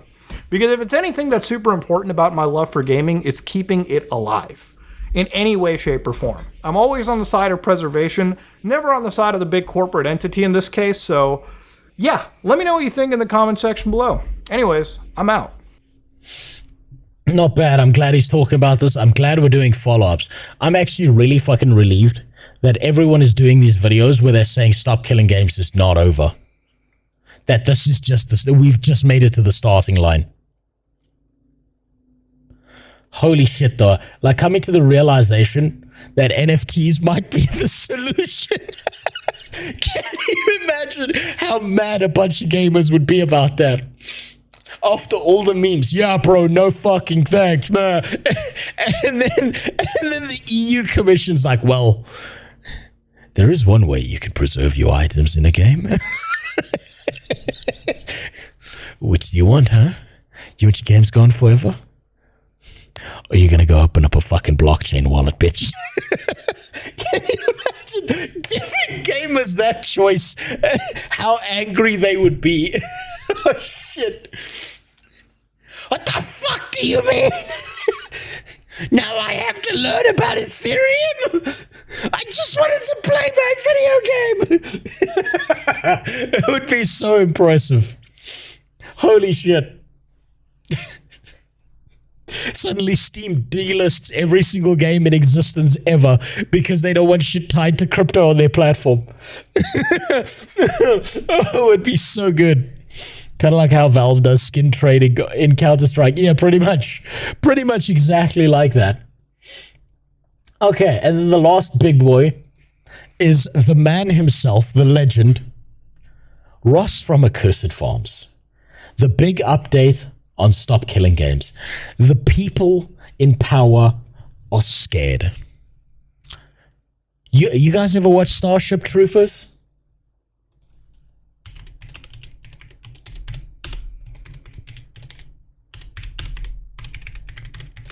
Well, I've got something to tell you about that, about the EU Video Game Commission. Oh boy. Oh man. Ooh. It's looking like this right now. It's looking just about this right now. It's afraid. Frankly, I don't agree with the Stop Killing. You know what I'm willing to bet? You know all those comments you're seeing online, all those things where you see YouTube comments and on Twitter and shit. I bet that these fucking rats spun up a bunch of bots on old fucking accounts to try and counteract shit. I want you to do this. You like they even hit me with one. Go to you can look at this on my profile. This is like the perfect thing, right? Where's this? Where's this fucking thing? This feels like such a fucking bot comment to me. Where is it?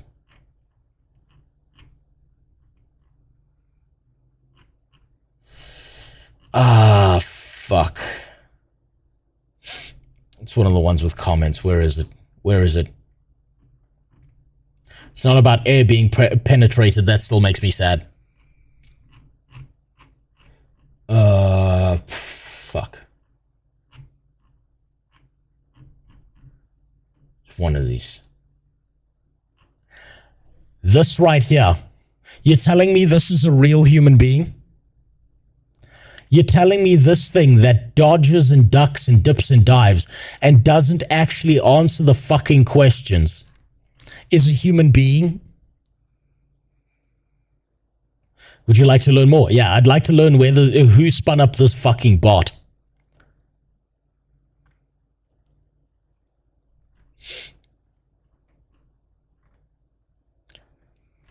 Look at this fucking bot. This motherfucking bot account rat shit piece of trash. I would love to know who spun this one up.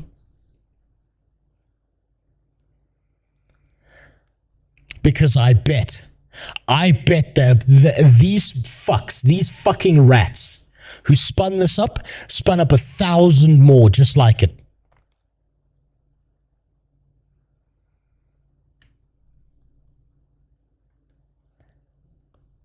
Yeah, that's right. Look at it. I'm looking at one right now.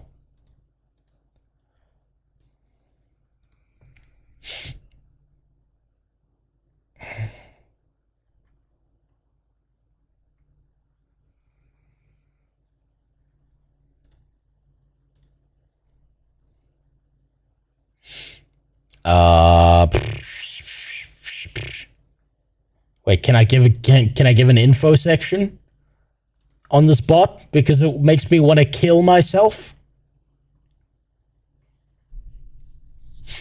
Or do I just hit it as spam?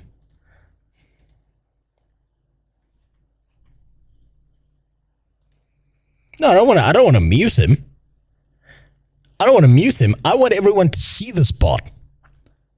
Because this thing is going out of its way to make all these random weird arguments that have nothing to do with Stop Killing Games. But it's vehemently against the movement.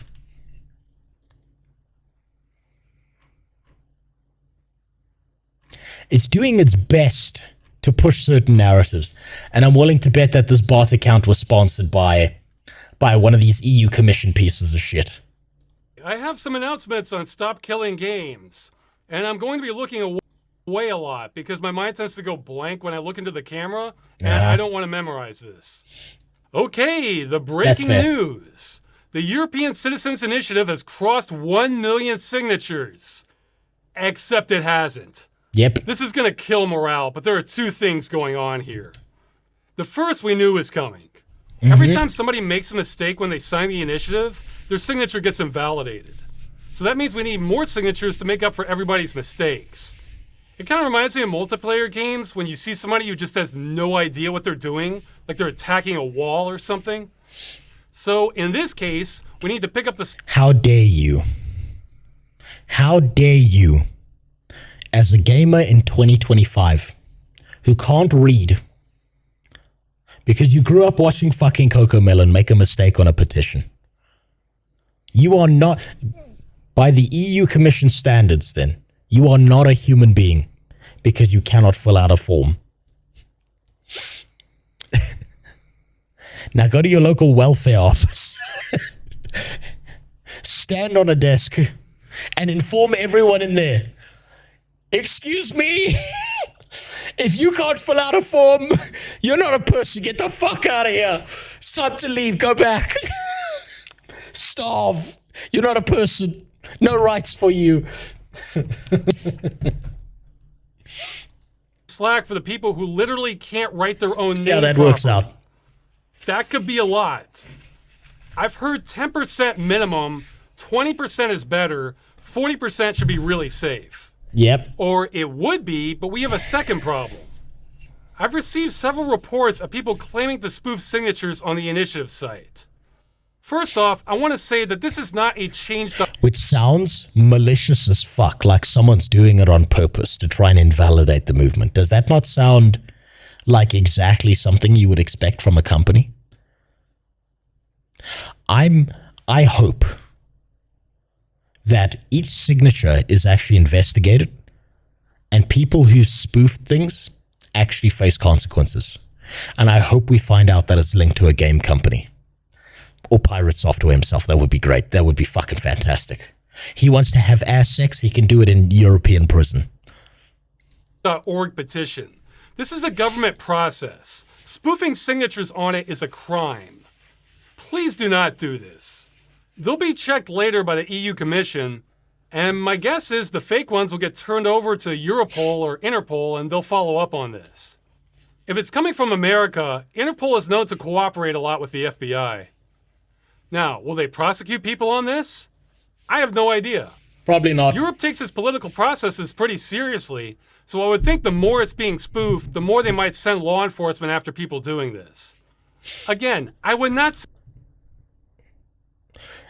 Only if you said something racist in the petition against brown people, then they'll come after you. But if you didn't do that, if you said fuck white people in the petition, then they don't care.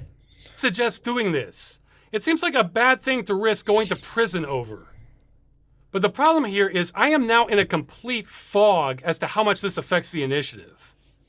Now don't worry. None of this will invalidate the initiative. All legitimate signatures will still count. But that 1 million number? Yeah, it might not be real. I think we have at least 600, 700,000 real signatures.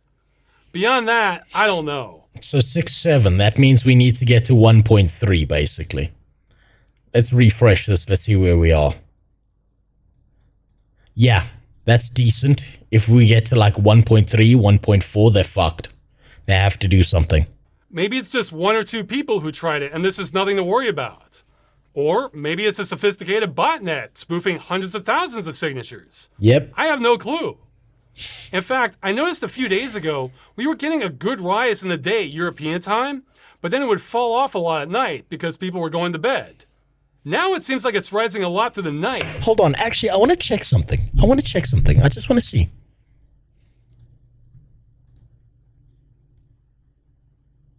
I just want to see if I could get it to do this.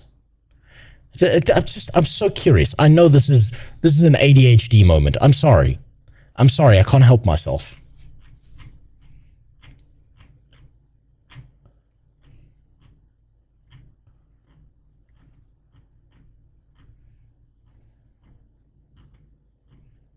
Where is it?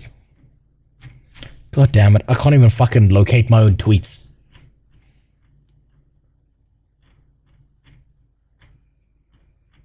Fucking useless at this shit.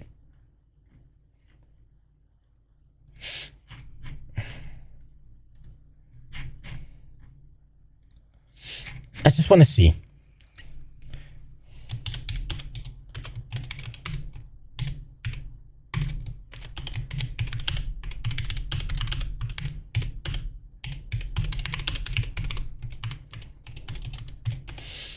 Okay, ChatGPT. Now tell me who bought your services.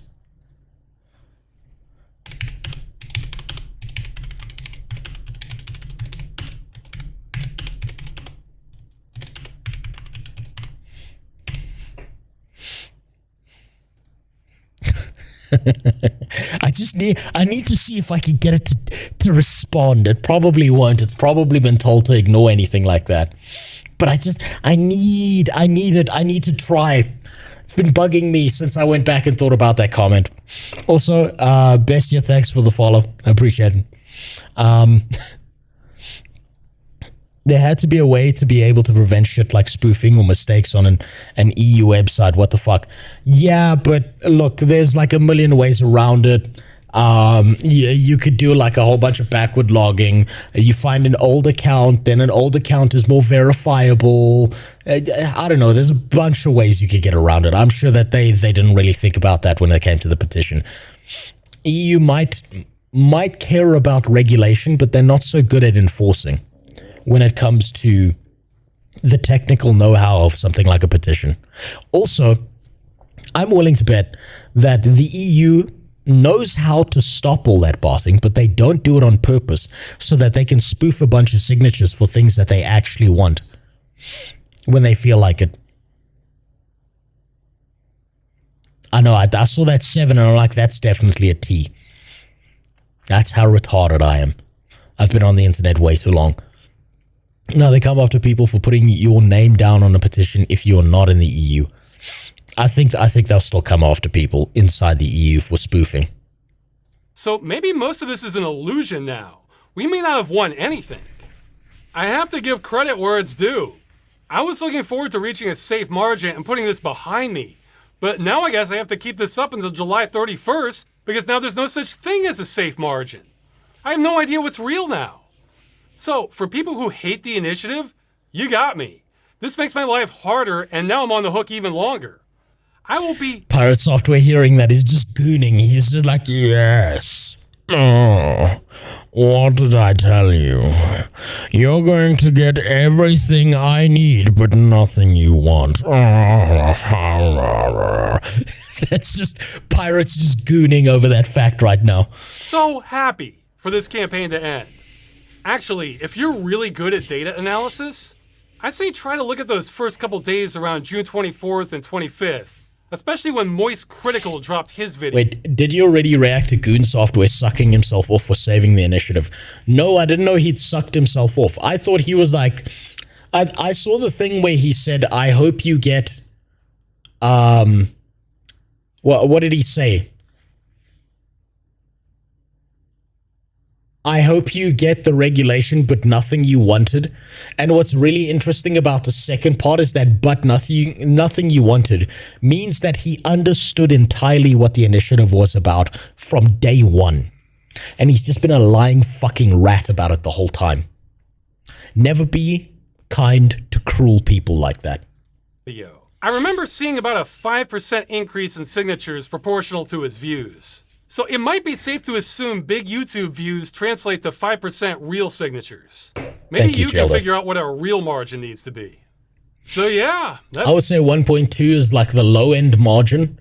1.6 would be the high end confirmation margin. Sucks. We'll just keep plodding away unless we can figure out what the safe numbers are. Sorry this isn't a big victory celebration. This is just kind of suspenseful and tense instead. And will probably hurt morale of people signing. You know how in World War II, the Japanese had soldiers entrenched in a bunch of Pacific islands? Except some of them never got the memo when the war ended in 1945, so they just stayed there for years, assuming the war was still on? Yeah.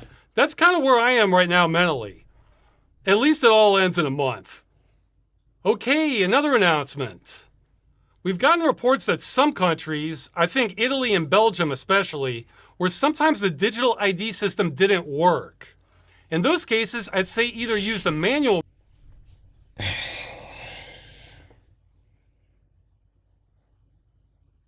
I just need to hear those countries again. Reports that some countries, I think Italy and Belgium especially, where sometimes the digital ID system didn't work. Okay. Italy and Belgium. Didn't work. But that's because no one in Italy or Belgium ever works. In those cases, I'd say either use the manual method, which we have instructions for on StopKillingGames.com, or you could try coming back in a few days and see if it's working. Another news item, I've been told someone has launched a cryptocurrency based on Stop Killing Games.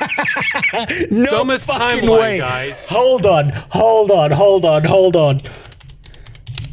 I am so unsurprised by this shit. Some fucking crypto tard saw SKG and he was like, now's the fucking time. Oh, no fucking way. There it is. Oh, of course it's on Solana, the scam network. Holy fuck. What a little fucking rat. Look at this little bitch. Look at this asshole piece of trash. There's the pump and there's the dump, buddy. Oh, it's disgusting. It's fucking gross. Oh my god, that's so sickening. Look, it's nice and dead now. This fuck right here made so much money off of some dumbass. Oh, fuck. It keeps happening. You know, every time I think anyone in crypto learns their lesson about scams and pump and dumps and not like hopping on tokens that are linked to some popular movement or some shit like that, they never fucking do. Because every time they're like, no, this one. This is the one. This is the next Doge. No, this one. But this one's about a good initiative. This one is about stop raping babies. It has to go to them. Every time. And there's just some fucking third worlder. And it's probably the same guy, just making the same token over and over again and just changing the name. Fuck me. Fuck, the crypto bros are so fucking stupid. And I say this as someone whose job is in crypto. Holy fucking shit. It never ends. Yeah, sorry, I went on a fucking rant there. I'm so tired of them. Damn you, the tweet of Goon Software patting himself on the back. If the president of the US can pump and dump, then anyone can. Exactly. Just so everyone's clear, that had nothing to do with us. I have no clue who would even want that. I'm sure it's a scam. So, yeah, that's all there is to it. Something else to cover quick is I've heard a couple reports of people harassing pirate software. I feel like this goes without saying, but if it doesn't, no. Of course we do not endorse harassing him. By the way, Pirate Software left off-brand games saying that everyone was like attacking all the games, and then people double-checked him on that, and it turned out there was like no change in negative reviews. There was none whatsoever, and he just lied. And then he followed that up by saying, actually, what I meant was, and he just doesn't fucking stop. He just doesn't stop. It's so tired. How many times do we need to teach you this fucking lesson, old man? God damn. Pixar didn't happen. Let me show you. Fine. Let me show you. The Roach himself. Let me show you this fucking... Oh my god, fuck. Oh. Where's his off-brand games thing? I am no longer working at off-brand games. People were attacking all of the games. All of the games we were publishing and trying to mass review bomb them. You can dislike the things I say, but this kind of behavior is unhinged. Yeah, almost like false DMCAing another dev. It's unhinged, right? Learned a lot there, accomplished a lot. Hope they succeeded regardless. And then people call him on his shit. People like, you fucking lying rat. You fucking stupid lying piece of shit. That's not what fucking happened. Here's the reviews. And they were like posting pictures and shit. All you had to do was apologize, but I guess being a compulsive liar is how you made. So why the change? And then nothing. Nothing. And then all of a sudden, for those trying to say this is now somehow a lie, the abuse was across socials. No, he says review bombing? No, I meant the socials. Fuck off, you lying fucking rat. You know, he said he got swatted. Now, if this was anyone else, the first response I would have would be to say, no one should be swatted. This is disgusting behavior. Like, no one should face any harassment. But when it comes to a serial lying piece of shit like this, pick so it didn't happen, bitch. I don't believe him for a second. You know, after like the 5th or 6th false rape accusation, people generally stop believing that bitch. It's like the girl who cried cock. Eventually, no one cares. I mean, I said in my response video, I wished him no ill will, and I meant that. You know why? When people's lives are better, they tend to be less inclined to foment some sort of revenge. And I'm taking on enough heat. Look, Ludwig parroting pirate. Oh, local jellyfish goes with the current. Are we fucking shocked? You know, Ludwig has so little spine left. I'm surprised he's still classified as a person. Fucking Jimmy Kimmel of streaming there. Holy shit, I have so many problems with that motherfucker. Can you imagine, right? Now, I learned about this off stream. Can you imagine taking an alcoholic, dragging them into a drinking party, fucking them up, giving them liver damage, pushing them to a state of near liver failure, and then saying, sorry, bro, thanks for the good time, I'm banning you from all future events. Jesus Christ. What a fucking piece of shit. You know what? The worst part about all these streamers, right, is the realest people you will find are never the nicest people. You go look at train wrecks. I think I fucking hate his gambling content. But you know what? If I got in an argument with that man, and then afterwards we had something we agreed on, I bet you he would still agree with me on it because of principle. But he acts like a fucking animal. It's all these people who pretend to be nice. It's all people like Ludwig and fucking Pokimane and fucking Pirate Software. They do this shit where they pretend to be nice, and when the chips are down, they will throw you under the bus so fucking fast. You will never see it coming. You are not even under the bus, right? You're in the middle of the fucking highway with your legs strapped to the fucking pole. I'm so sick of people like that. Holy shit. And you know what? It's not even just them. It's like every corporate office that I've been into that had anything to do with the project management I used to do. There's always 5 or 6 of them. The worst one was Deloitte. I struggled to find a real human being inside Deloitte when I did some stuff for them. Fucking den of snakes. Already without adding to the pile. I mean, I'm getting some crazies heading my way too, though I can believe it's not as many. I also pointed out last time, whatever damage Thor did to the campaign has been neutralized. So whatever happened... It's been neutralized. It's been neutralized. The passion of the ferret.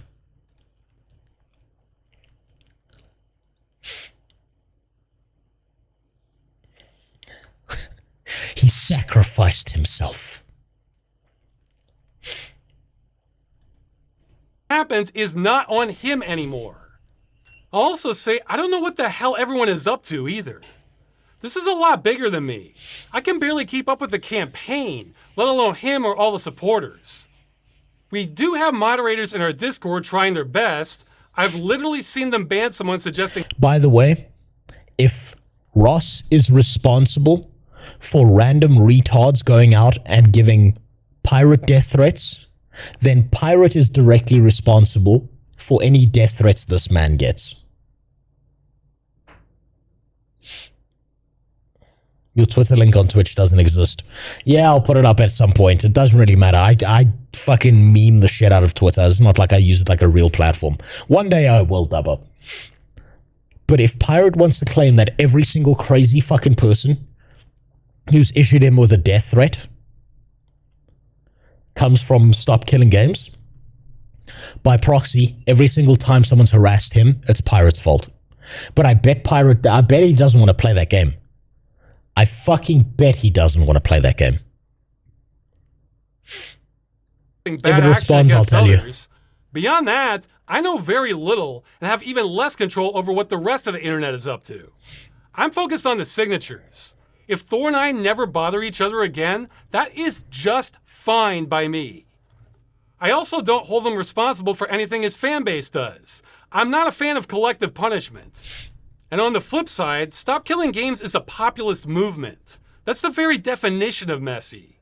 I can control that like I can control the weather.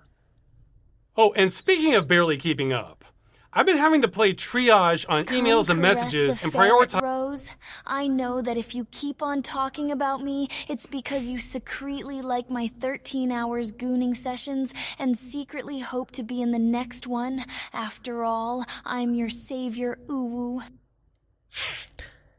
What made that worse plague was that it said secretly, not secretly. That's disgusting. Oh, Christ.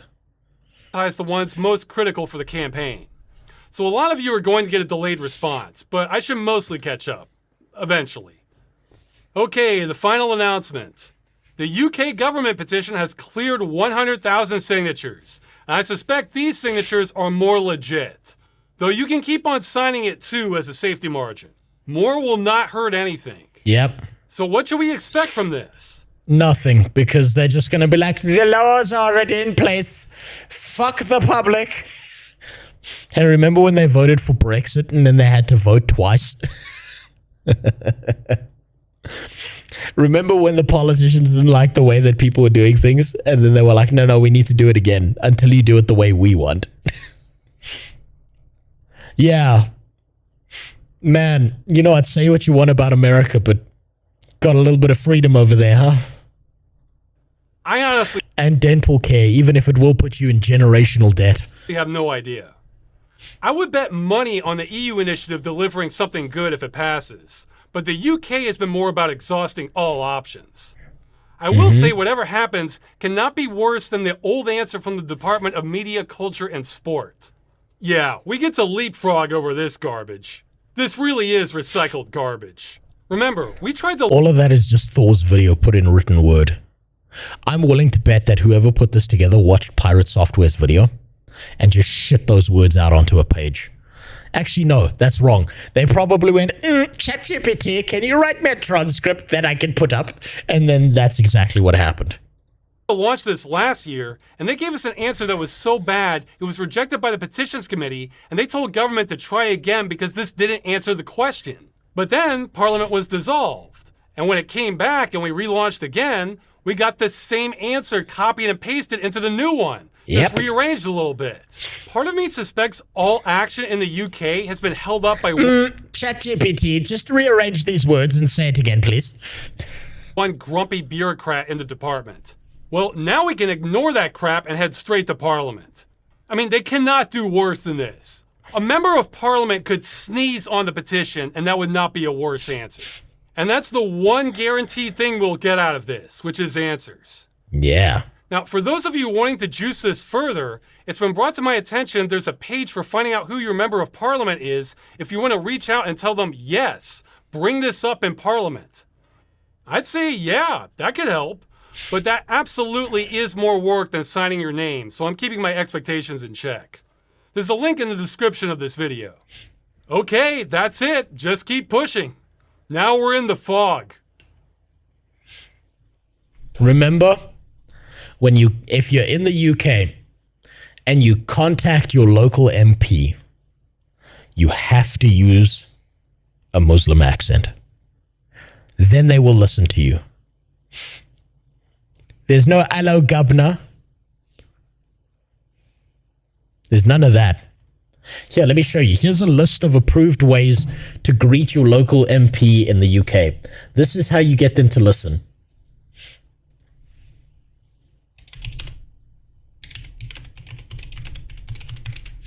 Yeah, let me find it for you. Here's the list of approved words that you can say to your local MP that will get them to listen to you, okay?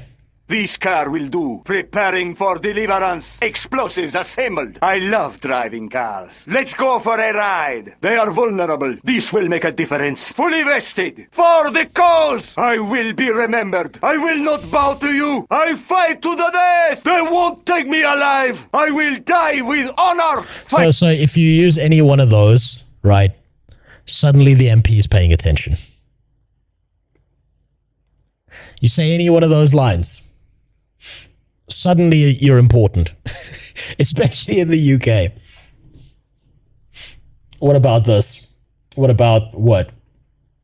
Do not believe! No, that one doesn't work anymore. Kid Boga killed that one.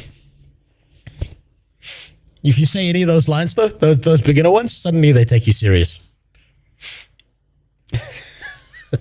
Fuck me. Okay, that was good. That was fantastic. We're off the ground. We're moving in the right direction. Where does it go from here? Who the fuck knows? Who the fuck knows? I'm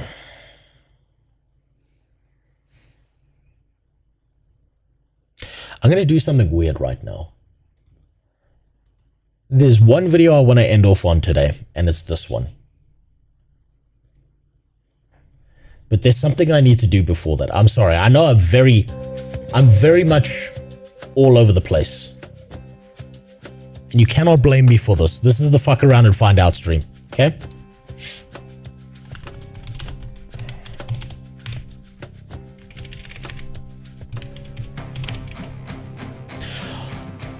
I just accidentally came up with the best clothing brand name for Guild Wars 2. Clothing about Guild Wars 2. But you call it Guild Wares 2. Goddamn. Goddamn, I'm on a roll tonight. Hold on 1 second. We just gotta do this. This is very important. Okay?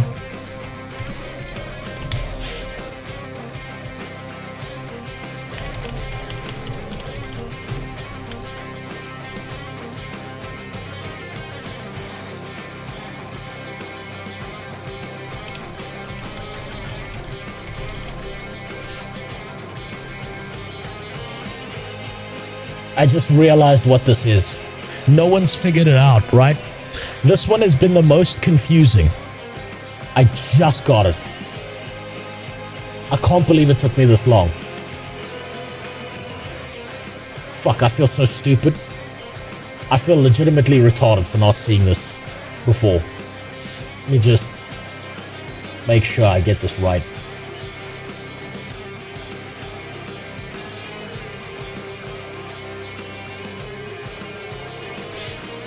Your money's on Ranger. I don't think it is. Bear showing his lower dentures. No. I'm going to show you and you're going to tell me what you think, okay?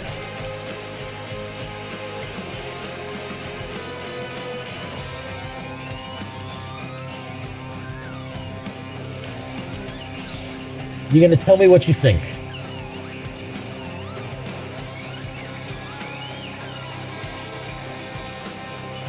Give me a second. You need to see the completed artwork for it to make sense, right? Like, it's really important. Like, because I don't think, like, if I just showed you or explained the idea, it's not going to make sense. because it's hard to describe with words.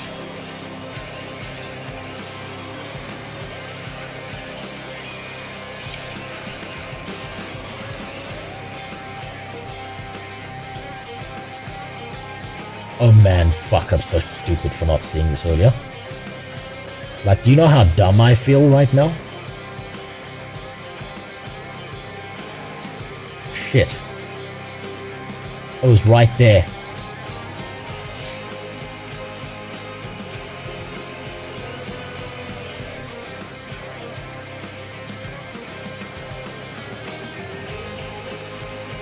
Yeah, there we go.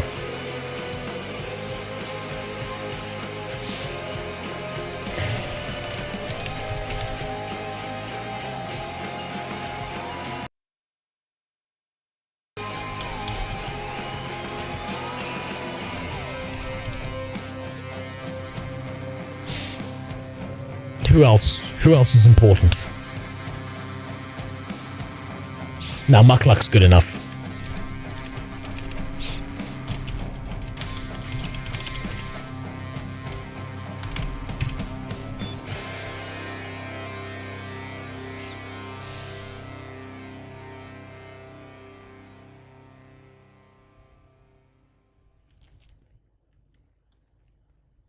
You can see it now, right? It makes sense now. All of a sudden, the pieces came together. It's not a flower. Rose, I've sold 120 shirts so far with your design. Thank you so much, bro. You're welcome. Don't get caught by Nintendo. Otherwise, you're fucked. Are you serious, though? That's impressive if you actually did manage that.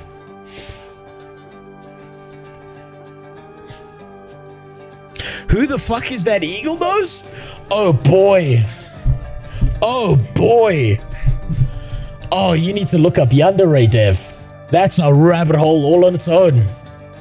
Oh man.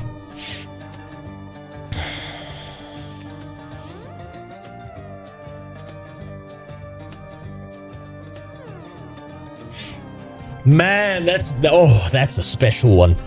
This is the only... This man is in a battle right now against Thor for who's going to finish their game first.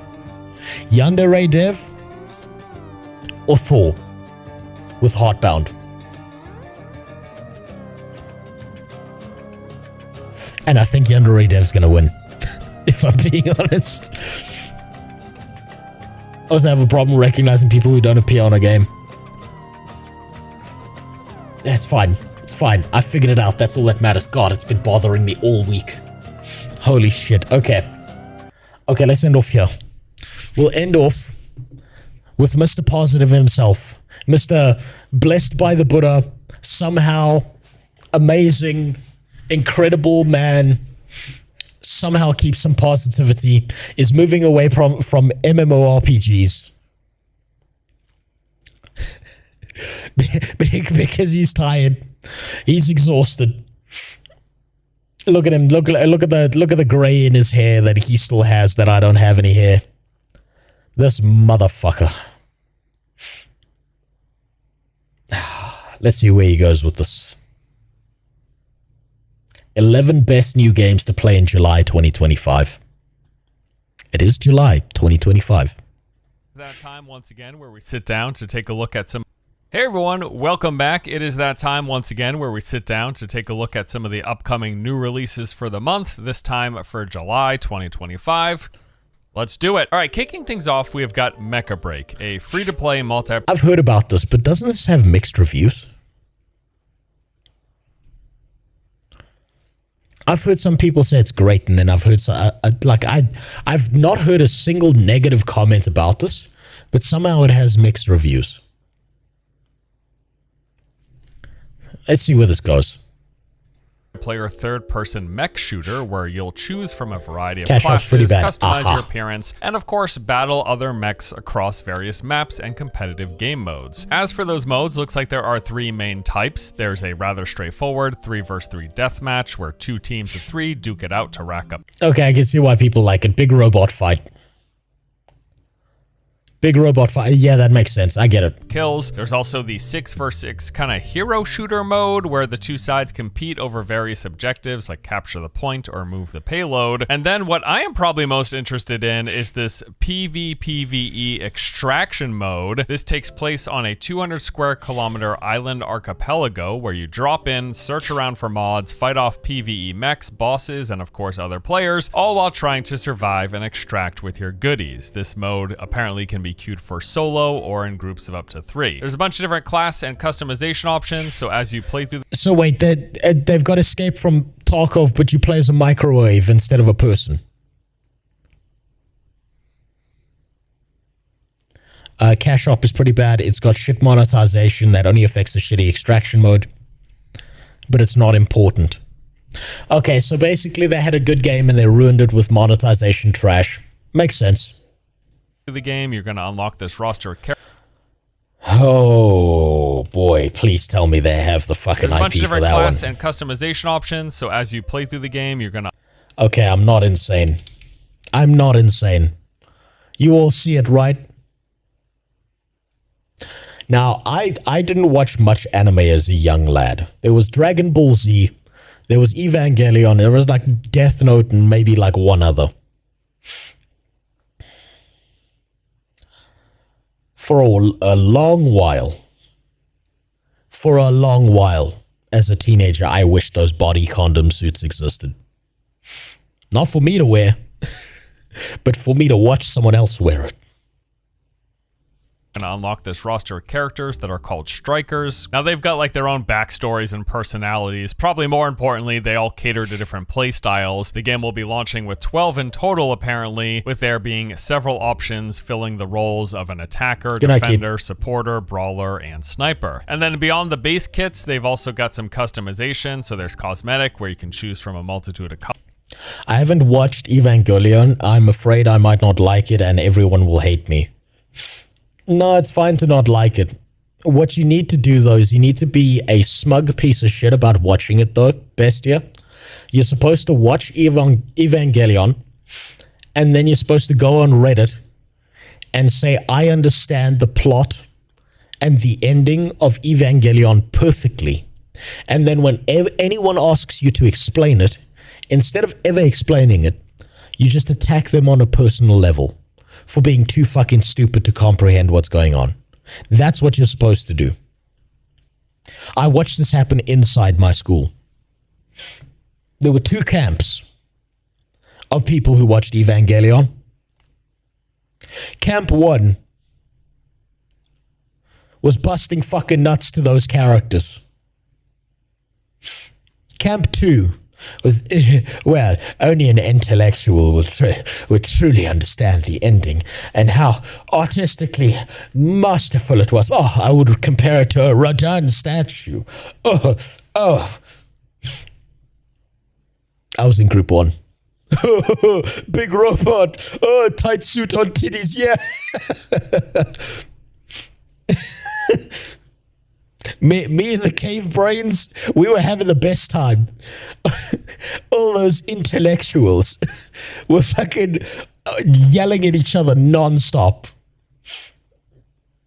But you know what? Masato was the king's choice. I'm gonna be honest with you.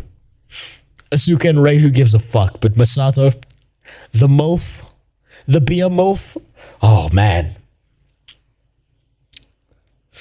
Oh, man. Since we were all such horny little freaks at the time, we were like, but where's my 30-year-old MILF mommy who's giving me alcohol and wanting to fuck me? All of us were so mad that that person didn't exist.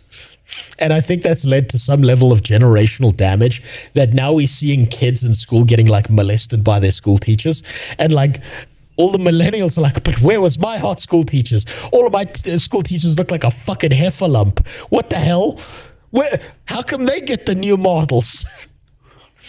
And they're so mad about not being raped in school. It's so strange. colors, decals, and patterns. And then there's, of course, gameplay-related customization with mods that allow you to tweak and adjust your attributes or abilities, defenses, offensive, movement, etc. And then post-release, they said we can, of course, expect additional strikers to unlock, new maps to play on, and game modes to try. Now, there was a playtest for this game a few months ago, during which they reached a whopping 317,000 concurrent players on Steam. Clearly, there's a lot of interest in this game, so I'm definitely going to at least give it a look. Obviously, though, my most immediate concern, given the fact that this is a free-to-play mech game, and mech games are notorious for having loads of— Oh shit, it's free to play. You know what that means, right? It's one of the most expensive games in existence. I just had an encounter with a Reddit weirdo. He told me I had too much and poorly written text. I replied I'm not a native speaker. He went to check for punctuation on an old post in Spanish to criticize it.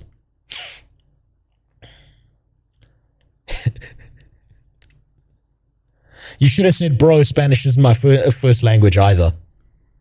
You should have just kept him going and used Google Translate, right? Like, changed it to Japanese or some shit, and then made him go and check and just kept him going on a chain of checking punctuation that you stole off of Google Translate. You can't let these people go after one bite. You got to keep him on the hook forever. Of power customization via the different mech parts, in this case mods. Will the monetization play into any of that? I'm going to assume there's a high probability. In fact, from a quick bit of research, it looks like the game does have loot boxes that reward mods, which doesn't sound great. Either way, I will give it a look myself and form my own impression from playing the game. Mecha Break will be launching on July 2nd, coming to PC, PlayStation, and Xbox. Before we continue with the list, let's get a quick word from the sponsor of today's video. Today's video is sponsored by MU Immortal. This is an open world RPG developed by KingNet with all the— Man, this game's monetization is so bad. So anyway, about this monetization game on mobile that I'm so excited to tell you about. Go off, King. You pay those bills. You've earned this. You know, I'll joke about it, I'll laugh about it, but I'll never be mad at a single one of these guys for doing this. Because you have no clue how much fucking money these mobile games will pay you to push their slop. And I don't think anyone in 2025 even they just their eyes glaze over when this shit comes on the screen. Nostalgia of the 2003 original classic MU Online, but now brought back for mobile devices. You'll explore this medieval fantasy world while building a roster of characters, completing quests, discovering secrets, battling bosses, and collecting. Oh fuck, I expected like Raid Shadow Legends graphics at least. And they just kept it the same as like fucking 1982 when it was first released. Jesus. Loot. The game features competitive multiplayer modes with 1v1 duels and 3v3 tournaments. There are leaderboards where you compete to become the Dark Star Overlord, and a massive roster of characters and loot for you to collect. Recently, they added a brand new class, the Dark Lord, that comes with all of its own unique skills and abilities, including over-the-top master skills. Can you hear how like I feel like I should put like a sad stripper on the screen, just like shaking her ass, like wondering if she should go home and kill herself tonight, right? Because that's the kind of tone that Force's voice is taking on here. He's that stripper who's like grabbed their butt cheeks and has like spread them apart for some fat old guy in the club. And the only thing running through his head is, was this really worth it? Was this truly worth my dignity? It's got its own mounts, equipment, and even special wings. If you're interested in learning more and checking out MU Immortal for yourself, you can use the link in the video description below. Be sure to use code FORCE777 to get a bunch of special freebies. Alrighty, back into the list. Next up, we have got Wildgate, a competitive PvP multiplayer shooter set in space. I played a bunch of this game earlier in the— Oof. I was going to say this kind of looks like Temu Overwatch, but this reminds me of flying the spaceships in Unreal Tournament 2004. Bang of a game, by the way. the year and genuinely thought it was pretty fantastic. Like, minus a few concerns, I had a lot of fun and was rather impressed overall. Now, on the surface, Wildgate does look rather similar to Jump Ship, another space game that I covered earlier in the year. However, they are quite different. Beyond sharing some similar themes and a few mechanics, at the core, Jump Ship is a cooperative PvE game, whereas Wildgate is a competitive team-based PvP game. So you start off by assembling literal. I love how like Overwatch fell over and like a ton of clones came out and no one even cares that they're clones, like Marvel Rivals and shit. It's just everything's popping off because everyone's so excited to not play Overwatch. A crew of 4 players, selecting from a roster of unique characters, each fitting different playstyles with their own perks and skills, and you are then matched into a lobby against 4 other crews of 4 players each. You are then launched out into space, or rather one large zone that is full of different points of interest to explore and loot to collect, where the 5 teams will be competing in a fight to the death. Now, one thing that really stood out to me while playing this game was some seriously impressive, fast-paced first-person gunplay. Initially, you will be using this while exploring the different points of interest, taking on a variety of PvE enemies, and completing events that reward weapons. Literal Overwatch UI. Like, I don't even care about the gameplay. This just feels like a different version of Overwatch. Along with upgrades for your team's ship. And this is a main driving factor in the game, as the better the upgrades for your ship, the stronger you will be when it comes time to fight, which oftentimes... All these games look the same to me. Dubba, I've got something very terrifying to tell you. This was a while back. This is like early 2000s kind of stuff. You probably know about this. Maybe you don't. Have you ever heard the musical notes? Whoa, whoa, whoa, whoa. I'm tone deaf, so fuck me, but like that tone cuts across most music tracks you will ever hear on the radio, because most popular pop songs on the radio or boy band songs, whatever the fuck else, know to use that because that's like a key indicator in your brain of comfort. It's been played so much that your brain sees it as something recognizable. So you feel comfort and safety. And you feel okay. So anyway, I'm really glad that's not happening to video games right now, and that we're making like super unique games that don't just like look the same all the time.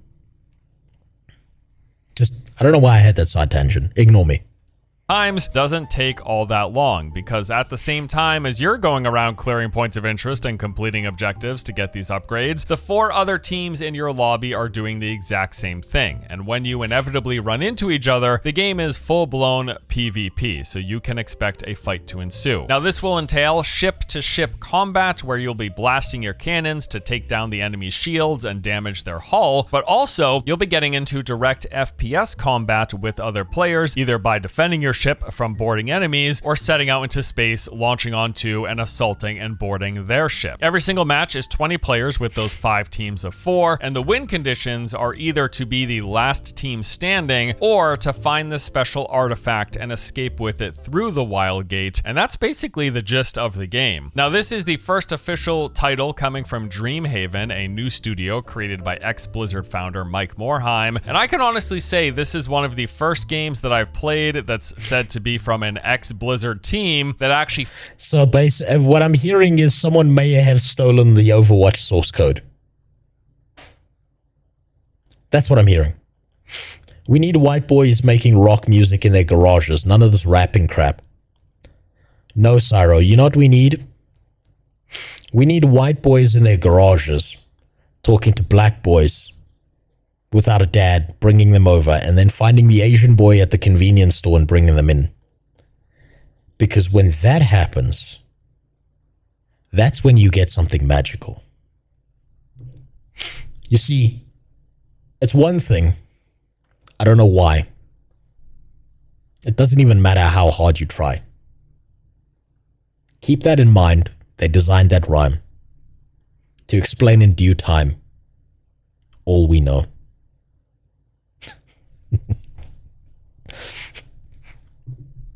Couldn't help myself. Felt like it would fit right in with the Blizzard aesthetic and gameplay quality. Really, really enjoyed this. I think the only question for me is how much of an appetite I have right now for a competitive team-based PvP-focused game, because that is what this is. This all just reminding me that the EA Star Wars Battlefronts never gave a shipboarding combat, fuck me. And you're never gonna get it from EA. That's too much work. Innovation is not something you expect from EA. Just play your fucking soccer game and get ready for next soccer game. But beyond that, like whether or not I feel like playing one of those with any degree of regularity, quality-wise, this game seems exceptionally well done from what I've seen. Wildgate will be launching on July 22nd, coming to PC, PlayStation, and Xbox. Abiotic Factor is a survival crafting game set in the depths of an underground research facility. It's got all of the expected survival crafting features. Oh shit, look at the... it's been a while since I've seen a AAA title with this kind of graphics. For a second, I thought this was Avowed. Fuck me.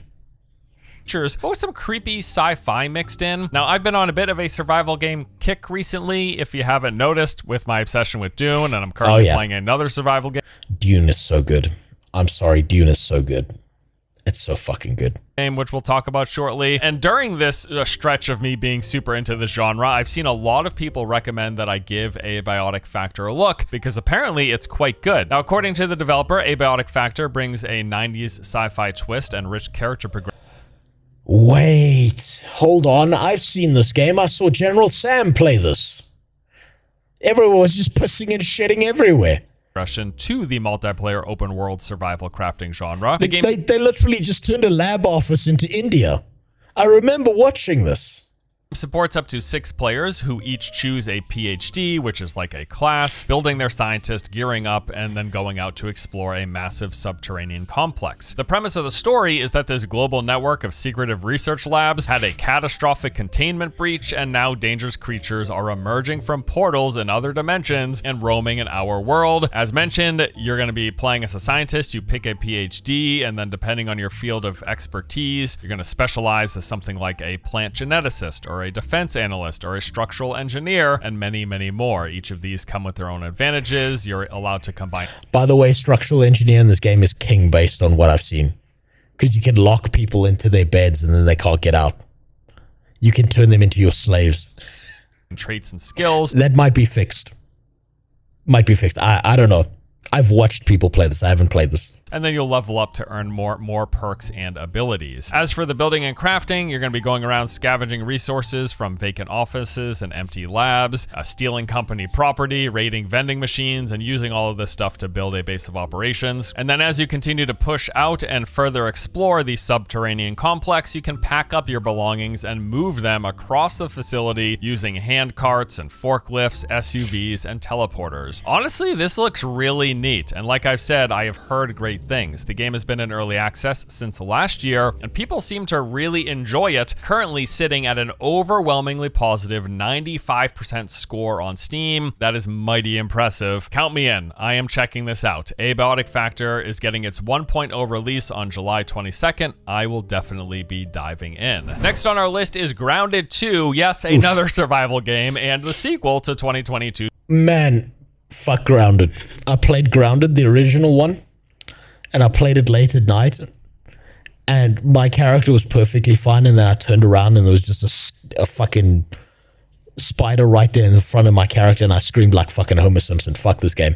Who's Grounded. So I played the original briefly. Look, I'm short enough as is. I don't need to get any shorter. And I recall enjoying my time. I think I basically got through the main story quest and more or less called it a day after that. I'm definitely interested, though, in seeing where they take things, because, yeah, I remember having fun. This will continue the core gameplay mechanics and features of Grounded as you play as a miniaturized character who must survive in an oversized natural environment. The game is set in Brook Hollow Park, a fictional suburban place with a visual design inspired by the early 90s. And then, of course, the game really channels these Honey, I Shrunk the Kids vibes pretty directly, in fact. And kind of the neat thing about this setting is that it makes everyday objects and locations more dangerous and unfamiliar, like given your size in relation to them. I mean, just think about anything that you might find on the ground in your backyard that might be It's actually a fantastically built game, but it sucks playing it alone. You have to play that one with friends. get 3 other people and make their lives a living hell. Then it's good. Consequential to your human-sized body, but now imagine that you are smaller than an ant. That's essentially what this is. So like a tiny puddle all of a sudden becomes a massive lake. A little bit of pesticide is a radiation zone. And that almost cute-looking wolf spider, well, it's a horrifying monstrosity. All of the spiders, in fact, are horrifying monstrosities. So players are going to go around doing the survival thing. You'll be gathering resources, crafting weapons and armor, constructing shelters, and contending with the park's aggressive creatures and environmental hazards. You can now tame and ride insect mounts known as buggies. I like that, which now offer new mobility and combat options. And there are now also new character archetypes, expanded building tools, co-op functionality, and the game emphasizes exploration, survival, and teamwork in this dynamic miniature open world. So the game will be launching first into early access, initially letting us explore a portion of the expanded park environment, where we can check out some of that new gameplay elements, such as the mounts, the new weapons, and additional building tools. And then they will be getting more as they go throughout the course of early access into the eventual 1.0 release. I enjoyed my time with the original. You know, I love these fantasy games that like lose you in these worlds and stuff, because you know, like in reality, if these kinds of things happened, these 4 kids would be in the garden, shrunken down. They would go on this grand adventure, Lord of the Rings style, to get into the house to find the parents, and they would just walk in on Billy's dad fucking beating cheeks, just going to go to town as they climb the bed. The kids are busy. time to put in some effort. So like, I always love games like this because the suspension of disbelief ends the second you bring reality into it, and you traumatize 4 children. A much liked game from what I've seen and what I recall, and I've heard that they're looking to go much larger in scope this time around, so interested in seeing how it turns out. Grounded 2 is coming into early access on July. Also, yeah, in reality, like being shrunken down to that size, you're fucked. You're literally fucked. Things like this are terrifying. This thing will fucking kill you. This thing eats and kills birds. You think you stand a chance? Fuck no. 29th. Okay, so those are the main games that I am most interested in this month. Now let's go ahead and move on to the honorable mentions. Striden is a fast-paced sandbox looter shooter survival game where you will loot, build, and plunder. Your team of... I don't know that they got fucking... Okay, I can't believe they got schlat in the game. Damn. Look what you get when you're a big streamer. They just put you in every fucking game. It's so good. Jesus, people are living the life. Plunder. Your team of 5 players will battle against 3 other teams to try to collect 1,500 points and be the first ones to extract. So as you explore... Oh, fuck. They chose the bear.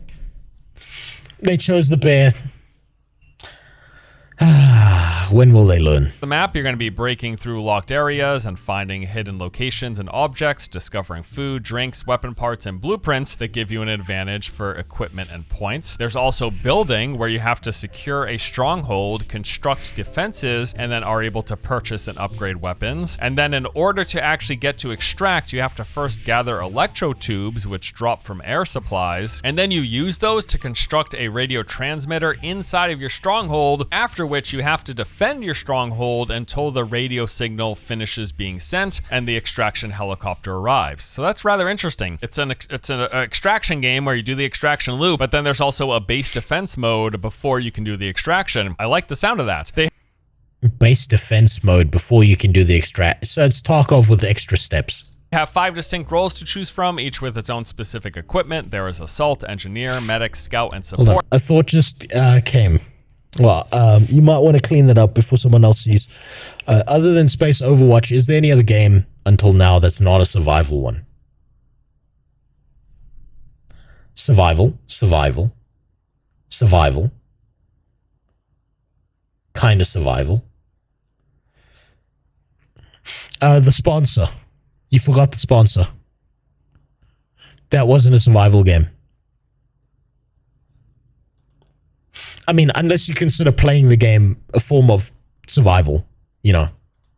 and a wide range of weapons from World War I, World War II, the Cold War, and Scandinavian arms, each which can be customized and improved. This honestly looks neat. I like extraction games, though it is a rather tough genre to break into. In recent years, it's really seemed like Arc Raiders has been one of the only ones to gain any real... Yeah, this seems more extraction than actual survival, to be honest. Online buzz. We will see though. Striden will be launching on July 11th for PC. Tony Hawk's Pro Skater returns again, now with a remake of 3 and 4, so everything people loved about the originals is back, revamped with more skaters, new parks, gnarlier tricks, banging music, plus a whole lot more. They've got cross-platform online multiplayer for up to 8 skaters in new and returning modes. You'll drop into new parks or tear it up across some of the originals. They have expanded both create a skater and create a park modes. That park creation was always a lot of fun from what this game brings back so many memories.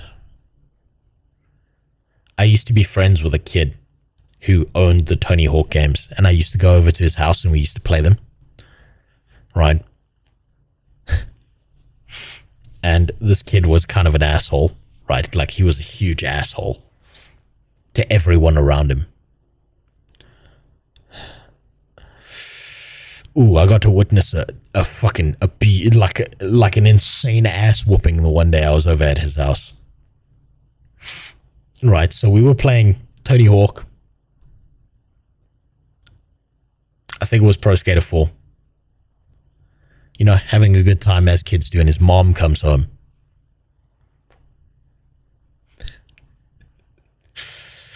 And his mom's like, did you do your chores? And without missing a beat, he didn't think about what he was saying, and he just said, "Fuck you, Mom." Now, you gotta understand, white people in third world countries are not white people in first world countries. I have never seen a child fly across a room before in my life. But I dropped that controller and I sat against the wall. I was like, as long as you don't throw him at me.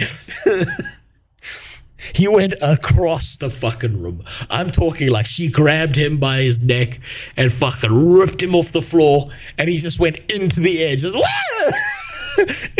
I dropped that controller like it was made of fucking nuclear material.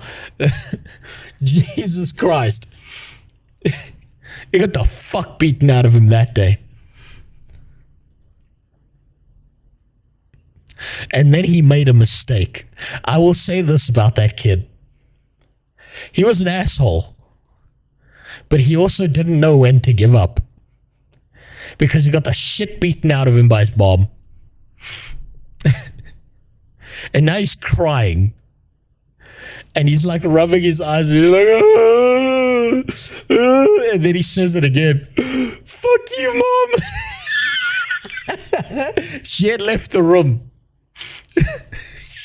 She turned right the fuck around and appeared like a vampire out of Resident Evil, just fucking apparated back into the room for round 2. Fuck me.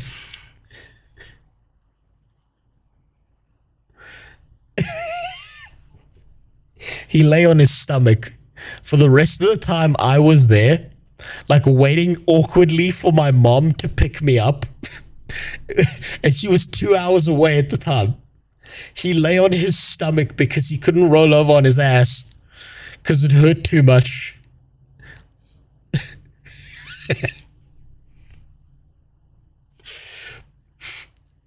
And you think it's over. It's not over.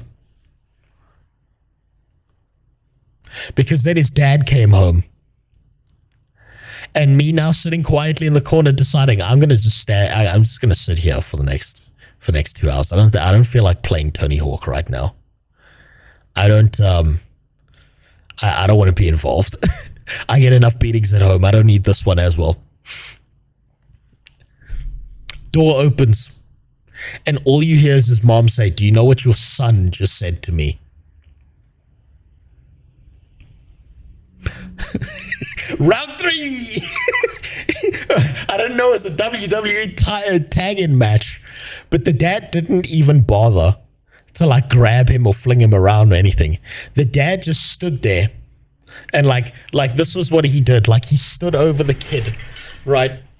And like wide-legged, kids on the floor, hand comes up like this. God, fucking just goes to town. And with every word, it's like, what the fuck did you say to your mother? Jesus. It was such a traumatizing moment for me as a kid that I still remember it to this day. I don't think I ever played Tony Hawk's Pro Skater after that. But every time I think about Tony Hawk Pro Skater, I remember that kid. He wasn't a very good friend. And he was kind of an asshole.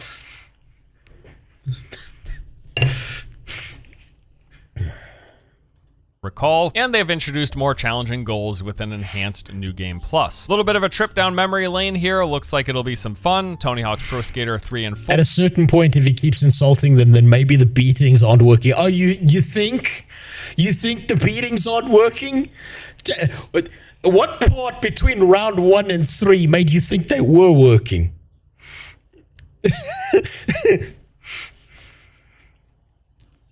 He did the crime, and he was willing to do the time. That's all that mattered at those moments. There's no, we're going to have a talk about this, you're going to be a better person. There was a, hey, you know when you murder someone, you go to prison? Let me give you a precursor.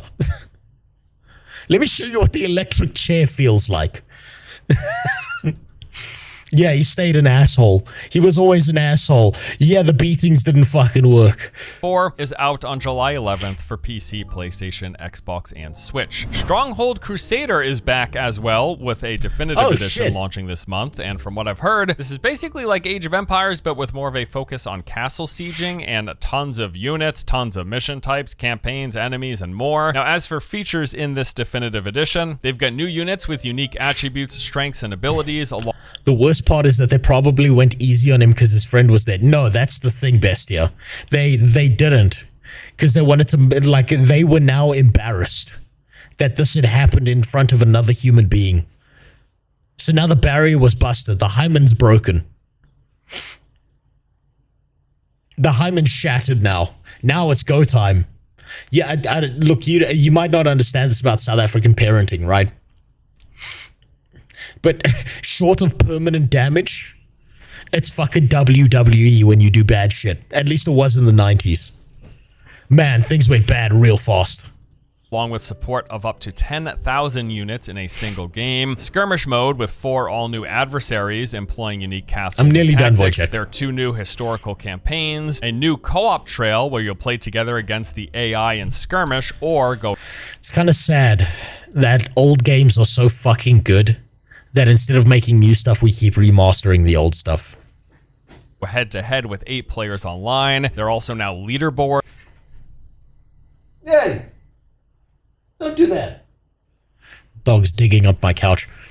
I just finished a late-night implementation for work, and I finished up my team calls Unmute Your Stream. Shattered hymens. You should have unmuted it in front of everyone else. You would have heard the full story. I just tied child beatings and shattered hymens together. It would have been beautiful. Your boss would have loved it. For mission completion. You would have kept your job. You definitely would have kept your job. Times where you can compete against your friends and people across the world. There are new battlefields with larger map sizes, new multiplayer maps, and workshop support for custom scenarios, along with remastered visuals and music, as well as new recordings from the original game's actors. Stronghold Crusader Definitive Edition will be coming to PC on July 15th. Wu Chang Fallen Feathers is a Souls-like action RPG set in a land plagued with warring factions and... Look, it's Black Myth Wukong, except this time you're a woman. Mysterious illness spawning monstrous creatures. You'll be playing as the pirate Bai Wuchang, wielding multiple weapons to take on the game's many threats. In fact, there are 25... Are the Chinese just going to keep making reskins of Black Myth Wukong now just because it was that good? unique weapons, each offering a distinct combat style spread across 5 weapon types or classes. They can be used as either a primary or secondary weapon. There's also 40 spells, which can be assigned to 4 spell slots. These can be integrated into weapon combos, or you can go for a more spell-focused build. The game's got the expected action combat defensive options with dodging, blocking, and parrying, with the latter 2 depending on the type of weapon you've got equipped. And there's also this neat system where you can become affected by madness, which is gained when you repeatedly die or kill humans. This is going to make it so that you deal as well as take more damage, and then if you die with this buff, a demon appears in the area where you died, which is like a shadow version of yourself using all of your weapons, spells, and items. Kind of neat. Some other game features include a non-linear progression with a world map that's made up of interconnected areas. It's got altars that act as checkpoints and fast travel locations. There are NPCs who can be interacted with and provide side quests, and the story has multiple endings influenced by your decisions and what is done in said. Now I know in countries like America you're not used to seeing women like this, where it's concave instead of convex, but they do exist, I promise. Quest, Wu-Chang Fallen Feathers launches on July 23rd for PC, PlayStation, and Xbox. Killing Floor. Actually, you know what that feels like? That felt like some alternate universe version somehow broke through to us of what Heavenly Sword was. That's what that felt like. 3 is the next installment in the action horror series that dates back to 2009. This first-person shooter puts you in the boots of a Nightfall specialist joining forces with up to 5 teammates to battle waves of zombies, earn currency, unlock skills, build an arsenal, and then go at it again. They say that every enemy has been redesigned and returned with smarter AI, making them faster, deadlier, and more strategic. You've got flamethrowers to shotguns to katanas with an expansive arc. What that means is it's going to take you another 5 minutes to figure out what the new enemy does, and then you're going to do the same thing to kill them over again.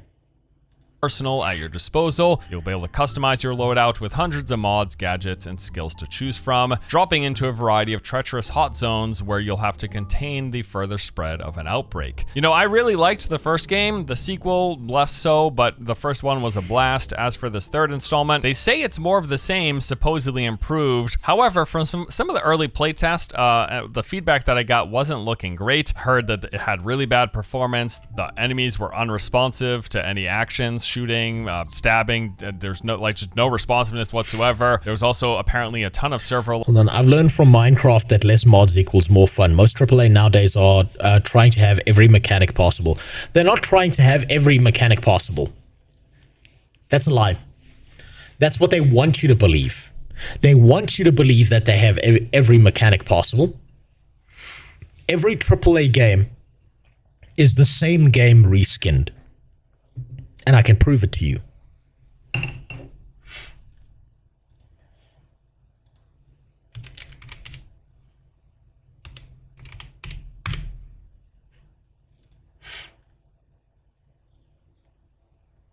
You see this buddy right here? You see this bad boy right here?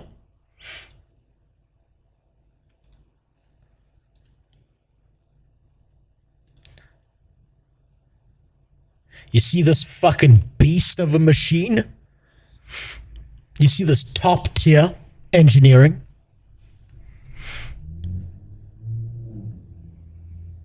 Do you understand AAA games now? Does it make sense to you? Yellow is a blockable light attack. Red means you gotta dodge, you can't block that attack. Green stuff gives you health. Blue stuff gives you mana or whatever resource you're using for your special ability.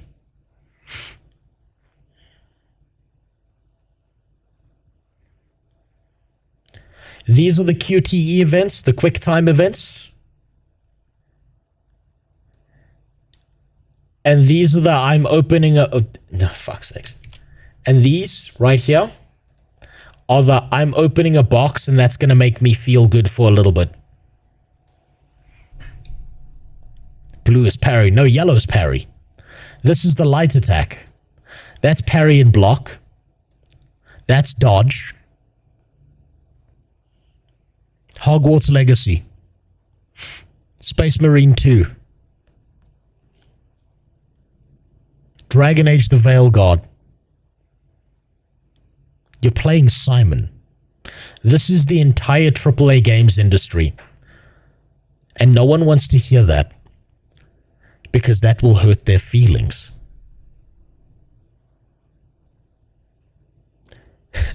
So get yourself one of these. You can pre-order it if you want.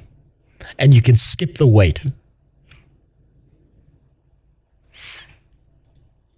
Lag and just the whole thing evidently felt really unpolished. Hopefully these things have been improved on. We will find out soon enough. Killing Floor 3 is set to release on July 24th. And then lastly, there are a couple of beta tests that I wanted to tell you about. Vault Breakers is a top-down extraction game with MOBA-like combat. I played this already and thought it was pretty fun, although it could use a little more depth from what I recall. And it could use a solo mode, which was one of my major complaints from the initial test. Well, they've got a new playtest plan.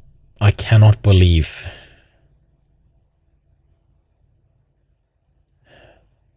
that they just ripped off Core Punk and they're going to be more successful than them. And that will be running from July 3rd to the 9th, and this will feature an updated build, which will include solo queue, thank you very much, along with updates to Haven, which is basically the between-match base where you pick up quests, manage your inventory, and upgrade your gear. And I think they've made some adjustments to the game map as well. So key registration. Kill heretics if I only use the Simon Says machines. Yes, you can. Yes, you can. Dodge the big ones, hit the small ones. It's all there. Is available on the game's website. I liked it enough. I definitely think it's worth a look if you enjoy extraction and would like to try it in a MOBA-like combat experience. Yeah, Vault Breakers, starting on July 3rd, running till the 9th. Also, as of this recording, there is a limited playtest going on for this game called Crosswind that is running for the next few weeks. This is basically like a pirate-themed Valheim. It's a survival game, open world. Isn't that just the fucking... Isn't there a pirate game that is exactly this? Am I taking fucking crazy pills? There's a pirate game already out there that's exactly this.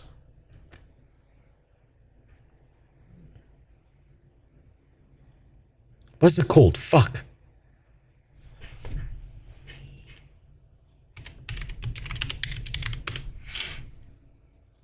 Sea of Thieves. It's... Oh, man. World with proc-gen environments, different biomes, all sorts of PvE enemies. They've got PvP stuff, there's ship combat. And oh, wait, okay, they put some new world in it. Okay. Okay. Just the whole pirate theming on top of the survival crafting framework. Now, so far, I played for a couple of days and have been having a really good time. It's just yet another survival game to add to my list. I'm expecting to actually make a video later in the week, which we'll go into a bit more detail about. Is this channel about survival only? No, it's not. That's the weird part. I just think this poor man's on a kick right now. He played Dune and he's looking for something to, like, you know, keep the high going.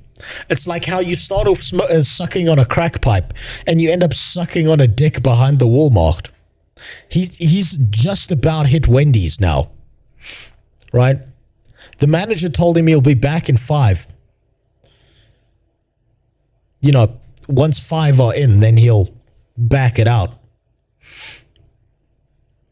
So he's about, you know, 60% of the way there. The game. But yeah, I mean, I've had a fun time so far. If you would like to check this out, you can basically register directly on the game's Steam page. They've been slowly sending out invites, adding more and more players over time. Next couple of weeks, I believe. 3 or 4 weeks, I think they said the playtest will be running. All right, well, decent looking month here. I'm hoping to spend time with basically every game at the top of the list. I want to play Mecha Break. I'd like to spend some time with Wildgate again. Definitely want to check out Abiotic Factor, and we'll be giving Grounded 2 a try. I'd also be happy to spend some more time with Vault Breakers, and as mentioned, I am currently playing Crosswind. Stay tuned for a video probably in the next coming few days here. But that does it for today. As always with these lists, if there's anything that I missed that you think is worth keeping an eye on, let me know in the comment section below. Hopefully you found some games that you're interested in checking out. Thanks as always for watching. Hope you enjoy. Gaming's cooked. You know, I'm starting to understand why big streamers like Tectone and Asmongold and stuff are like leaning away from video games and shit. Because goddamn, we just keep playing the same games over and over again, hoping something changes. And it never does. 8 survivals, 2 extractions, such a variety, much wow, exactly. Exactly. How depressing is that? Somehow we went from the gaming utopia all the way down to where we are now. You ever felt like a burned out prostitute? You should play video games for the last 5 years. You'll feel used and abused. You'll keep on asking, do you love me this time for real, daddy? And every time they'll say yes. And every time you wake up in the morning, there's cum in your ear. And it's cold. Because someone stole your shoes. Every single time, without fail. But you know what? That's okay. We have our ups, we have our downs. Sometimes things are good, sometimes things are bad. Now, I'm going to go fuck off to the gym. I'm going to go work out. And then I'm going to go pass out. I'm going to give you a lesson here. A lesson in the tism. I found something special recently, before I disappear. This is a neat little trick that I learned. It helped me control my anger as a kid. Helped me deeply. And this to me made me quite upset when someone compared this to a fidget spinner when I was older. But you know what? That's life sometimes. Life is a fidget spinner. It's gonna fuck you up. Especially when it's launched at you from across the room. So my dad did something useful for me once when he saw how filled with anger I was as a kid. Particularly at the idea of someone fucking with my stuff. He gave me this. And I've lost this. I thought this was stolen from me. But I found it while I was cleaning up my garage. He gave me this. And this is such a cool little trick that you could play on a little kid.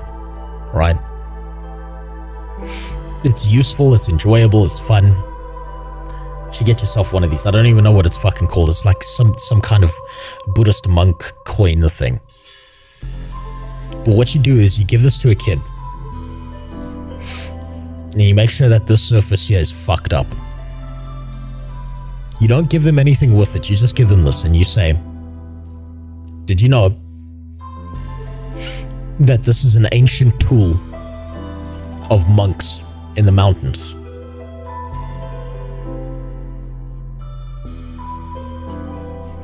You see, there's a form of meditation that those monks do. They build those big mandalas and then they wipe them off and then they clean them again. But in the beginning, they have to start to learn to be calm. They have to learn the value of time, the value of effort over time. So I'm going to give this to you, and every now and then, you're going to spend some time polishing this. And there's a magic trick to this right here. There's a magic trick. You see, because if you polish it long enough, and you spend enough time and care and effort, and focus yourself on this correctly, you can polish this to a mirror surface. And when you do, when you finally get it to that mirror surface, the Buddha will appear before you. And he will smile at you.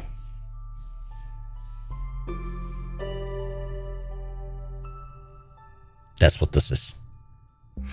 It's really good for kids with anger issues. Now, that little asshole I spoke about didn't have one of these. He had fist fights with his mom instead. And that's why I sit here laughing. And he probably didn't. So, there's your wisdom for the day. Get yourself something like this. and polish it until you can see the Buddha smiling back at you. That's the same thing that works with anything in life. Your job, your relationships, anything. Polish it until you can see the Buddha smiling back at you. It's so valuable. It's like no one teaches these lessons anymore. The value of patience, the value of time, the value of effort. Now, with that being said,